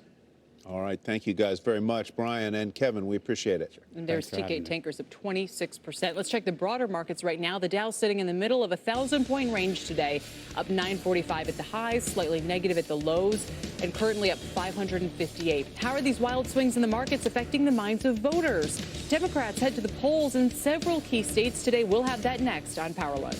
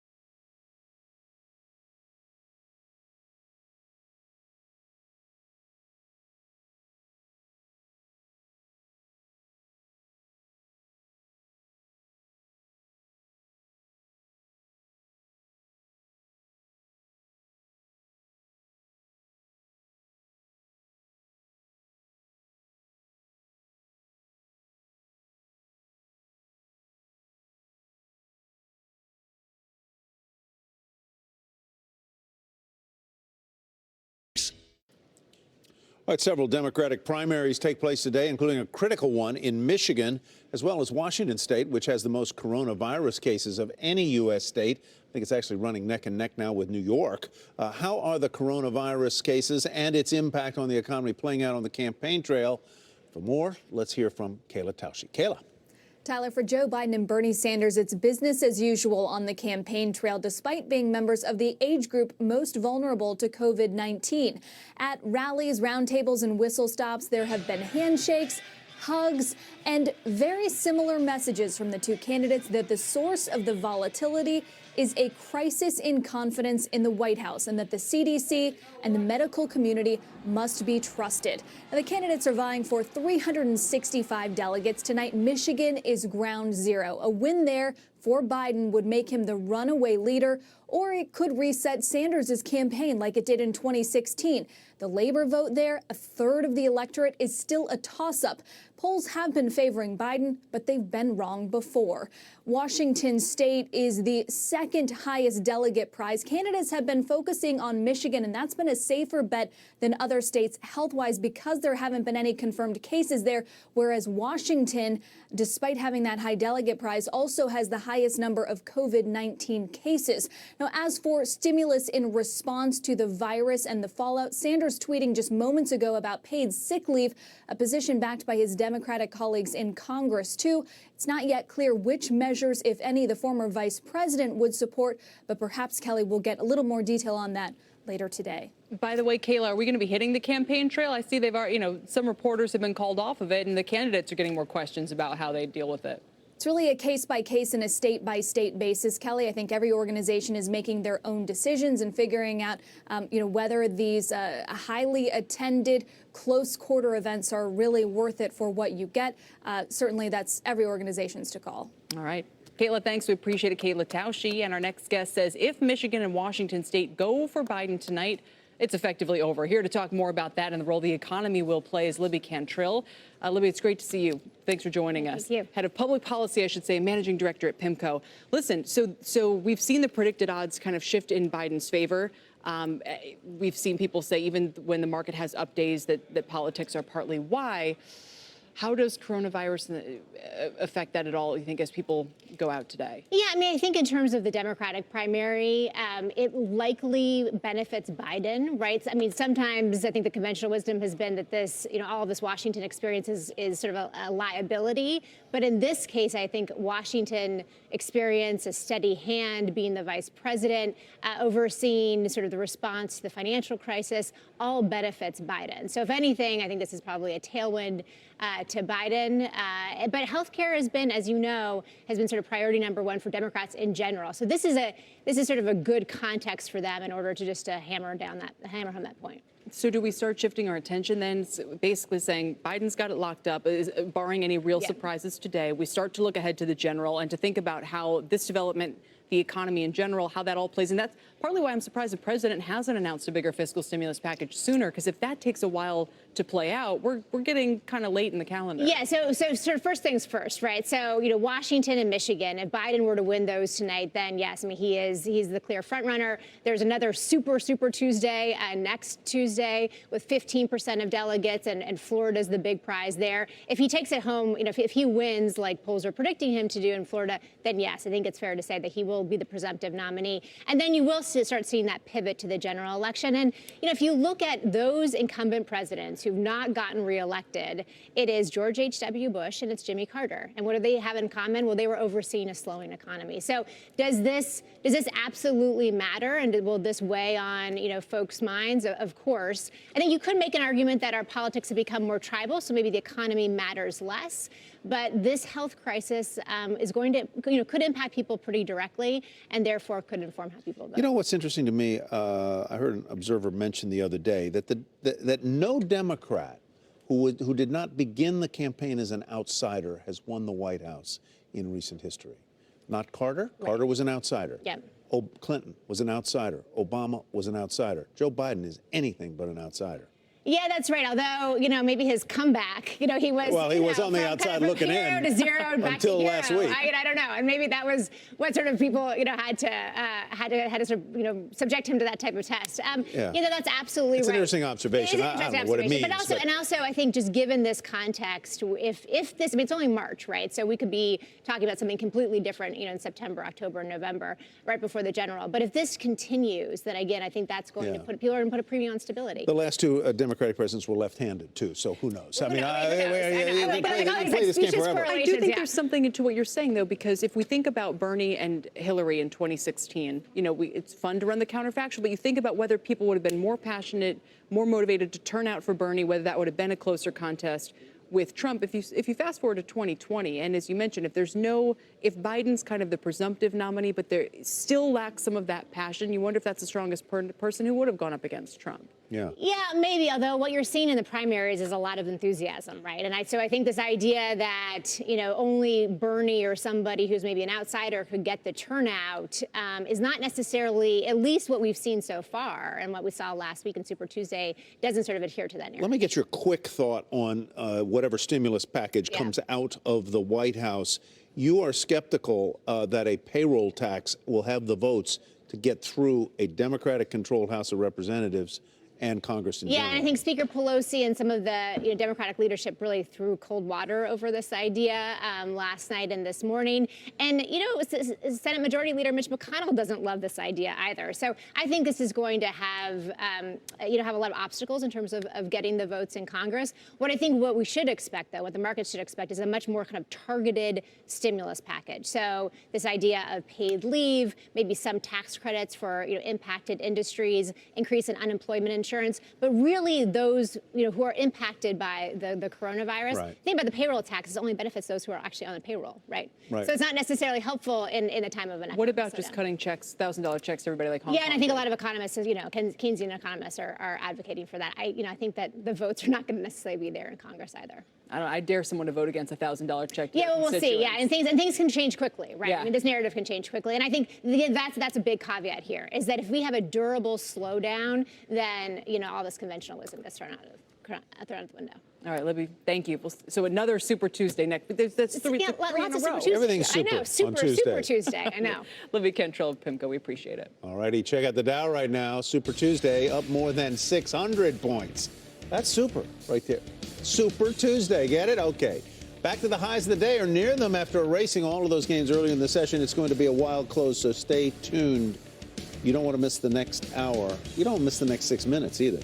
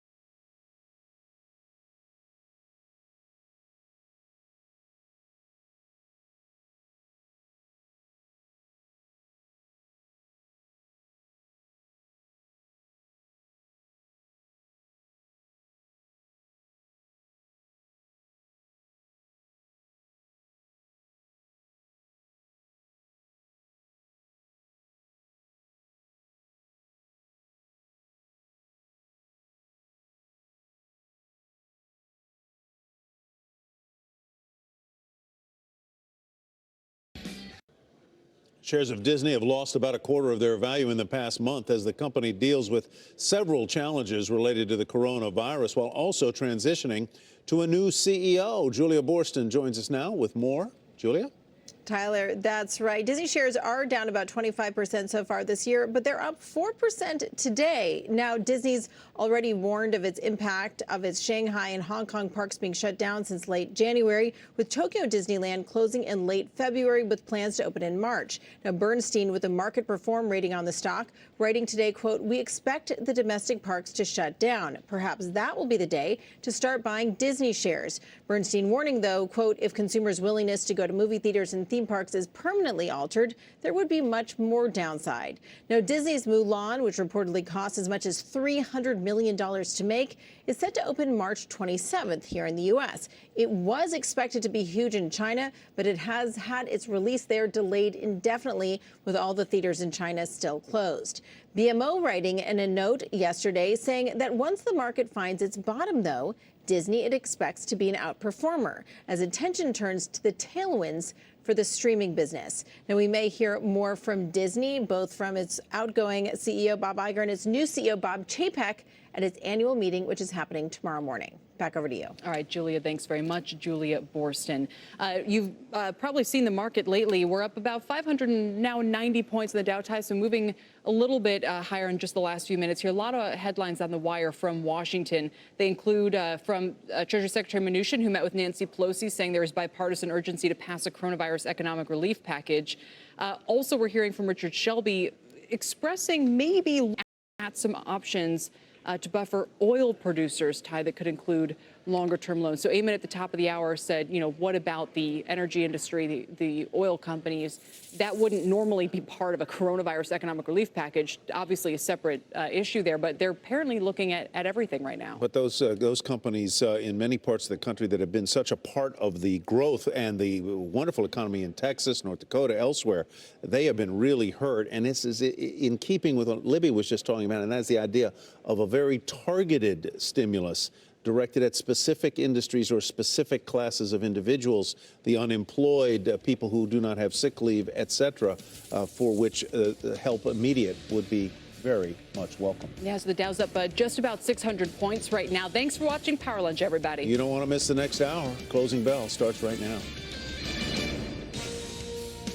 Good afternoon, everyone. Welcome to the Closing Bell. I'm Wilfred Frost. I'm here at the JP Morgan Post. That is leading the Dow as we speak, bouncing a healthy 7%, but of course off the back of massive declines yesterday, about 15% of declines for the banking sector. The broader market has seen large and volatile moves once again, but with 59 minutes left of the session, we are currently up 2.9%. Welcome, everyone. I'm Sarah Eisen. Let's look at what's driving the action right now. Sharp fluctuations in the market today as stocks bounce higher following yesterday's historic sell-off, but did briefly fall into the red earlier today. The president floats the idea of a payroll tax cut to provide short-term stimulus, but sources telling CNBC the White House is far from ready to roll out specific proposals. And the high-stakes oil standoff continues with a number of U.S. energy companies cutting their dividends and spending plans. Huge lineup of guests for you this afternoon, including the CEO of JetBlue, as the company pulls its guidance due to the coronavirus and uncertainty. Jim O'Neill, the former chairman of Goldman Sachs Asset Management, joins us to discuss the economic impact and government responses around the globe and what to do with your money now. David Harrow from Oakmark Funds will join us as we count you down into the close. 59 minutes left of trade. Joining us for the full hour, Paul Hickey from Bespoke Investment Group. And Paul, you guys have been doing some research as to how key and how stomach-churning this final hour of trade has been. What have you found? This really is the most important hour of the day lately. Yeah, we knew that. Over the last 10 days. Repeat that, unquote. Most important hour of the day. Over the last 10 trading days, we've seen an average move of 1.1% in the S&P 500. We've only seen that 5 other times going back to the early 80s. Last 15 minutes of trading, average move of 0.8%. The only times we saw moves higher than that were in 2008 and after the 87 crash. So this type of volatility we're seeing is unprecedented, hence the 50 plus 50 VIX for the second day in a row we're seeing. Is there anything to take away from that in terms of, does it play into some of those fear versus gauges that we've been seeing as trying to call the market bottom? So I think what all of these indicators are indicative of fear in the market. And when you have fear in the market, you see this uncertainty. As that fear can turn to facts, the market can stabilize and get on a better footing. But I think right now, we're investors and consumers, and generally everyone's right now is in the dark on things. And until we start to see a better baseline, people are assuming at least some chance of the worst. Do you analyze anything directionally about whether it's a rally into the close or a sell-off to the lows into the close? I mean, I know you've done so much. Yeah, so I mean, there's nothing. The direction of the last 15 minutes doesn't necessarily have a big impact on the next day. And what the reason is because in the hours between the bells, you're going to see a lot of news, good or bad, and it changes depending on the events. Well, as you can see from that intraday chart on the NASDAQ, applies to all three of the indices. We're close to the highs of the session, not quite there, and we did go negative briefly in the middle of the day. The NASDAQ's up 3% with 57 minutes left. Let's get to the big stories that we're following today. Mike Santoli has his market dashboard. Eamon Javers is in Washington with the White House response to the coronavirus.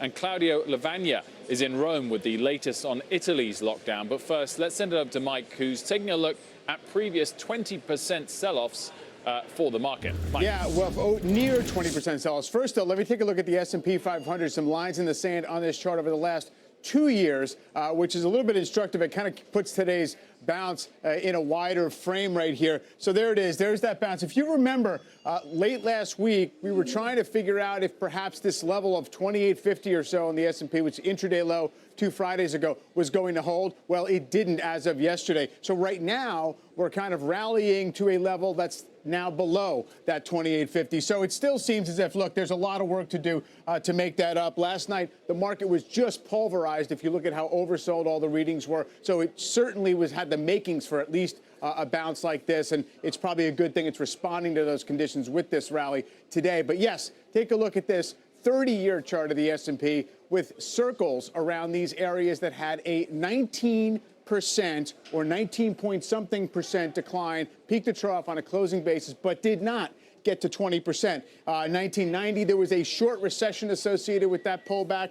Here was 1998, the Asian financial crisis. 2011, European debt and U.S. sovereign crisis. And then, of course, December of 2018. There's more 19% declines than random chance would have you think would be possible. Every time we got a peak to trough decline of greater than 19% on a closing basis, it was a bear market meltdown of when the market lost about half. I'm not saying those are your two choices, but that is the interesting takeaway from this, which is that it seems as if we're not going to have a recession, we're not going to have a bear market. There seems to be some support at that minus 20% level. And of course, yesterday, we closed it down 18.9% in the S&P on a closing basis, guys. Mike, clearly, as you said, we're bouncing today. One thing that stands out to me is that the banks and energy stocks are towards the top of the list of performers today. I guess on most of the other days where we've seen green in the last 3 or 4 weeks, those sectors that have lagged to the downside had also lagged to the upside. But today they are enjoying a bigger bounce than the rest of the market. Yes, right now, today you're seeing the stuff that was just stretched the furthest to the downside is bouncing the most. And by the way, also, the stock market has just tracked Treasury yields almost perfectly all day. So we are trading at the highs of the day on the 10-year note yield. So those things would also be in line with energy and banks doing a little bit better intraday. It is interesting, Paul, that we never get to that down 20% from the high that would officially mark the bear market. Is that an algo thing? Is there just buy signals to come once it's down 20%? You have to take some of that into account. I think people see that level and they're like, okay, I'll unless something's really bad, you get people stepping in to buy. But to what Mike was saying earlier in his chart, the market pretty much had to go up today. I mean, we were down over 5% yesterday.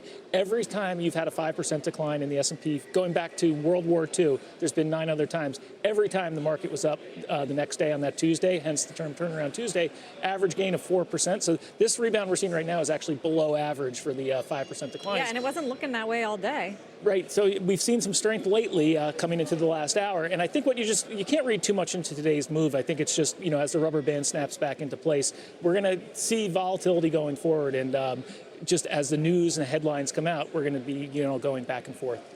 Turning now to the coronavirus and the response from Washington. Eamon Javers at the White House with the very latest. Eamon.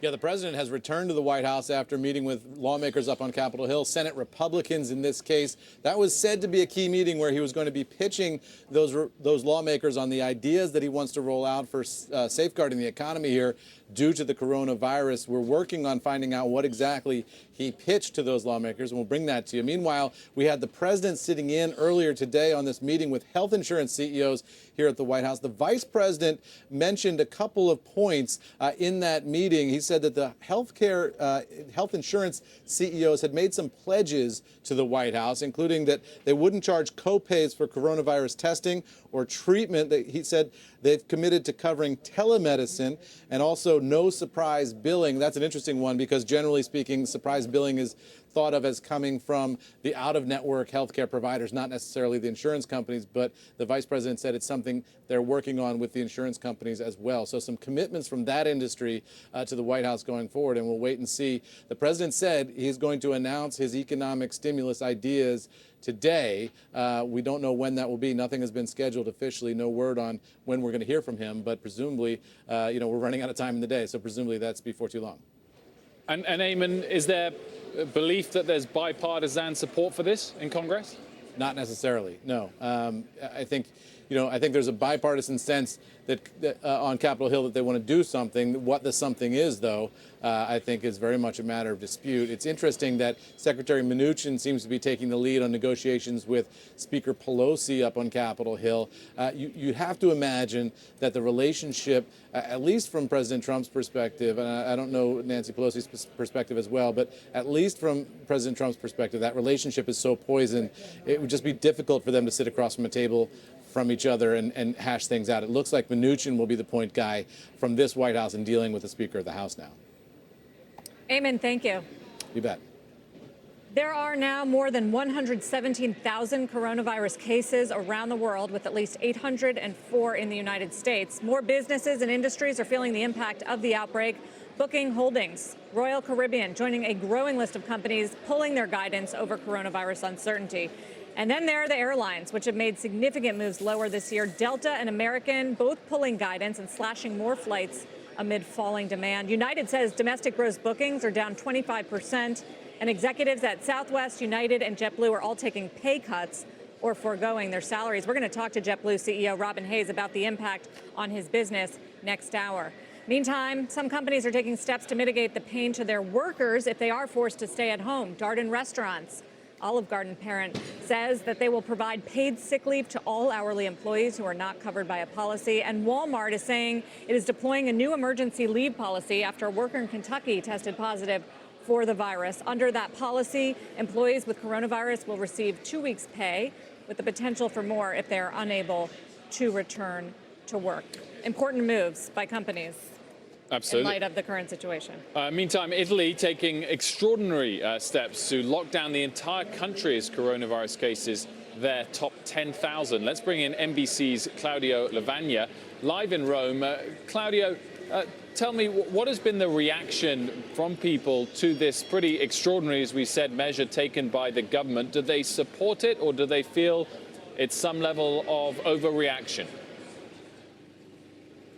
Well, to be honest, Wilfred, there is an overwhelming support to the actual measures, and this comes from the Italians, who are not really famous around the world for abiding to rules. But in this particular case, we're talking about their own health, and they have understood in the last couple of weeks what a danger this coronavirus represents to the health, not particularly of the youth, but of the elderly, as they are the ones that are the most affected, and they are the ones in that particular age group of over 70 who are dying of this disease. So if at the beginning someone may have taken this lightly, well, they are no longer, because the numbers of those infected by coronavirus here in Italy have been spiraling out of control. And that's why the Italian government yesterday, on Monday, decided to extend to the whole of the nation the travel restrictions that it first initially applied only to the north. So he's telling all Italians, just stay home. All the 60 million Italians, stay home. It's better for you. And he said yesterday, the Prime Minister, the future of this country is in your hands, so act responsibly. Well, to be honest, they did, because today barely anybody was traveling around Rome. I mean, we were traveling around, the camera shooting, and it was so easy to move around. There were not many cars, there were not many people. Even here at the Colosseum, which usually is one of the most crowded places, not only in Rome, but in the whole of Italy, well, there was barely anybody. So, to tell you the truth, from what I've seen today, I mean, the Italians are really staying home as the government has asked them to do. Wilfred. So clearly that certainly applies to things like large gatherings and sporting matches, which we know have been banned completely for the meantime. What about for people that do need to go to work in order to work, that can't work from home? What are the rules around that, and do you think there will be a major drop-off in economic activity? Well, there is definitely a drop in the economic activity because a lot of shops are closing down and restaurants as well. Now, the rule officially is that you can go out if you have a work-related reason or a medical emergency, or if you need to go to the supermarket. But if you do go out, well, then you need to fill up this. This is a self-certification in which you need to state who you are, where you're coming from, where you're going to, and why. In case a policeman stops you, well, then you need to show this. For anybody who's there, who breaks the rule, there is a fine of up to $250 and as much as 3 months in prison. Of course, it's never going to get to that, but certainly this gives you an idea of how seriously the authorities and the Italians in general are taking this. Claudio, thank you. Good to get an update from you. Paul, one of the questions that some investors were trying to figure out that I was talking to, is the U.S. going to look more like Italy or more like South Korea? And I'm not sure really it could be the number of cases that are spiking, the trajectory, the preparedness. I mean, we're trying to figure all of that out. Yeah, I mean, I have no idea. But the question is Italy or South Korea? And, you know, one of the things we'd like to know is what's the hospital situation in Italy like? Because the big fear here is now that hospitals are going to become overrun. I've heard talk of it, but I haven't necessarily seen any pictures or real stats that saying the hospitals are overrun. It's not like it doesn't seem at this point like it's an issue with China where they're building makeshift hospitals all over the place. So that's the kind of information we need to suss out here in the U.S. And unfortunately, only time's going to tell us that. Still to come, the former chairman of Goldman Sachs Asset Management, Jim O'Neill, will join us to discuss whether traditional monetary and fiscal tools will be what's needed to combat coronavirus. He'll tell us what he's suggesting next. Later, Occidental Petroleum slashing its dividend today following the collapse of oil this week. We'll talk to one analyst who says the industry is facing a three-headed monster. We'll be right back. 45 minutes left of trade.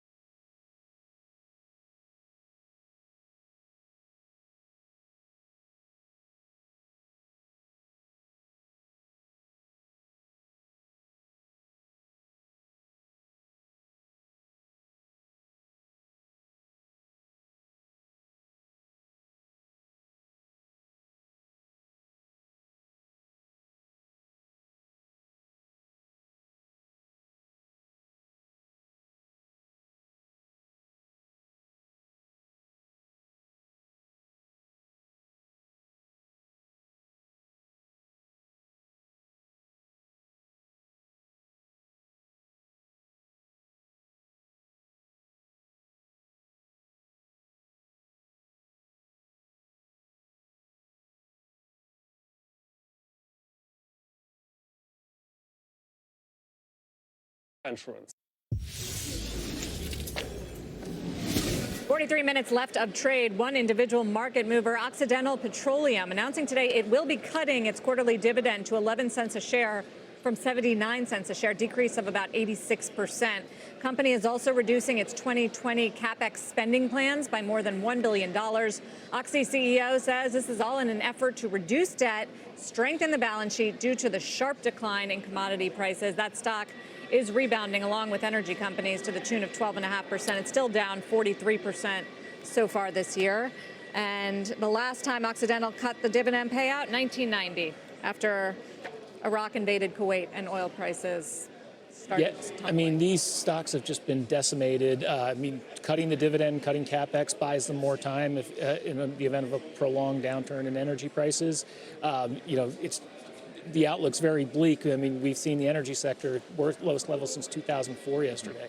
It's hard to get excited. I would just mention that Europe's energy companies haven't enjoyed as much of a bounce. They partly just by virtue of the time in which European markets closed, which was around the lows of the session here. But the FTSE 100, for example, down 8% yesterday. Energy heavy was in fact still in the red today. BP but even only bouncing a couple of percent. Even before the market opened here, the credit was lagging. Yeah, exactly. And Asia was, Nikkei was only up less than 1% today. So the US certainly enjoying a bigger bounce. If Also, we close President where we Trump did say that he was looking at relief for shale companies, whatever that looks like. Now, in the face of the coronavirus, our next guest says traditional monetary and fiscal policy is just wasting bullets. Instead, he's calling for public health preparedness. Joining us now on the phone is former Goldman Sachs Asset Management Chairman Jim O'Neill. Jim, great to have you join us. Good afternoon to you. Nice to see you guys. Good day. I just wanted to ask, first of all, what the key things you are watching out for in order to try and judge whether we've seen fear in these markets peak. Well, let me preface every question you ask me with, I learned to be humbled by markets, particularly in this kind of environment. The answer is, I don't know. But with that, I have been, like no doubt many others, immersed in analysing or at least trying to follow the trends of the incidents, the death rates, the recovery rates, ever since it first started to be a big issue in the middle of January.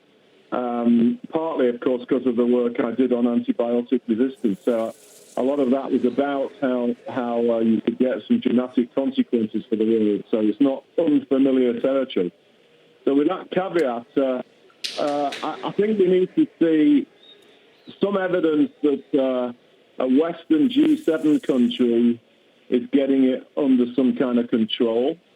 What I would say is, as each day passes, one, I think, can tentatively say that a number of North Asian countries seem to be getting it under some kind of control, at least for now. Obviously, China itself, but also South Korea and also perhaps Japan.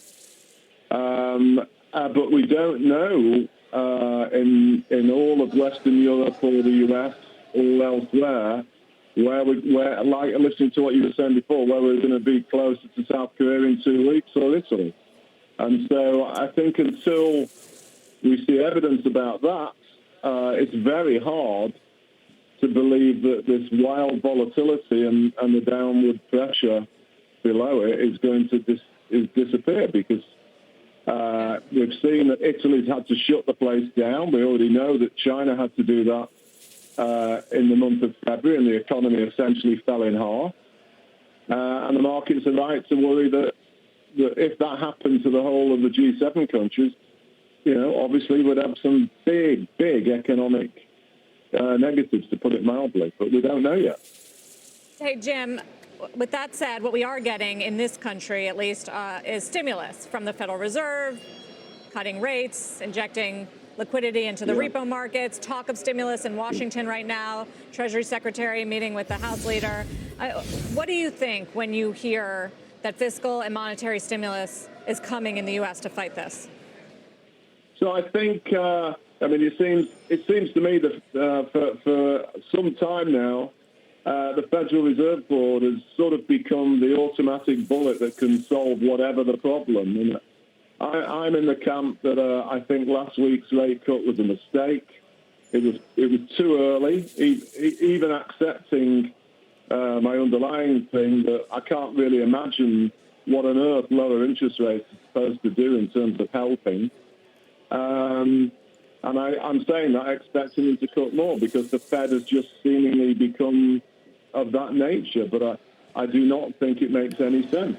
There is, you can't ignore other issues that are going on in life. And I think as much of the past 3 or 4 years has passed on, as we see a lot around the world, the whole broader issues of perception and actual inequalities and the role of monetary policy in supporting bonds and equities, or trying to in almost any circumstances, has partly fueled some of the legitimacy of questions about how modern capitalism is being run. So I don't know why the Fed is doing that. There's certainly no obvious need right now why it would do anything, other than the obvious fact that financial conditions indicators are a good leading indicator of the U.S. economy, and the Fed probably thinks they might as well try, but I think they were premature.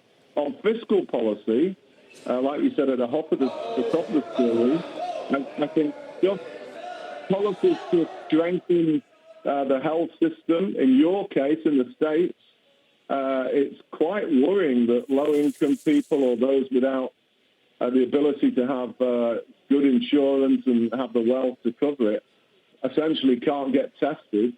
In terms of trying to control the spread of infection, that is not a good thing. And I hope that the president and people close to him are listening to infectious disease specialists about that stuff, because that's the kind of fiscal policy support that's probably going to be immediately most effective.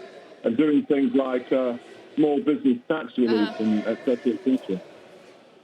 Jim, we appreciate you phoning in.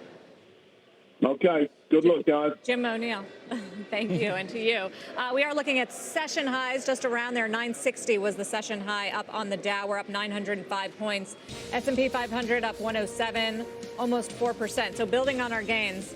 The most important hour of trading is the final hour. Up next, Wells Fargo says a few select retail names have been punished too severely amid this downturn. We're going to name some names. They say to buy now.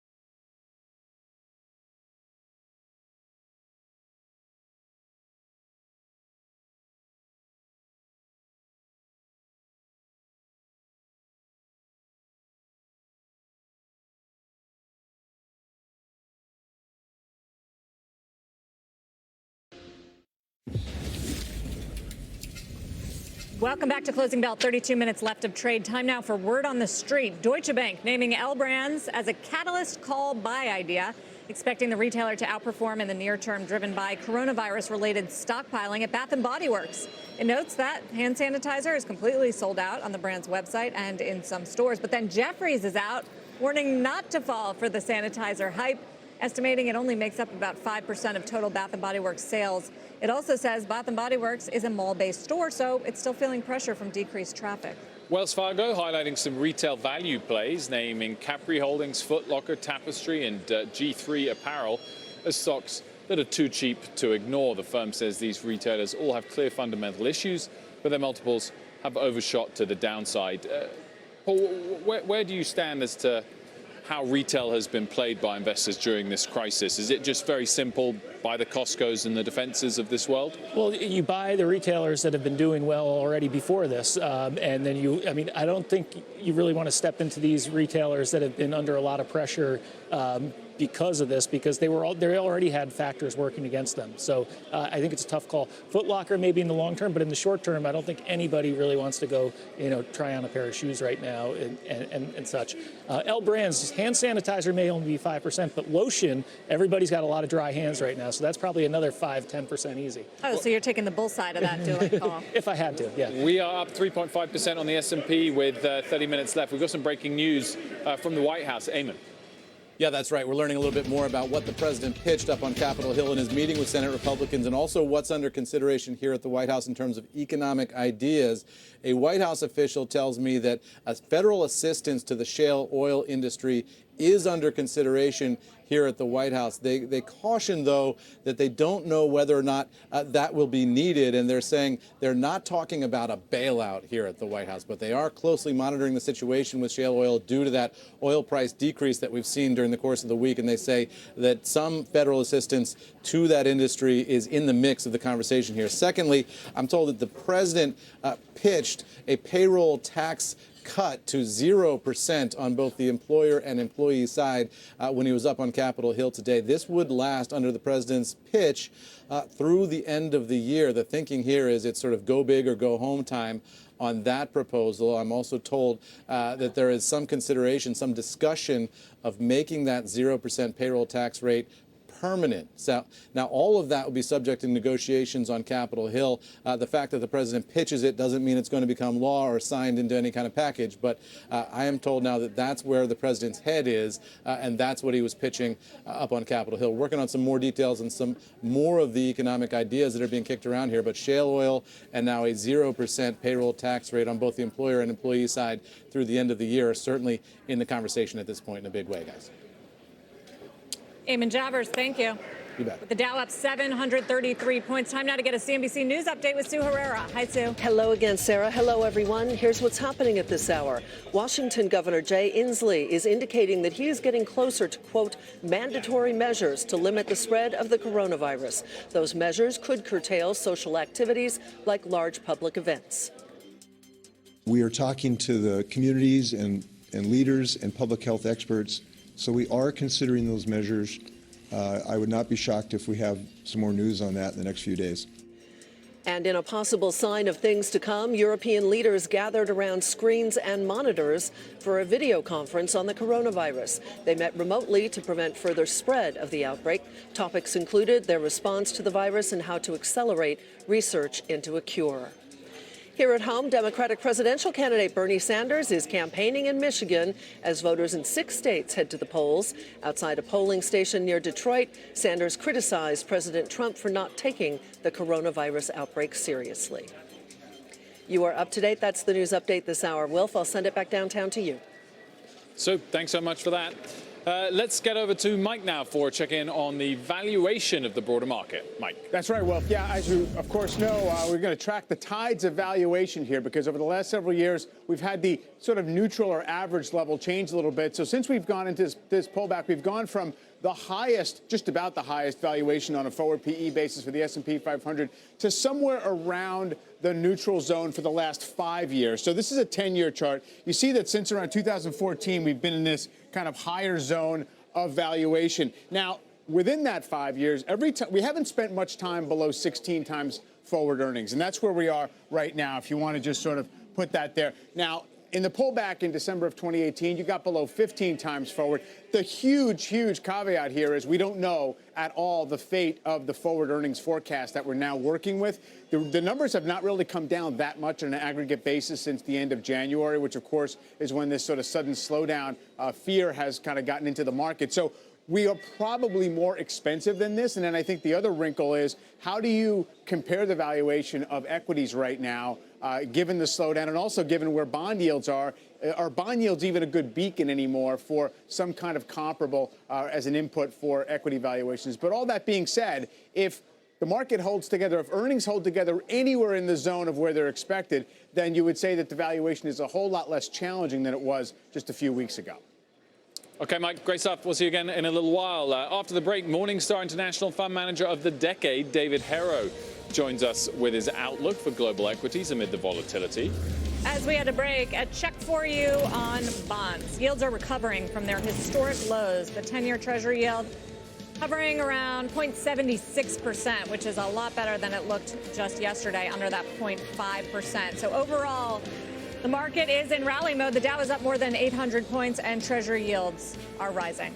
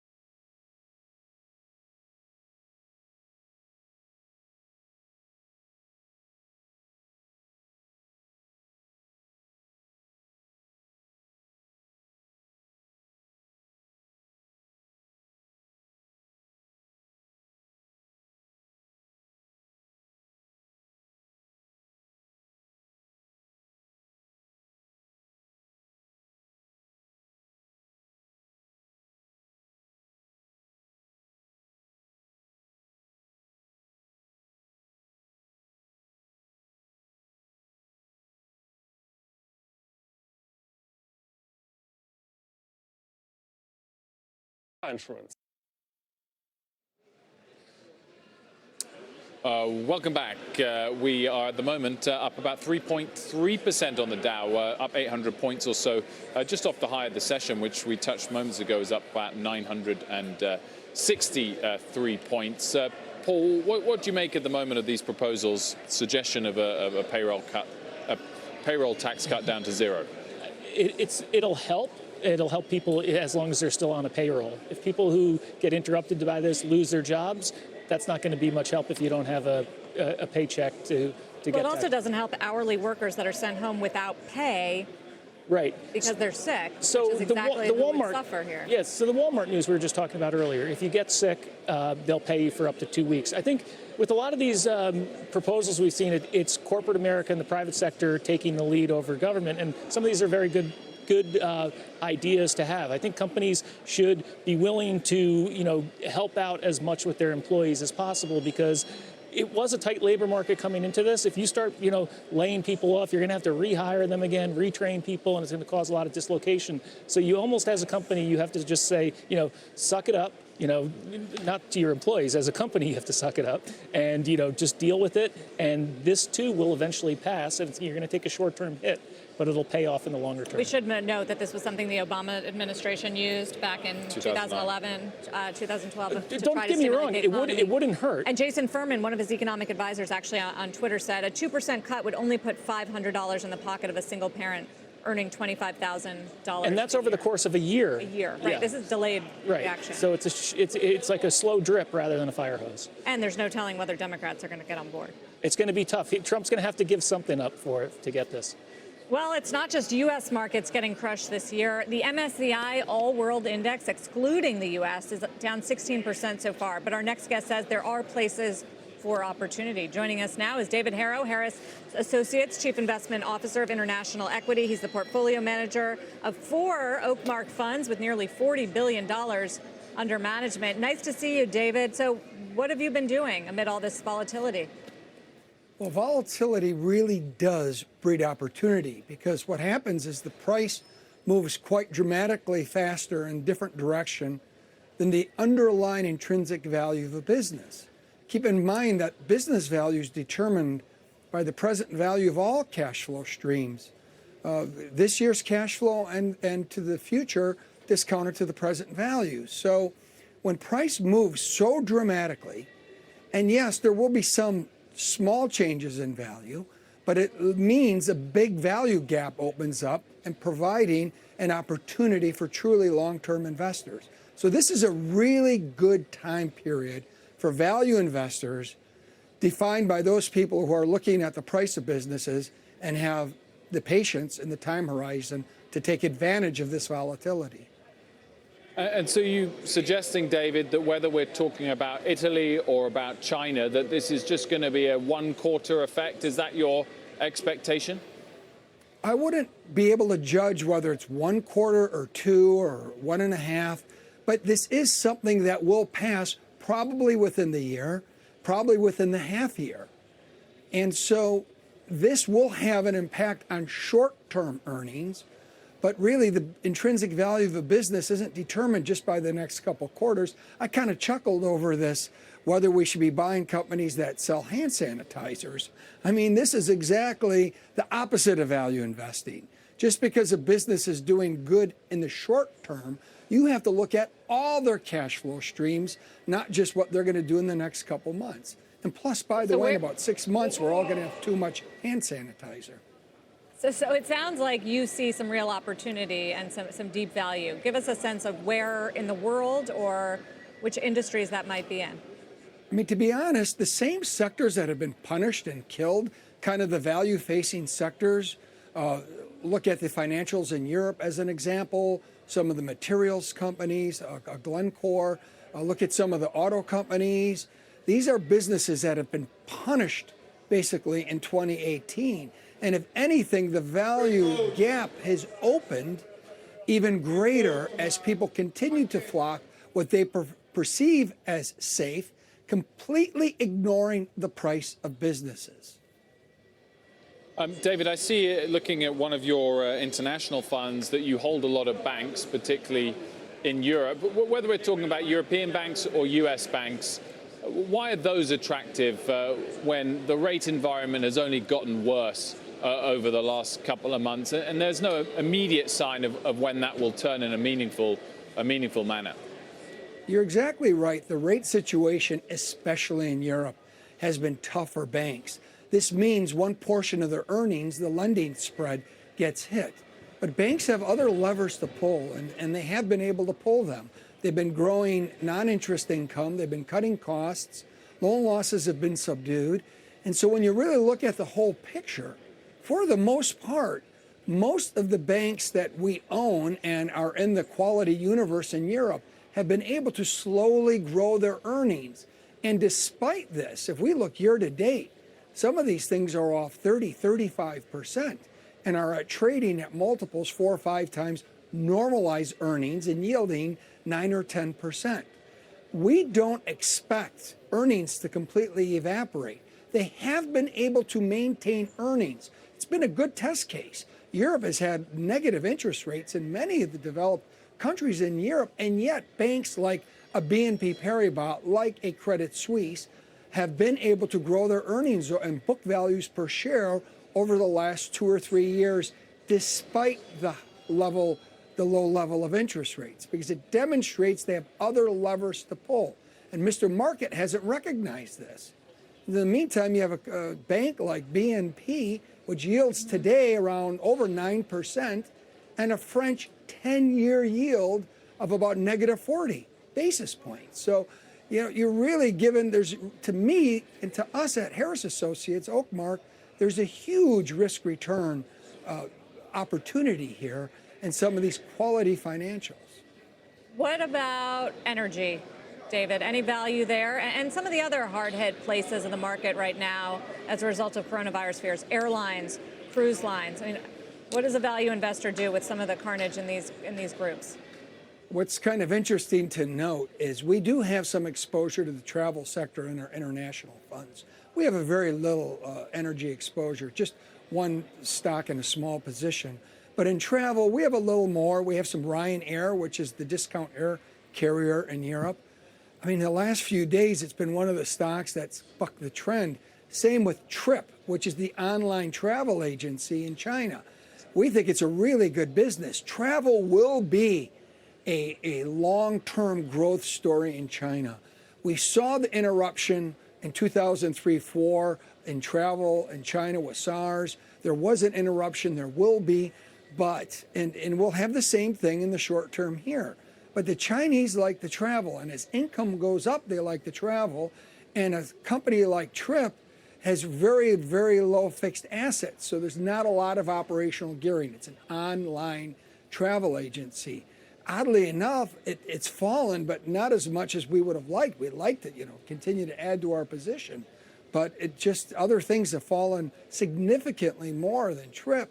So this is one area which you would expect to be weak and have glaring value, which just not what we'd like to see from a value perspective.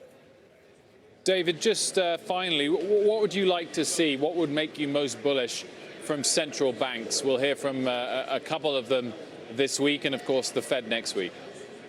I think the level of interest rates themselves is not really an issue. No one is not borrowing money because money is too high.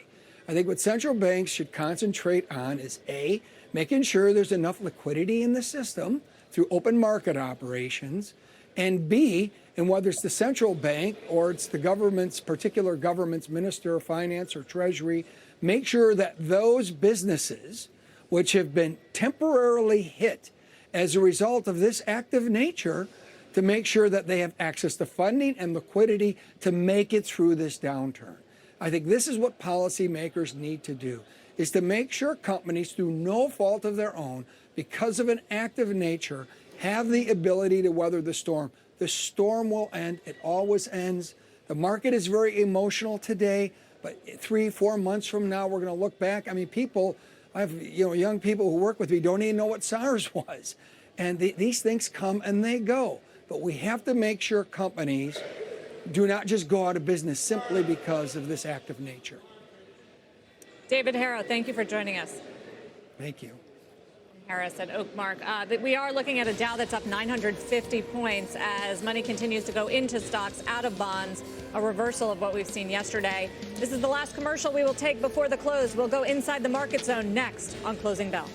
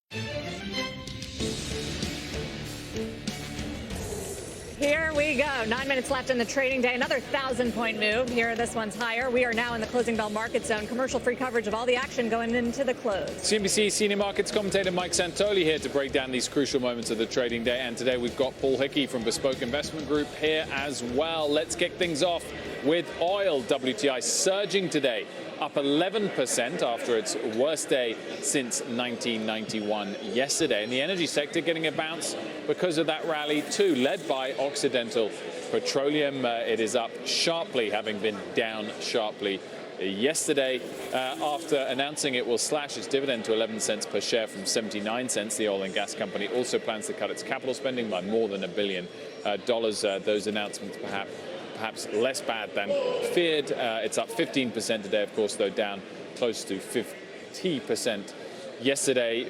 Mike, clearly we mentioned this earlier in the show, but energy taking part in this rally is also an encouraging sign in a way that other sort of follow-up bounce days it hadn't done in the past. I would say it's intuitive. I would say energy was the most sold-out sector in a sold-out market at the end of yesterday. And by sold-out, I mean just really lopsided, extreme, oversold conditions. And so I do think that the bounce in energy makes sense. A lot of the energy sector was priced for very high bankruptcy risk. And so I think now, if the market calms down a little bit, you can go name by name, company by company, see their capital position, and make a better decision as to what the right Paul, do you read into the rally today? Is it stimulus hopes, or is it just a bounce after a terrible day yesterday? I think it's more of the latter. With the energy sector, I think overall, looking at it, it's been so beaten down. In the short term, even in the next 6 months or so, I don't know how attracted I would be to it. But if you're just an individual investor and you're looking for some exposure and you have years rather than months, XLE, something like that, isn't necessarily a bad option right here. And there we go. Session highs up 1,046 points. Airline stocks are also trading higher today, but they do remain under pressure. The NYSE ARCA Airline Index down 32% in just a single month as people continue to put travel on hold amid the coronavirus outbreak. Airline CEOs expressing concerns at JP Morgan's virtual industrials conference today. We have seen a 25 to 30% decline in net bookings and are prepared for it to get worse. This is a very fluid situation and an environment in which it's incredibly difficult to forecast future demand. So given this uncertainty, we've suspended our financial guidance for the first quarter and the full year of 2020. When I look at how the demand has deteriorated the last couple of weeks, it appears to be worse than what we saw after 9/11. Domestically, we're currently seeing net bookings down about 70% and gross bookings down about 25%. While those numbers are encouraging compared to international, we're planning for the public concern about the virus to get worse before it gets better. In terms of the level of bounce, Mike, we've seen, I mean, also got to factor in the lows we got to on Friday and quite a pronounced rally since then. In general, yeah. I mean, the airlines, first of all, able to bounce off of confirmation of bad news, right? So you have all these CEOs basically saying, yeah, guess what, things are really bad. So getting bounces in there, but also the companies are in retrenchment mode, right? Delta's saying suspending its buyback, going to put off some pension contributions and things like that. So it's, again, another example of the market having compressed value so much. Especially with airlines, right? What kind of shape are these companies going to be in after this coronavirus travel crisis? Well, we learned from the financial crisis. I mean, they did clean up their balance sheets. They did their took some tough medicine, changed the business model a little. But is it going to be enough, Paul? Well, so as David Harrow, the previous guest from Oakmark, was saying, you have to value these companies on not just the next 2 or 3 quarters, but future cash flows. And the airline sector was in much better shape heading into this than they were heading into 9/11. We see all these airline executives talking about how bad the news was. And when stocks can rally on bad news, that's generally a positive signal. And travel isn't going away. It may be going away for the next few months, but years down the road, airline travel is not going anywhere.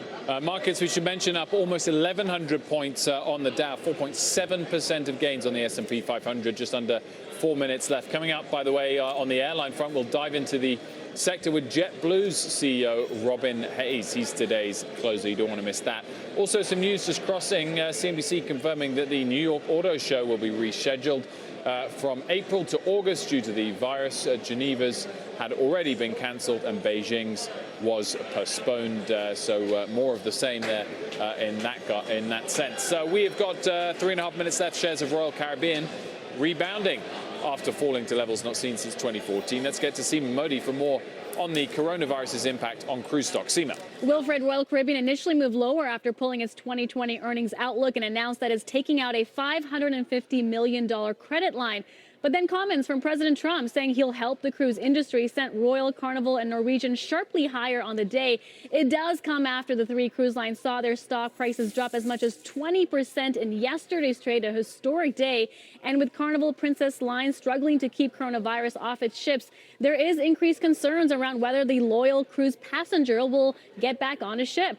Proprietary data already shows cruise bookings have plunged 35% last week compared to the same time a year ago. And Wilfred, that does not take into account the cancellations we likely saw after that State Department warning on Sunday. Seema, thanks so much for that. Mike, in terms of the market internals improving throughout the session, we're up almost 5%. They have been improving, and in fact, they're going to get a lot of scrutiny because when you do see one of these upside reversals, people want to see if there was true rush of demand on the inside. Take a look at the up versus down volume on the New York Stock Exchange. Folks are going to want to see this get to 90%. I think we're a little bit short of that for most of the day. If it were 90%, it would be kind of one of these reversals where people say, fine, we can now say the low on a trading basis might be in. 52-week highs and lows. This is still not going to come around because we are down so much, so you're anniversarying a lot of stronger numbers. So obviously close to 700 new lows in New York Stock Exchange, but that's about half as many as we had yesterday. Volatility index, it is receding pretty rapidly. Finally, it hit 60 yesterday. It can't go down that much that fast because realized volatility, the actual volatility of the market, has been so high in the last couple of weeks. It just is going to stay at a little bit of a high vibration level. Some other important upside reversals happening today that people are paying attention to. Crude oil, it's up 11% after its 25% down day yesterday. The dollar is actually higher today by about 1.6%. That's a bit of a change. And Treasury yields are higher after they fell to, 0.33 yesterday. We're back up to 0.75. That's a big move.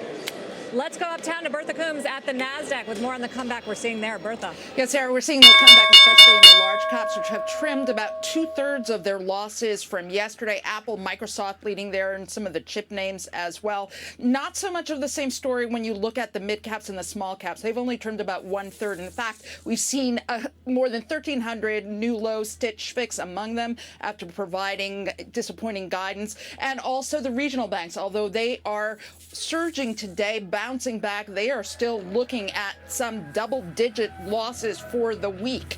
A lot of them, Bob, especially the ones that are banking with the oil producers. Going out at the highs for the day, Bertha. I don't normally put up Treasury yields. I just want to point out this stunning move in Treasury yields because it moved the stock market as well. I think 27 basis points. We were at 50-something. Now look at this, 0.795. That's amazing. And that's lifted all the banks. All these on vague hopes of stimulus out there. In the middle of the day, they started moving. So Citigroup, JP Morgan, about time these stocks started lifting. The bank stocks as a group, they're down about 30% in the last month or so. So it was a good day for them. We also saw some of the other cruise lines moving as well on some hopes for some kind of stimulus program. We are going out at the highs for the day. The Dow Jones Industrial Average up 1,160 points. The S&P up almost 5%.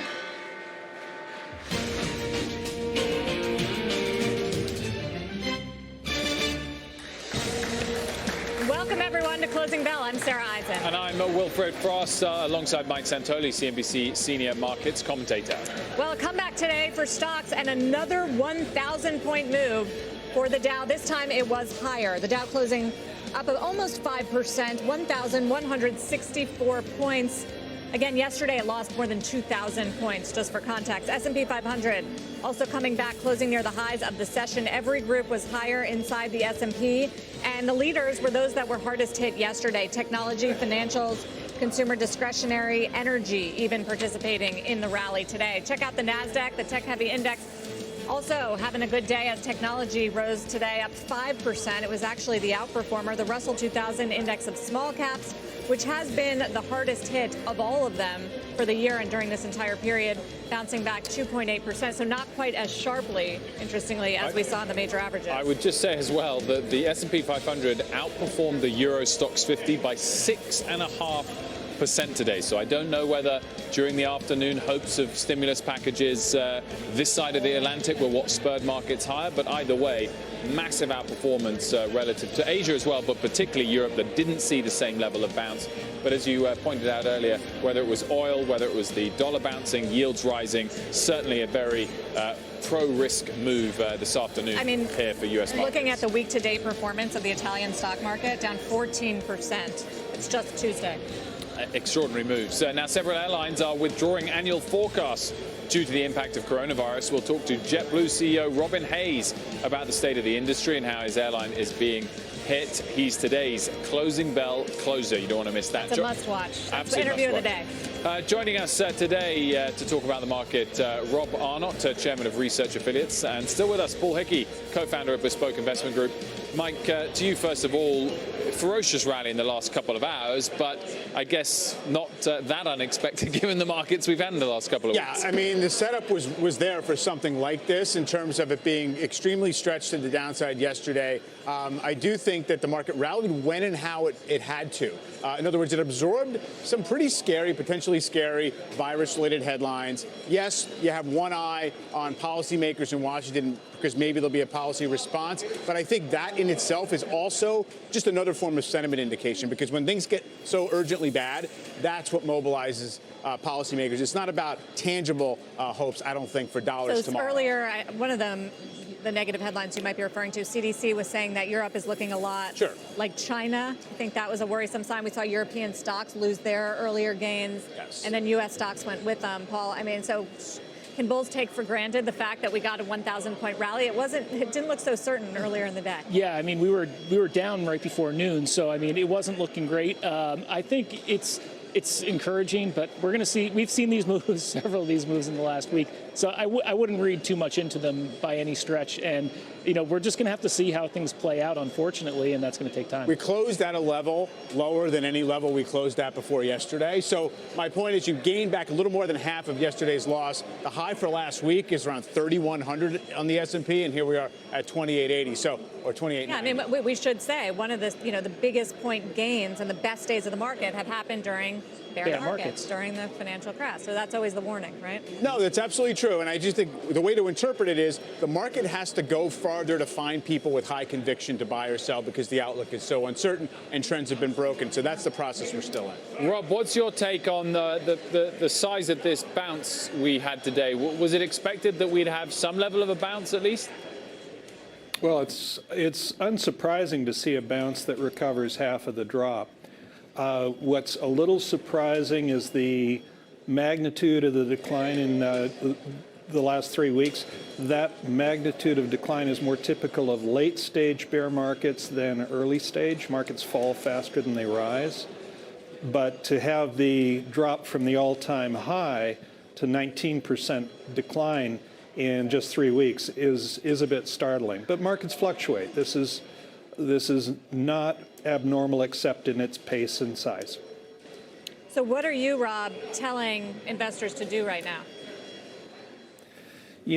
Volatility can be our friend. Volatility creates opportunities. When you see markets crater, some things are going to be turned into bargains as a result of that. Emerging market stocks have been hit very hard this year to date, and they were already half the valuation multiples of the U.S. Now, roll the clock forward 5 years. Is coronavirus still going to be a big issue? Are emerging market economies still going to be crippled by coronavirus 5 years from now? I don't think so. So if you're looking for opportunities, anytime you see market turbulence, you're given an opportunity to sell something that's newly high. Bond yields are terrible, and so bond prices are unusually high, and emerging market stocks are unusually low. Hang on, everyone. We want to go back to Eamon Javers in Washington for the latest from the White House and any stimulus preparation here, Eamon. Yeah, look, what we know as of right now, Sarah, is that the president pitched this idea, according to White House officials, in his meeting with Senate Republicans, of eliminating the payroll tax, cutting it to 0% on both the employer and employee sides. Now, I spoke to a White House official about that. I don't have the figures off the top of my head here, but there would be an enormous cost to that. And I said to this White House official, how much would that cost? And I think the official's response here gives you a sense of the thinking inside the White House on this. The official said, how come you always talk about how much tax cuts cost? That's our money. We should be able to keep that money. It's not really a cost. So that's the way they're thinking about it here inside the White House. But the idea is, from the president's pitch, 0% on employer, 0% on employee side on payroll taxes through the end of the year. I'm told also in that discussion on Capitol Hill was the idea of making that permanent. Now, how much that would cost over years and years and what the implications are for Social Security and Medicare and Medicaid is, I think, an important caveat here, because that would affect the ability to get any deal done up on Capitol Hill. Also, I'm told, guys, that there is consideration at the White House for shale oil industry relief, federal assistance to the shale oil industry, given what we've seen happening in oil prices over the course of the week so far, that huge decline that we've seen. They feel that there might be a need for something. They caution, though, that they don't want to do a bailout for that industry, and they also caution that they may not need to do anything if the situation irons itself out in time. So a couple of things here on the president's mind today. Eamon, thanks so much for that. Mike, to what extent do you think the afternoon rally was based on stimulus hopes? And would we fall back if it's not now delivered? Maybe a general impression that something is going to be moving as an offset to some of the slowdown that's happening right now. It was a little bit disjointed throughout the day in terms of getting these reports, but just the idea that, yes, there's going to be some countervailing force to a lot of what we're dealing with. But I think more than anything else is we just really did stretch things very far. And so there was going to be most likely a rally of some description if the market did not back off in the morning. How about what Eamon just said, the White House response would be on the cost of payroll tax? I mean, doesn't that directly go into entitlements? Doesn't that? Sure, It's not going that's to hurt what our it's for. Social Security? Yeah, Medicare and Social Security. Yeah. So there's the cost, right? Well, exactly. I mean, look, that's a kind of that's one ideological idea that all tax is theft, and I don't know that everybody subscribes to that. I do just want to come back to the hopes of stimulus and Sarah's point at the top of the hour that we see Italy down 14%, and they have announced some pretty pronounced stimulus measures over the last couple of days. Clearly some big restrictions that they need to offset. But again, it just goes to show that if the number of cases here continues to rise to an extent that people aren't perhaps yet expecting, then the market can happily still move against any stimulus measures that are announced. I mean, absolutely. I think that's kind of your force majeure clause here. I mean, if things really do get out of hand and restrictions need to be that much more draconian, then, the premise of the market rally today might not be. Rob, do you get excited about stimulus, whether it's coming from the government, the Federal Reserve? I mean, there's a lot of places it could come from right now. Well, the most effective stimulus is tax cuts. That's the one with the highest multiplier. Economists, both sides of political spectrum would agree on that. But the other thing worth noting is that stimulus doesn't fix a virus.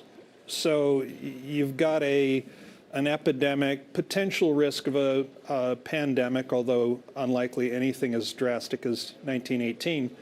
But stimulus doesn't fix that. Time and medical care fixes that.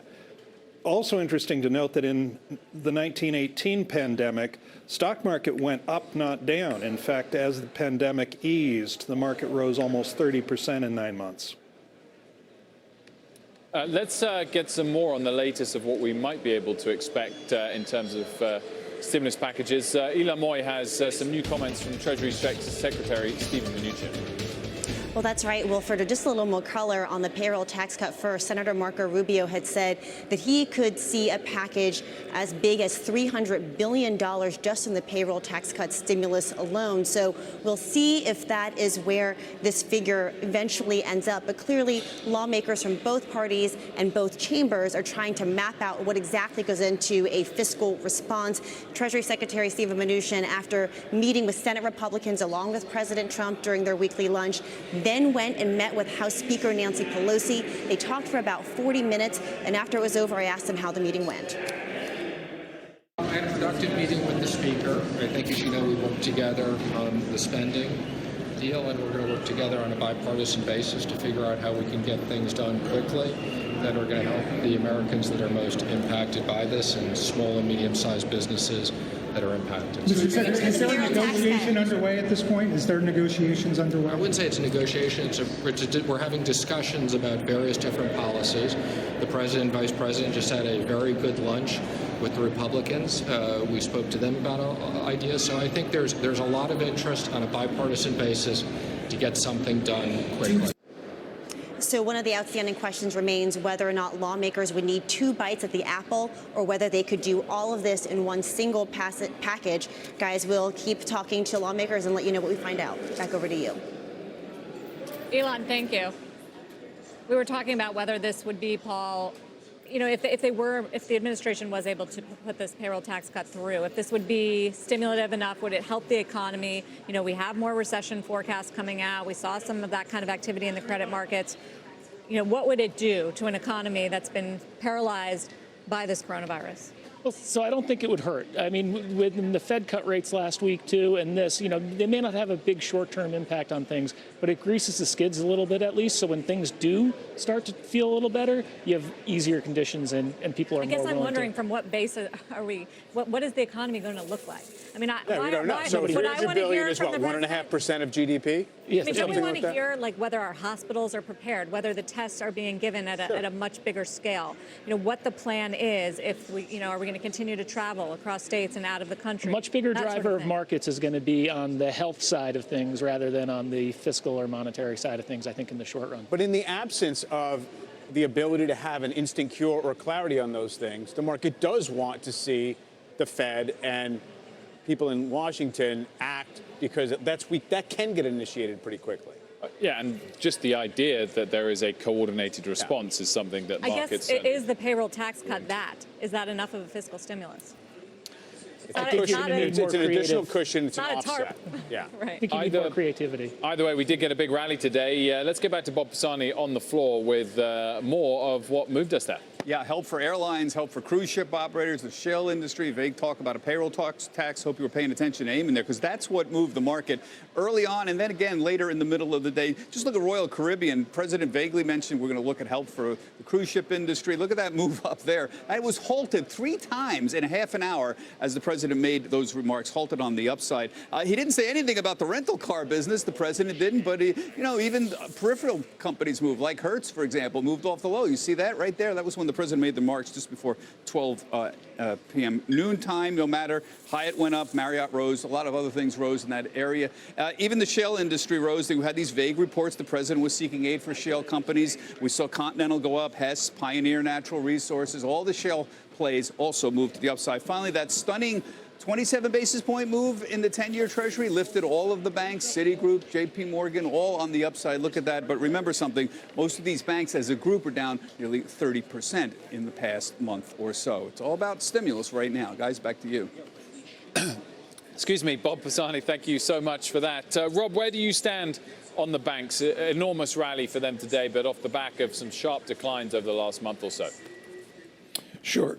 Sure. The financial services sector is going to be affected by the back end of the supply chain issues are big, but they have ripple effects. The back end of supply chain is payments. If payments get stalled, you have rolling bankruptcies. So there are going to be consequences. Back to the topic of stimulus, I don't know why we couldn't just get rid of the payroll tax on the first $20,000 of income right off the bat. If you're making minimum wage, why should you pay any tax at all? Get rid of it. And if something like that were done, that should be appealing to both parties and would be very powerful stimulus. That's interesting. By the way, I just wanted to mention Bernie Sanders' campaign canceling a rally in Cleveland, Ohio tonight. The first Ohio cases actually were diagnosed this week, and they were in Cleveland. I think there were 3 cases. So this is going to be an issue. I was wondering if they were still going to go on with these political rallies. They're still doing the parade, though, right? St. Patrick's Day Parade. St. Patrick's Day Parade. I don't know. Rob Bonner. We've got three candidates in their 70s. Yeah. Rob Bonner and Paul Hickey, thank you both very much for joining us. Up you. next, we'll discuss the Privilege. extraordinary move in energy we've seen over the last couple of days, and then airlines facing coronavirus fears, of course, and possible economic slowdown. We will speak with JetBlue's CEO, Robin Hayes, right here at Post 9. We're back in 90 seconds.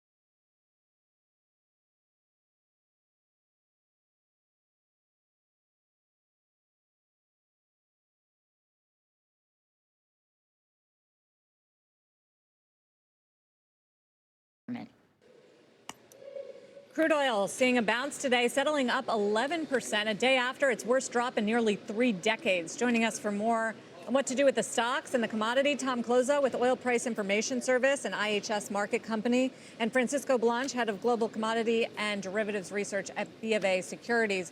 Francisco, how do you even go about making a forecast for the price of oil in this environment? Hi. Well, I think, look, we have to start off by understanding that we have the worst demand shock since the financial crisis when it comes to energy. And also, apparently, as of this weekend and certainly overnight, the news from Saudi Arabia and from Russia suggests we're going to have the biggest positive supply shock since 2014, 2015. So we have a lot of barrels and no demand for them. And again, for us, this means that oil, it's going to drop into the, probably it's going to stay in the 30s for sure, but it's going to drop into potentially the 20s over the course of the next couple of weeks until we find some kind of agreement between Russia and Saudi Arabia, or the U.S. shale sector capitulates and starts reducing operations pretty fast here. One of the two's got to give here.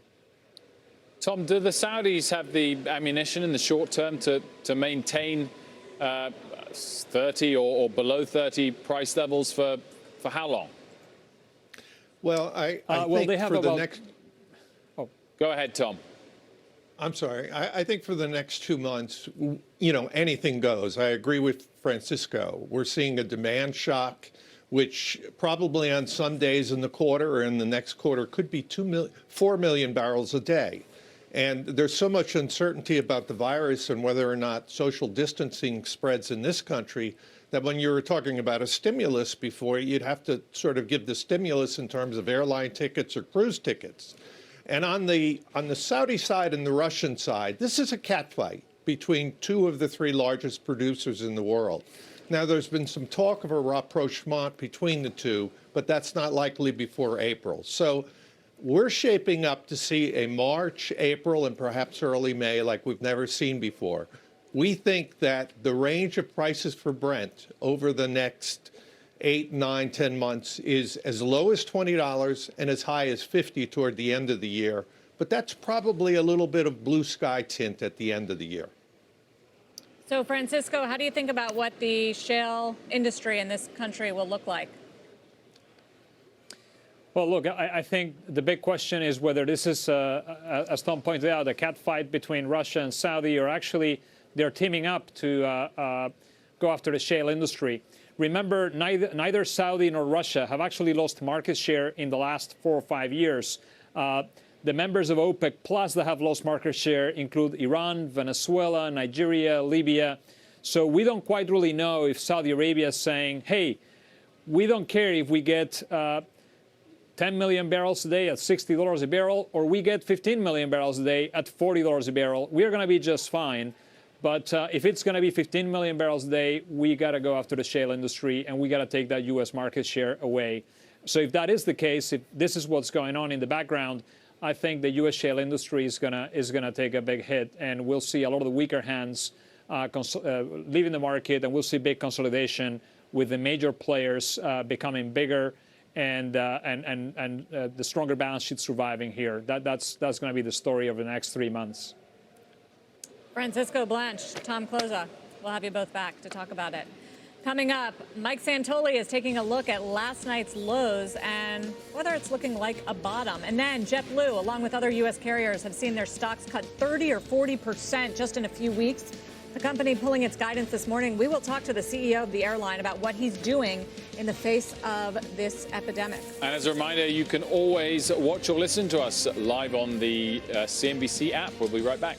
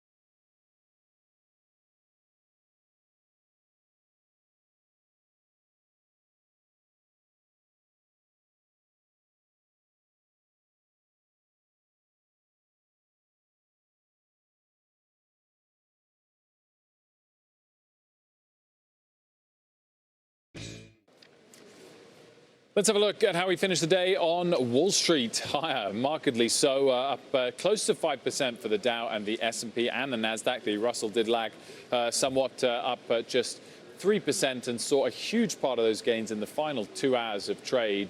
For much of the early afternoon, we were close to a flat line, but a very strong rally into the close with those 4.9% gains. Still leaves us down about 3% for the week after yesterday's big sell-off. Back to Mike Santoli looking at investor sentiment. Yes, and trying to sort of take some soundings on the depths of sentiment as we came into today. Take a look first at the Ned Davis Research daily crowd sentiment poll. So this is a little bit of a composite of different readings that they take. It was pretty depressed. It's obviously in very negative sentiment zone in the contrarian area where you say you have better odds of gains in stocks on a going forward basis. What is interesting, though, is it was not quite as negative as we saw at the very end of 2018. My read on that is it's been too soon since the top to get really, truly kind of washed out sentiment entirely. And that was, of course, after 3 months of going down some 20%. But still, it's down in the area where typically some kind of market lows have taken shape. And then similarly, the ratio of put options to call options, this is, again, coming into today, was at a severe extreme. So when this number is higher, it means overwhelmingly more than average, people are buying downside protection as opposed to speculating on upside. Again, this takes you right back to that December 2018 level, pretty much exceeding everything else. So that was the setup for today. And by the way, today, you did not have a total reversal of that condition. Okay, Mike, great stuff. Thanks so much for that. Meantime, let's get over to Meg Terrell for the latest on the coronavirus. Hey, Meg. Hey, well, cases worldwide now topping 118,000 with more than 4,200 deaths. Outside China, Italy is the hardest hit country, reporting its largest daily jump in deaths today, now to 631 of more than 10,000 confirmed cases. In South Korea, a different story. Though the country has more than 7,000 reported cases, daily case counts have been declining for 5 days, and today were the lowest since February 25th. Widespread access to free testing and strict social distancing measures being credited for the declines. In the U.S., mitigation steps are starting to ramp up as cases now top 800. New York State closing schools and other public gathering places in part of New Rochelle starting Thursday. And Washington State's governor also saying he's considering mandatory measures to contain that state's outbreaks. Sarah? Meg, thank you. Meg Terrell. Coming up, the best way for the U.S. government to provide stimulus to a slowing economy, from another rate cut to a payroll tax cut. We're going to debate what's needed right now and what would be most effective. And on the other side of the break, JetBlue CEO Robin Hayes sits down with us to discuss his company's response to the coronavirus and how his industry and travel overall are being hit. Closing bell. We'll be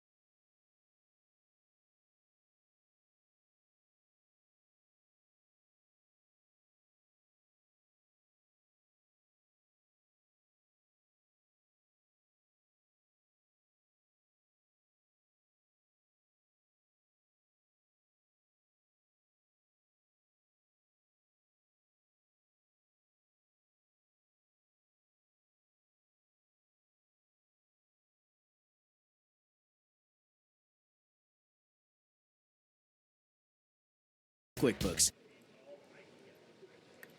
Welcome back. Here's a check on the closing bell big board. Stocks rebounding today, and technology was the top performing sector in the market. Here's a look at the leaders in that space.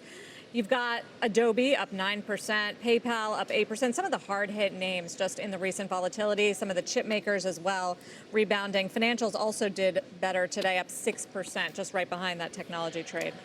Now, time for a CNBC News update. Sue Herrera's got it for us. Hi, Sue. Hello, Wilf. Hello, everybody. Here's what's happening at this hour. Britain's Conservative-led government has narrowly defeated an attempt to ban China's Huawei from building part of the UK's new high-speed telecommunications network. Britain went against a U.S. ban on Huawei based on perceived security risks. Kansas City, Missouri's mayor was turned away at his polling place when he tried to vote in his state's presidential primary. It happened shortly after he made this video urging people to vote. He was able to go back later after it was discovered that his name had been incorrectly entered into the system as Lucas Quinton instead of Quinton Lucas.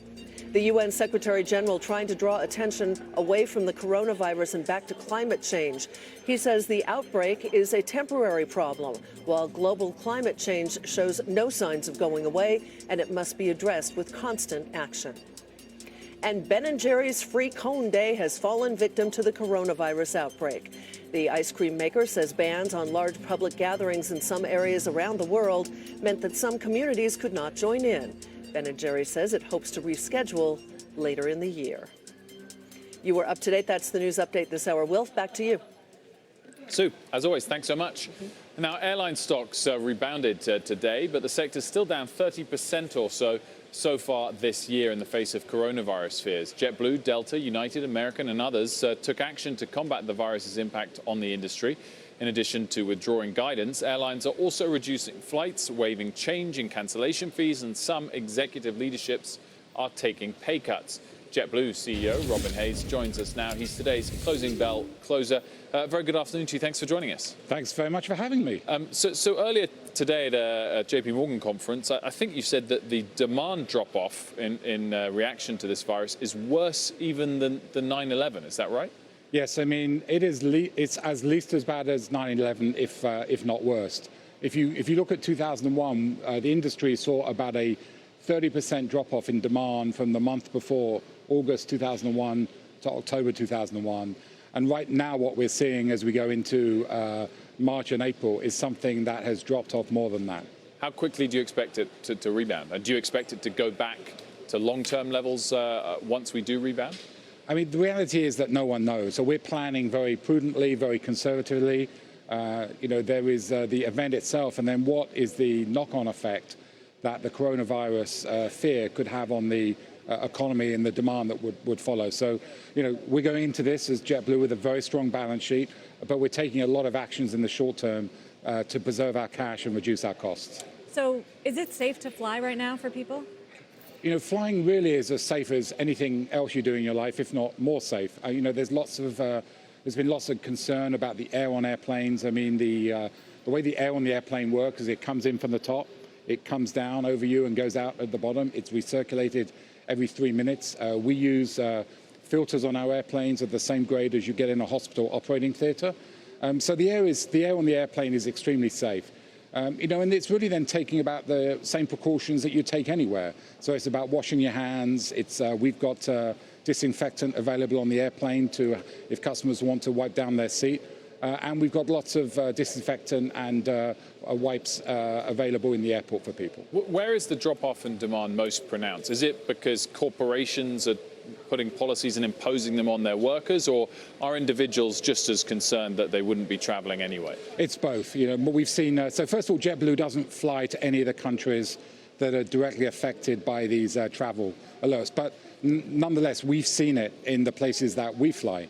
So we've seen companies introduce temporary travel restrictions of some form or the other. We've also seen a lot of people cancel and refund trips. JetBlue was the first airline to come out at the beginning of last week to waive change and cancel fees because we want to be responsive to people's concerns who may want to delay a trip. Wait, so you were the first to do that, but yes. as I saw the announcement, it was for people who book flights February 26th or something on, which right. is new flight bookings. The problem is everyone's already booked their flights and they have to cancel now. So that's how it started, but it has evolved. So now we're also making changes for customers who book flights before if their travel is up to and including the end of April. No change fees. Correct. Change or cancel What's fees. the broader approach the industry's taking in terms of mix of capacity cuts and then, just cutting prices right now? And I mean, there was a position before we went into this of the industry being fairly disciplined. Yeah, I mean, again, January, February were really good. We were sort of at the revenue guidance that we had set. We were ahead on the cost side. The operation was strong. We'd had good weather in the Northeast. So this really came around as a dramatic effect from around the 25th of February. So, we were one of the first airlines to announce a cut in capacity. So we reduced our April capacity down by 5%. And also the prices have fallen. For me, the most important thing, though, is to reassure people that flying is safe, and as safe as anything else that you do in your life, whether it's going to the restaurant, whether it's going to see a movie, going to the grocery store. It's about making... I mean, the CDC says if you're above 60, though, you should not be taking long flights right now. Yeah, and I think if you're from one of the higher risk groups, whether it's you've subject to a pre-existing medical condition or someone's holder, you should rethink that, but you should rethink that in everything you do in your day-to-day life. So everyone needs to follow the CDC advice. It's changing daily. I definitely recommend that people stay up to date. And the other thing, if you're not feeling well, because there's the change in cancel fees have been waived, call up your airline, call up JetBlue, change your flight. Robin, how long would the last couple of weeks' style level of demand have to persist before the future of your company and some of your peers really starts to come into question? Well, I mean, I only want to speak for JetBlue. I mean, we've spent 10 years planning for this. We went through the financial crisis in 2008, 2009. We've, for the last 10 years, managed our company very conservatively. We have a lot of liquidity. We have over $1.2 billion of liquidity. We have a revolver that we haven't drawn on of $550 million. We have a third of our fleet that is unencumbered. So we have a lot of liquidity tools. So even if there's something, that lasts for a very long time, JetBlue is very well equipped to cope. Without speaking specifically about rivals, though, I mean, whether we look at Europe or here, do you think it's plausible there'll be consolidation to happen in the year ahead in this industry because of coronavirus-initiated fears?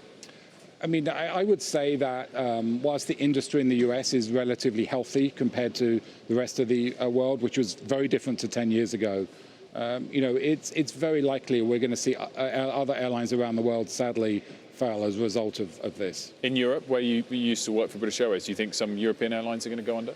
I mean, we've already seen, Flybe in the UK, and they partly blame the coronavirus for that. You look at what's happening in Europe, you look at what's happening in Asia. There's a lot of airlines under extreme stress right now. So if you do find that one of your passengers tests positive, what do you do? How do you do the contact tracing? We follow the CDC guidelines. So if that was happen, then we'd work with the CDC on that. The contact tracing that is in place is from countries that are sort of what the CDC called level 3 countries. So it's countries like China and others where if a customer is tests positive for coronavirus, the CDC want to be able to go back and track everyone else in that area. But if I take a flight from Cleveland to New York and then you find out someone's positive, then what? Am I notified? So if we find out that so the way the procedures work is if that happens, then we would contact other people, or the CDC would contact other people who were around that customer on the flight. We'd also notify our crew if that were to happen as well. Robin, just to round things off, I know it's impossible to guess when this will all end, but we talked about the last couple of weeks and how much demand had fallen off. Do you have the sense that things are going to get worse for you and your industry before they get better, or do you feel like we've passed the worst of it? So we're planning for it to get worse. We don't think bookings have stabilized yet. We've continued to see trends and bookings continue to worsen since last week in the near term. So as I said earlier, we're planning very cautiously. I think that this has some period of time to play out. We don't know how long. I'm just thankful that all of us at JetBlue, our 23,000 crew members, they're doing a great job every day reassuring our customers. The White House has talked about assistance, stimulus for your industry. Any sense of what that would look like? No, I mean, right now, JetBlue has a strong balance sheet. The U.S. industry You is don't need strong. No, I mean, we've not made any requests for government assistance. Things that would help are things like a slot waiver scheme. So, when an airline flies into a congested airport, then if you don't fly a certain number of slots, you can lose them. Clearly, you don't want to do that. And so this is what's led in Europe to airlines flying around empty airplanes, which is madness, especially with all the attention right now on global warming and carbon emissions. So we're urging the FAA to grant the U.S. industry a slot waiver. It costs the government nothing, but it would be a huge help for airlines to navigate through this. Robin Hayes, thank you so much for coming in. Thank you very much. Next time you come back, we'll talk about the New York-London route that you're going to launch next year. Anytime. Not top of the list today, but anytime. I'd love to talk about that. Up next, the White House also discussing payroll tax cuts to stimulate the economy in the face of coronavirus. Details, though, remain murky. We're going to debate the various plans and whether they will work. Next.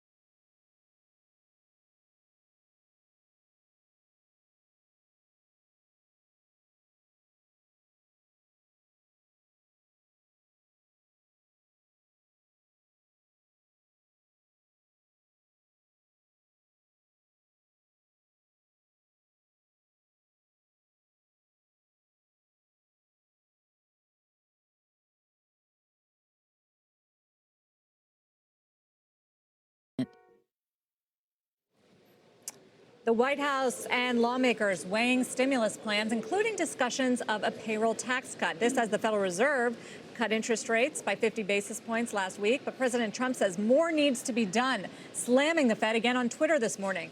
Joining us now is Sarah Bloom Raskin, former Deputy Treasury Secretary, also former Federal Reserve Board Governor. Perfect person to talk about all of this with. Payroll tax cuts. That was the story of the day. Will it work? Well, for what we're dealing with now, I think it is time to make a turn to fiscal stimulus, to some fiscal structural kinds of solutions here. But keep in mind that the economic health of our country right now really depends on the consumer's health, the individual's health.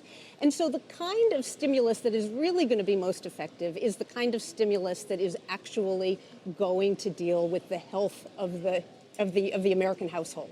So that is really what I think needs to be the focus. Really, if we're looking at doing something to kind of stimulate demand, it would need to be something that would be focused on what exactly the American household is dealing with. If we do see some kind of broad fiscal stimulus announced, does that mean the Fed doesn't need to and or won't cut again? Or do you think that's so priced in and expected by the market that that we're going to see some more rate Right. cuts? I think we could still see rate cuts. Keep in mind that rate cuts are going to be most effective when they respond to a demand shock, not a supply shock. And it's possible that the supply shock has morphed into a demand shock at this point, right? So you can see now the possibility that consumer demand could essentially fall off or get reduced if people pull back from their spending. And that essentially is that's the recession risk. That's the piece that has to be watched. And so really what is necessary is a coordinated policy, a coordinated use of fiscal tools and monetary policy tools. And by the way, to take that coordination point even broader, keep in mind this is a global potential pandemic, right? So the real kind of coordination that would be the ultimate way to go would be one that was globally coordinated among other countries' fiscal authorities and monetary policy Not much is being globally coordinated right now. I'm afraid not, right. So there was an attempt, there was a G7 discussion. I'm losing track of time. Last week, right? And it was an attempt. It was the day, I think it was. The rate cut was only a week ago. That's right. It was that same day, but nothing came of it, right? We didn't see, in essence, a kind of coordinated step towards containing any potential shortfall in demand. We're going to have a meeting tomorrow at the White House with all the bank CEOs. What do you expect to kind of come out of that? Is that just some window dressing, or is anything kind of meaningful on the regulatory side or the lending side that you think could materialize? I think there could be some meaningful discussions that come out of that, because keep in mind that the Fed has not just, the Fed funds rate cut at its disposal, but some regulatory tools at its disposal.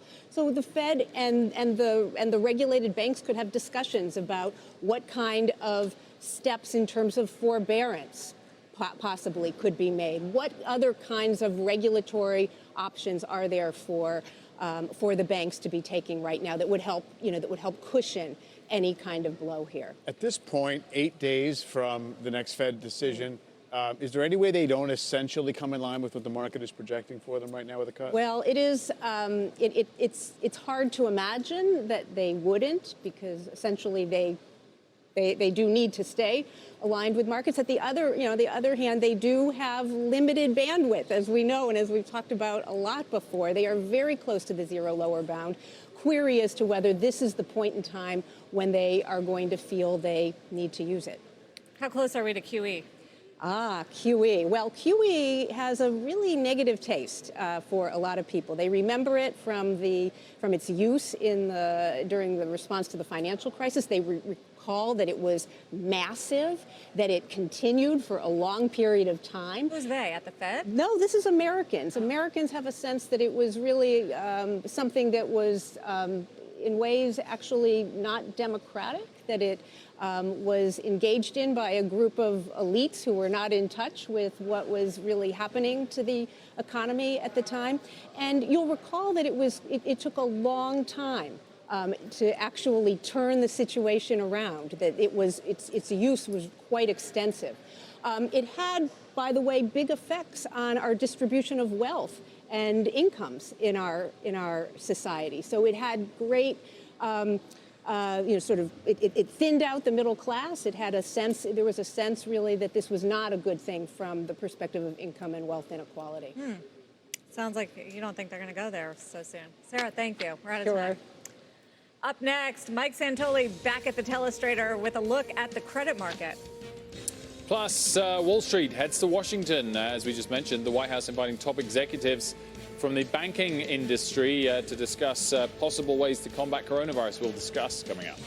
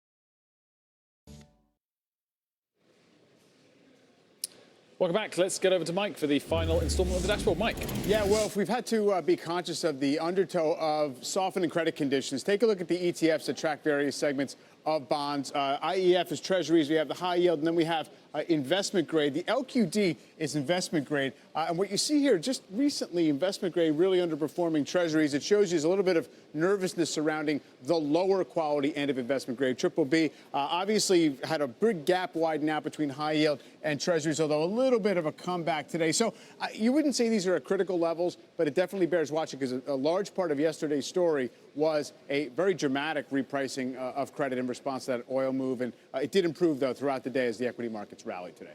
Okay, Mike, great stuff. Thanks for that. Up next, Evercore ISI Vice Chair Krishna Guha will weigh in on these markets.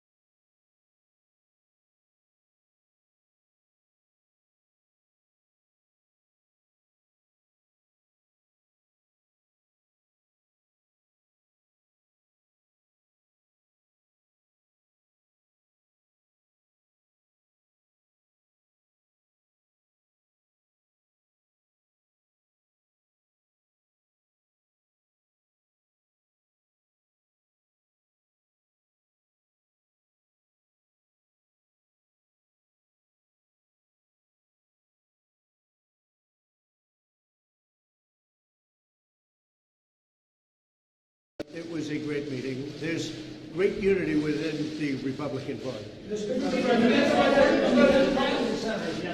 seem rather skeptical of this. They weren't sure that they wanted to do on a payroll tax holiday. How do you convince them? Is that the right approach? Well, I was just with the Republican senators, and they were just about all there, mostly all there. And there's a great feeling about doing a lot of things, and that's one of the things we talked about. And what about the ideas proposed by Nancy Pelosi? Well, we're going to see them. They came in very chopped up. A lot of them are things that you wanted to get for other things, and we're looking at the people. We're looking at solving this problem. Also, some very good numbers coming out of some countries where it started earlier, and we're seeing some fairly good numbers come out of those countries. That's a good thing, including China. And they've released numbers, and we've gotten some numbers from China that look pretty promising. So we'll be able to further report. Please. So why not get tested yourself? I mean, you interact with Matt Gaetz and Doug Collins last week. Well, I don't think it's a big deal. I would do it. I don't feel that any reason. I feel extremely good. I feel very good. But I guess it's not a big deal to get tested, and something I would do. But again, spoke to the White House doctor, terrific guy, talented guy. He said he sees no reason to do it. There's no symptoms, no anything. And you know what? If there were, you people would be the first to know it. You would maybe even tell me about it. Yes, please. Welcome back. Another day, volatile day on Wall Street. Let's bring in Krishna Guha, Evercore ISI Vice Chair and Head of Global Policy and Central Bank Strategy. Great to see you, Krishna. Clearly a massive rally this afternoon. Different numbers, all different numbers. Hopes of fiscal packages. If the news, though, gets a lot worse across the Eurozone and in the US in terms of number of cases and deaths, will markets react more to that than to any fiscal or monetary stimulus? I certainly think that right now the biggest thing is the path of the virus itself.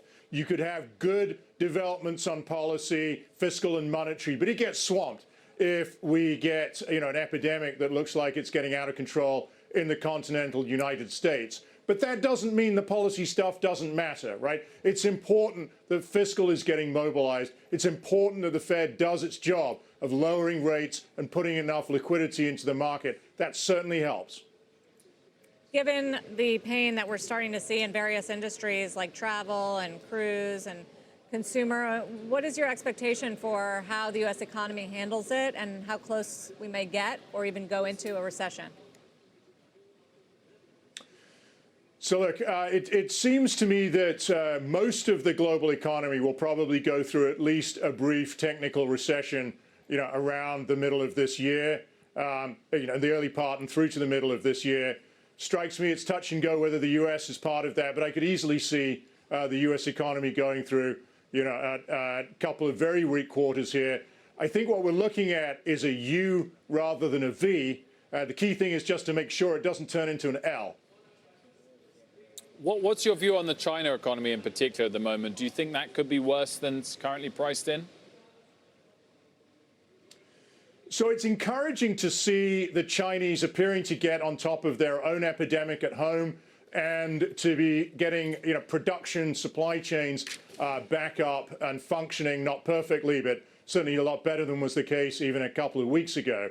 I do think that the complete recovery of the supply chain is going to take a long time. I also think that the consumption side is going to stay weak for quite a long time in China. And of course, consumers were driving growth in China, just like they were driving growth everywhere else before the virus hit. And of course, China now has to contend with weakness in some of their core export markets as well. So I think they will need some more macro stimulus. That's one thing to look out for in the period ahead. Krishna Guha, thanks for joining us. My pleasure. Just want to flag as well, coming up tomorrow, of course, that big meeting of Wall Street executives in the White House, 3 p.m. Eastern time, perfect time to kick off a meeting. I'll be traveling to D.C. This evening to make sure we cover it. Rare, of course, to get all of those executives in one place. What are they going to tell him? Jamie Dimon, of course, won't be there, but Gordon Smith will be going in his place. I think that the focus from the White House is they want to hear about small and medium-sized companies lending and what can be done from both sides to make sure that's going well. Also, it will be interesting to hear from them about how markets have functioned, liquidity levels. So far, seems pretty good, but you've heard a little bit of tightening up in credit and some treasury markets. So those are the two key things, lending to small, medium-sized and liquidity, and we'll see what comes out of it. You'll be there. Well, I'll be there, exactly, as I just said. Broader markets, Mike, as well, crazy rally into the It's been hazardous to try to extrapolate any one day's action into the next, but I do think you can sort of look at yesterday's low and say a decent chance that that was a good trading low for a little while, and it would take incremental, unexpected, bad news and an adverse reaction to get below that. So maybe I think that's the way people are viewing today as potentially a significant upside reversal as opposed to last week when it was a little bit more mixed signals. Another hugely volatile day, this time to the upside. That does it for Closing Bell. Fast Money begins right now. And live from the NASDAQ market site, this is Fast Money. I am Brian Sullivan, and we have another big show for you tonight. Joining us tonight are Tim Seymour, Jeff Mills, Karen Feinerman, and Brian Kelly.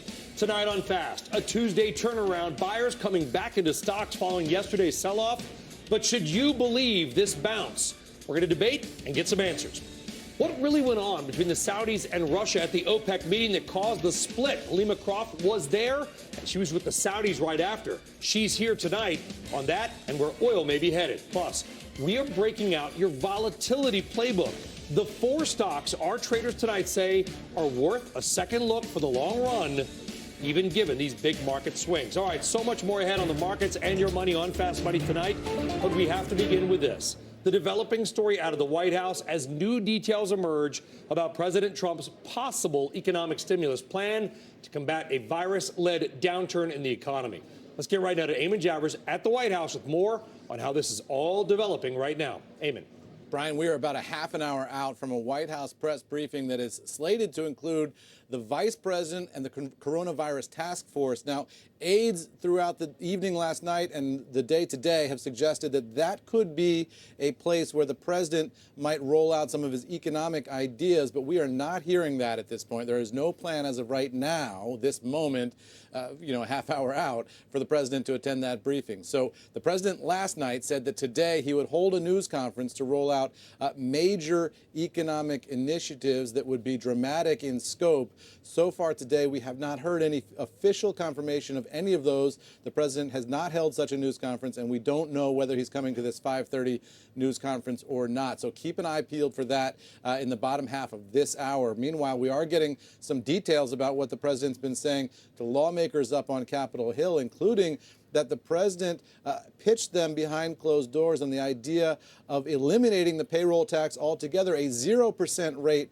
on the payroll tax from the employer side and the employee side through the end of the year. And I'm told in that room there behind closed doors with Senate Republicans, there was also some discussion of eliminating the payroll tax altogether. Now, that would carry an enormous price tag, more than $1 trillion, a huge amount of money, and also has implications for Social Security and Medicare, because that's where a lot of those funds are earmarked. Ultimately, will that be too big an ask for Capitol Hill is a really important question here. So I don't think we should leap to the conclusion that that's a done deal, Brian. But those are the kinds of ideas they're kicking around here at the White House now. No official proclamation of what the president's plan is, though, at this point. Yeah, and it sounds like maybe there's some disagreement if we haven't had anything come out yet, although we're going to find out. And Eamon, I mean, listen, if we did a 0% payroll tax, to your point, that is what is it, the 9 comma club? I mean, that is the $1 trillion club. It's enormous. And that's Medicare, Medicaid, and Social Security. So ostensibly, the consumer would get the break, but at some point, the government would have to probably issue another $1 trillion in debt to pay that, because that gap has to be made up. Right. So I asked a White House official, how are you going to pay for that? If you're proposing to eliminate the payroll tax, not just for the year, but indefinitely, this official said, hey, why are we always asked how we're going to pay for things? Taxes are our money to start with. Why do we have to pay for keeping our own money, essentially, was his argument. That's how this White House is approaching this question right now. But politically, it's a big, big number, Brian, and you wonder whether Congress is going to go there or go all the way to what the president wants. The president is obviously in a go big or go home mode right now on this idea. I know it's not popular entirely among members of Congress, Republicans included, not entirely popular among the president's own staff necessarily, but the president did pitch it today, so we'll see where it lands. Yeah, we know that powerful Senator Richard Selby also said that he came out on Twitter and suggested that they do an infrastructure package as well, something we've been waiting on for about 4 years. Eamon Javers. One more thing real quick, Brian. I am told they are considering some federal aid here for the shale oil industry. They're saying it's not going to be a bailout. They're not guaranteeing that they're going to do it, but that conversation is happening behind closed doors also because of what we've seen in the oil markets this week. Yeah, we'll get more on cheap debt and rolling oil in just a bit in the show. Eamon Javers, thank you very much. You bet, Brian. All right, well, so all of these reports out of the White House coming during another wild day for the markets and your money, because let's face it, on any other day, an 1,100-point gain for the Dow would be huge news. Cheers all around, leading the nightly news. Today, though, no other day.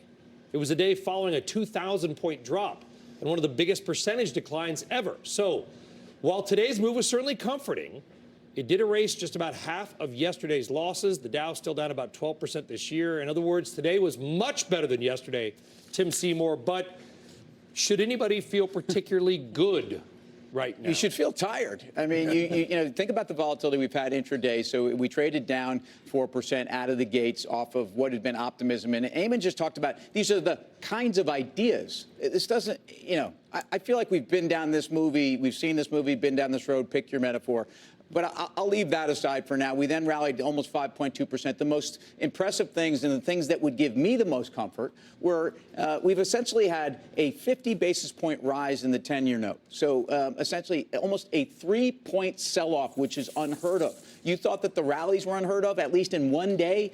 You'd think the world was coming to an end if we were at normal pricing. The dollar rallied, which perversely was almost a risk-on moment. It's usually a risk-off moment. And the yen sold off 3%. So we continue with the hyperbole in terms of what the market is doing. I think until credit begins to settle down, it's very difficult. And we could have said this a week ago. Day traders having a great time. Knock yourself out. These are dangerous markets. Yeah, and I want to show, if we could, guys, put up the JNK, which is that junk bond ETF that we talk about, because we've been talking about credit. If you look at this, pay attention to something tonight when they mark to market. See if this ETF goes below its net asset value. It continues to fall. Remember, it's held junk debt. If junk debt is not liquid, Karen, and this ETF is supposed to be liquid, it's just something to watch about the net asset value of some of these widely owned, high-yielding ETFs. Something on my radar. Is it something on your radar? Absolutely. I mean, HYG, we've talked about a lot. Explain, is similar. explain what dropping below NAV might mean, because I don't think a lot of people understand that. Well, so this portfolio owns, I mean, this ETF owns a portfolio of junk bonds, right? And they are marked at supposedly wherever they trade. However, if you get in really illiquid markets, you can see very wide spreads for where any given underlying bond could be. I mean, so the HYG is very similar to the JNK and that they're junk bonds, so they're below investment grade. And as we see, even with rates going down, credit quality is starting to deteriorate, so the HYG is going down. I've been short this for a while against, for example, I'm long banks, so short this. But now I tried to short more, and I couldn't get a borrow anymore. So I mean, what does that tell you? That tells me that the short is getting crowded.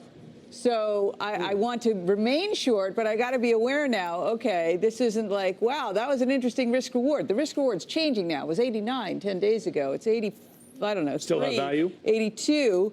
I think things could really get uglier, but it's I mean, a 7-point move in this index is really a lot. The investment grade index, LQD, is another one.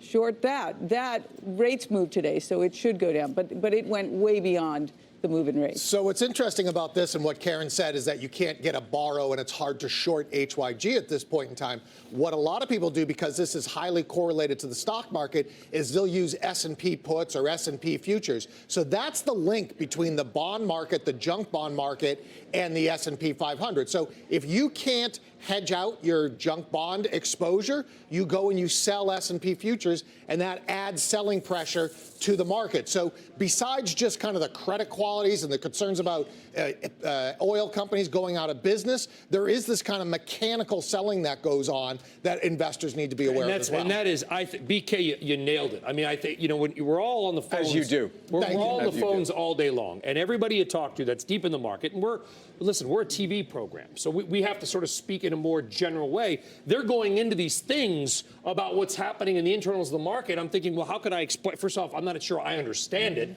Can I explain it on the air? What you said between the credit markets and equity, forced selling on the S&P, because you got to raise cash any way you can. Raise cash or hedge a position that you can't sell short. So, let's just say, example, it was IBM and you couldn't sell that short, but you needed to hedge it for some reason. You could then go and sell short S&P, the SPY, the ETF. You could buy puts, and that would put pressure on the entire market. Even though you're just trying to hedge out the IBM, you're actually impacting the whole market. Gosh, Jeff Mills, I forgot that we went up 1,100 points on the Dow today. I know. Is everything okay? Everything is probably not okay. You tend to see these moves after big down moves, and yesterday was certainly a big down move. But to get back to credit, it's not just high yield. There's a relationship between the price to earnings ratio in the S&P 500 and investment grade credit as well. So I brought a chart along. They can probably put it up. But if you look at investment grade credit spreads, they're typically pretty highly correlated to the PE in the S&P 500. So as credit spreads start to blow out, as there's stress in the credit market, investors are willing to pay less for their equities. What you've seen happen recently is a little bit of a gap. So that chart you're looking at right now, the orange line is credit spreads. It's actually inverted.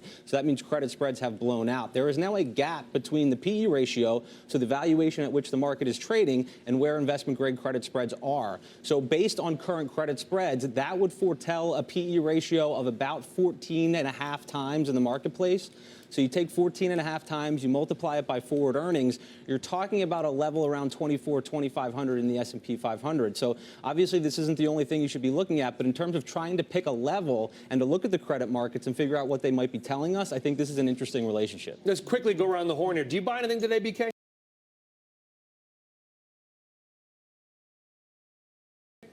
Puts. Again, betting against the market. I put them out again. Yeah, absolutely. I think, yeah. No, tried to short HYG. And that's all you did today, just watched. Basically, yeah. Think about what do I want to own and where. I hate days like this. I hate buying stocks on days like this. Why is that? Because it feels like a sort of sucker's rally or sort of, I don't know. It just seems like it's just unsettled, yeah. and I think you're getting mixed signals too. So if you look at the options market, put-call ratio is blown out, so there's stress there. So that would be a good sign that maybe you could come back into the market. But if you look at positioning, you're still not seeing the net shorts that you would typically see in this kind of a market, and you also haven't seen sentiment come back. You know, we're looking at just survey measures of sentiment. I think there's still more wood to chop there, and also on the valuation side, I think there's more room to the downside. Well, so the VIX closed at 47 today, so it's not like we're not in elevated times. But I was actually nibbling some index exposure for clients. Remember, what we're saying throughout these difficult days, though, is you have to have a plan. You have to have a context for where valuations make sense. It's one of the reasons why we're going to talk about 4 stocks later on in the show. But at some point, look, I look at the charts, I look at the levels, and in the current credit environment, even though I am concerned and I don't need to wholesale buy stuff, I think 2,700, 2,750 is kind of where we're headed, or 2,650 if you look at the weekly moving averages. So I don't want to get into that. You were asking me what I was doing. I do think if you have a plan, and if there are people that have some cash to put to work, I don't think you need to time this market perfectly. In fact, I would urge you not to do that. Yeah, and listen, we went up 1,100 points, not making light of that. Bespoke Investment Research noted this incredible, folks.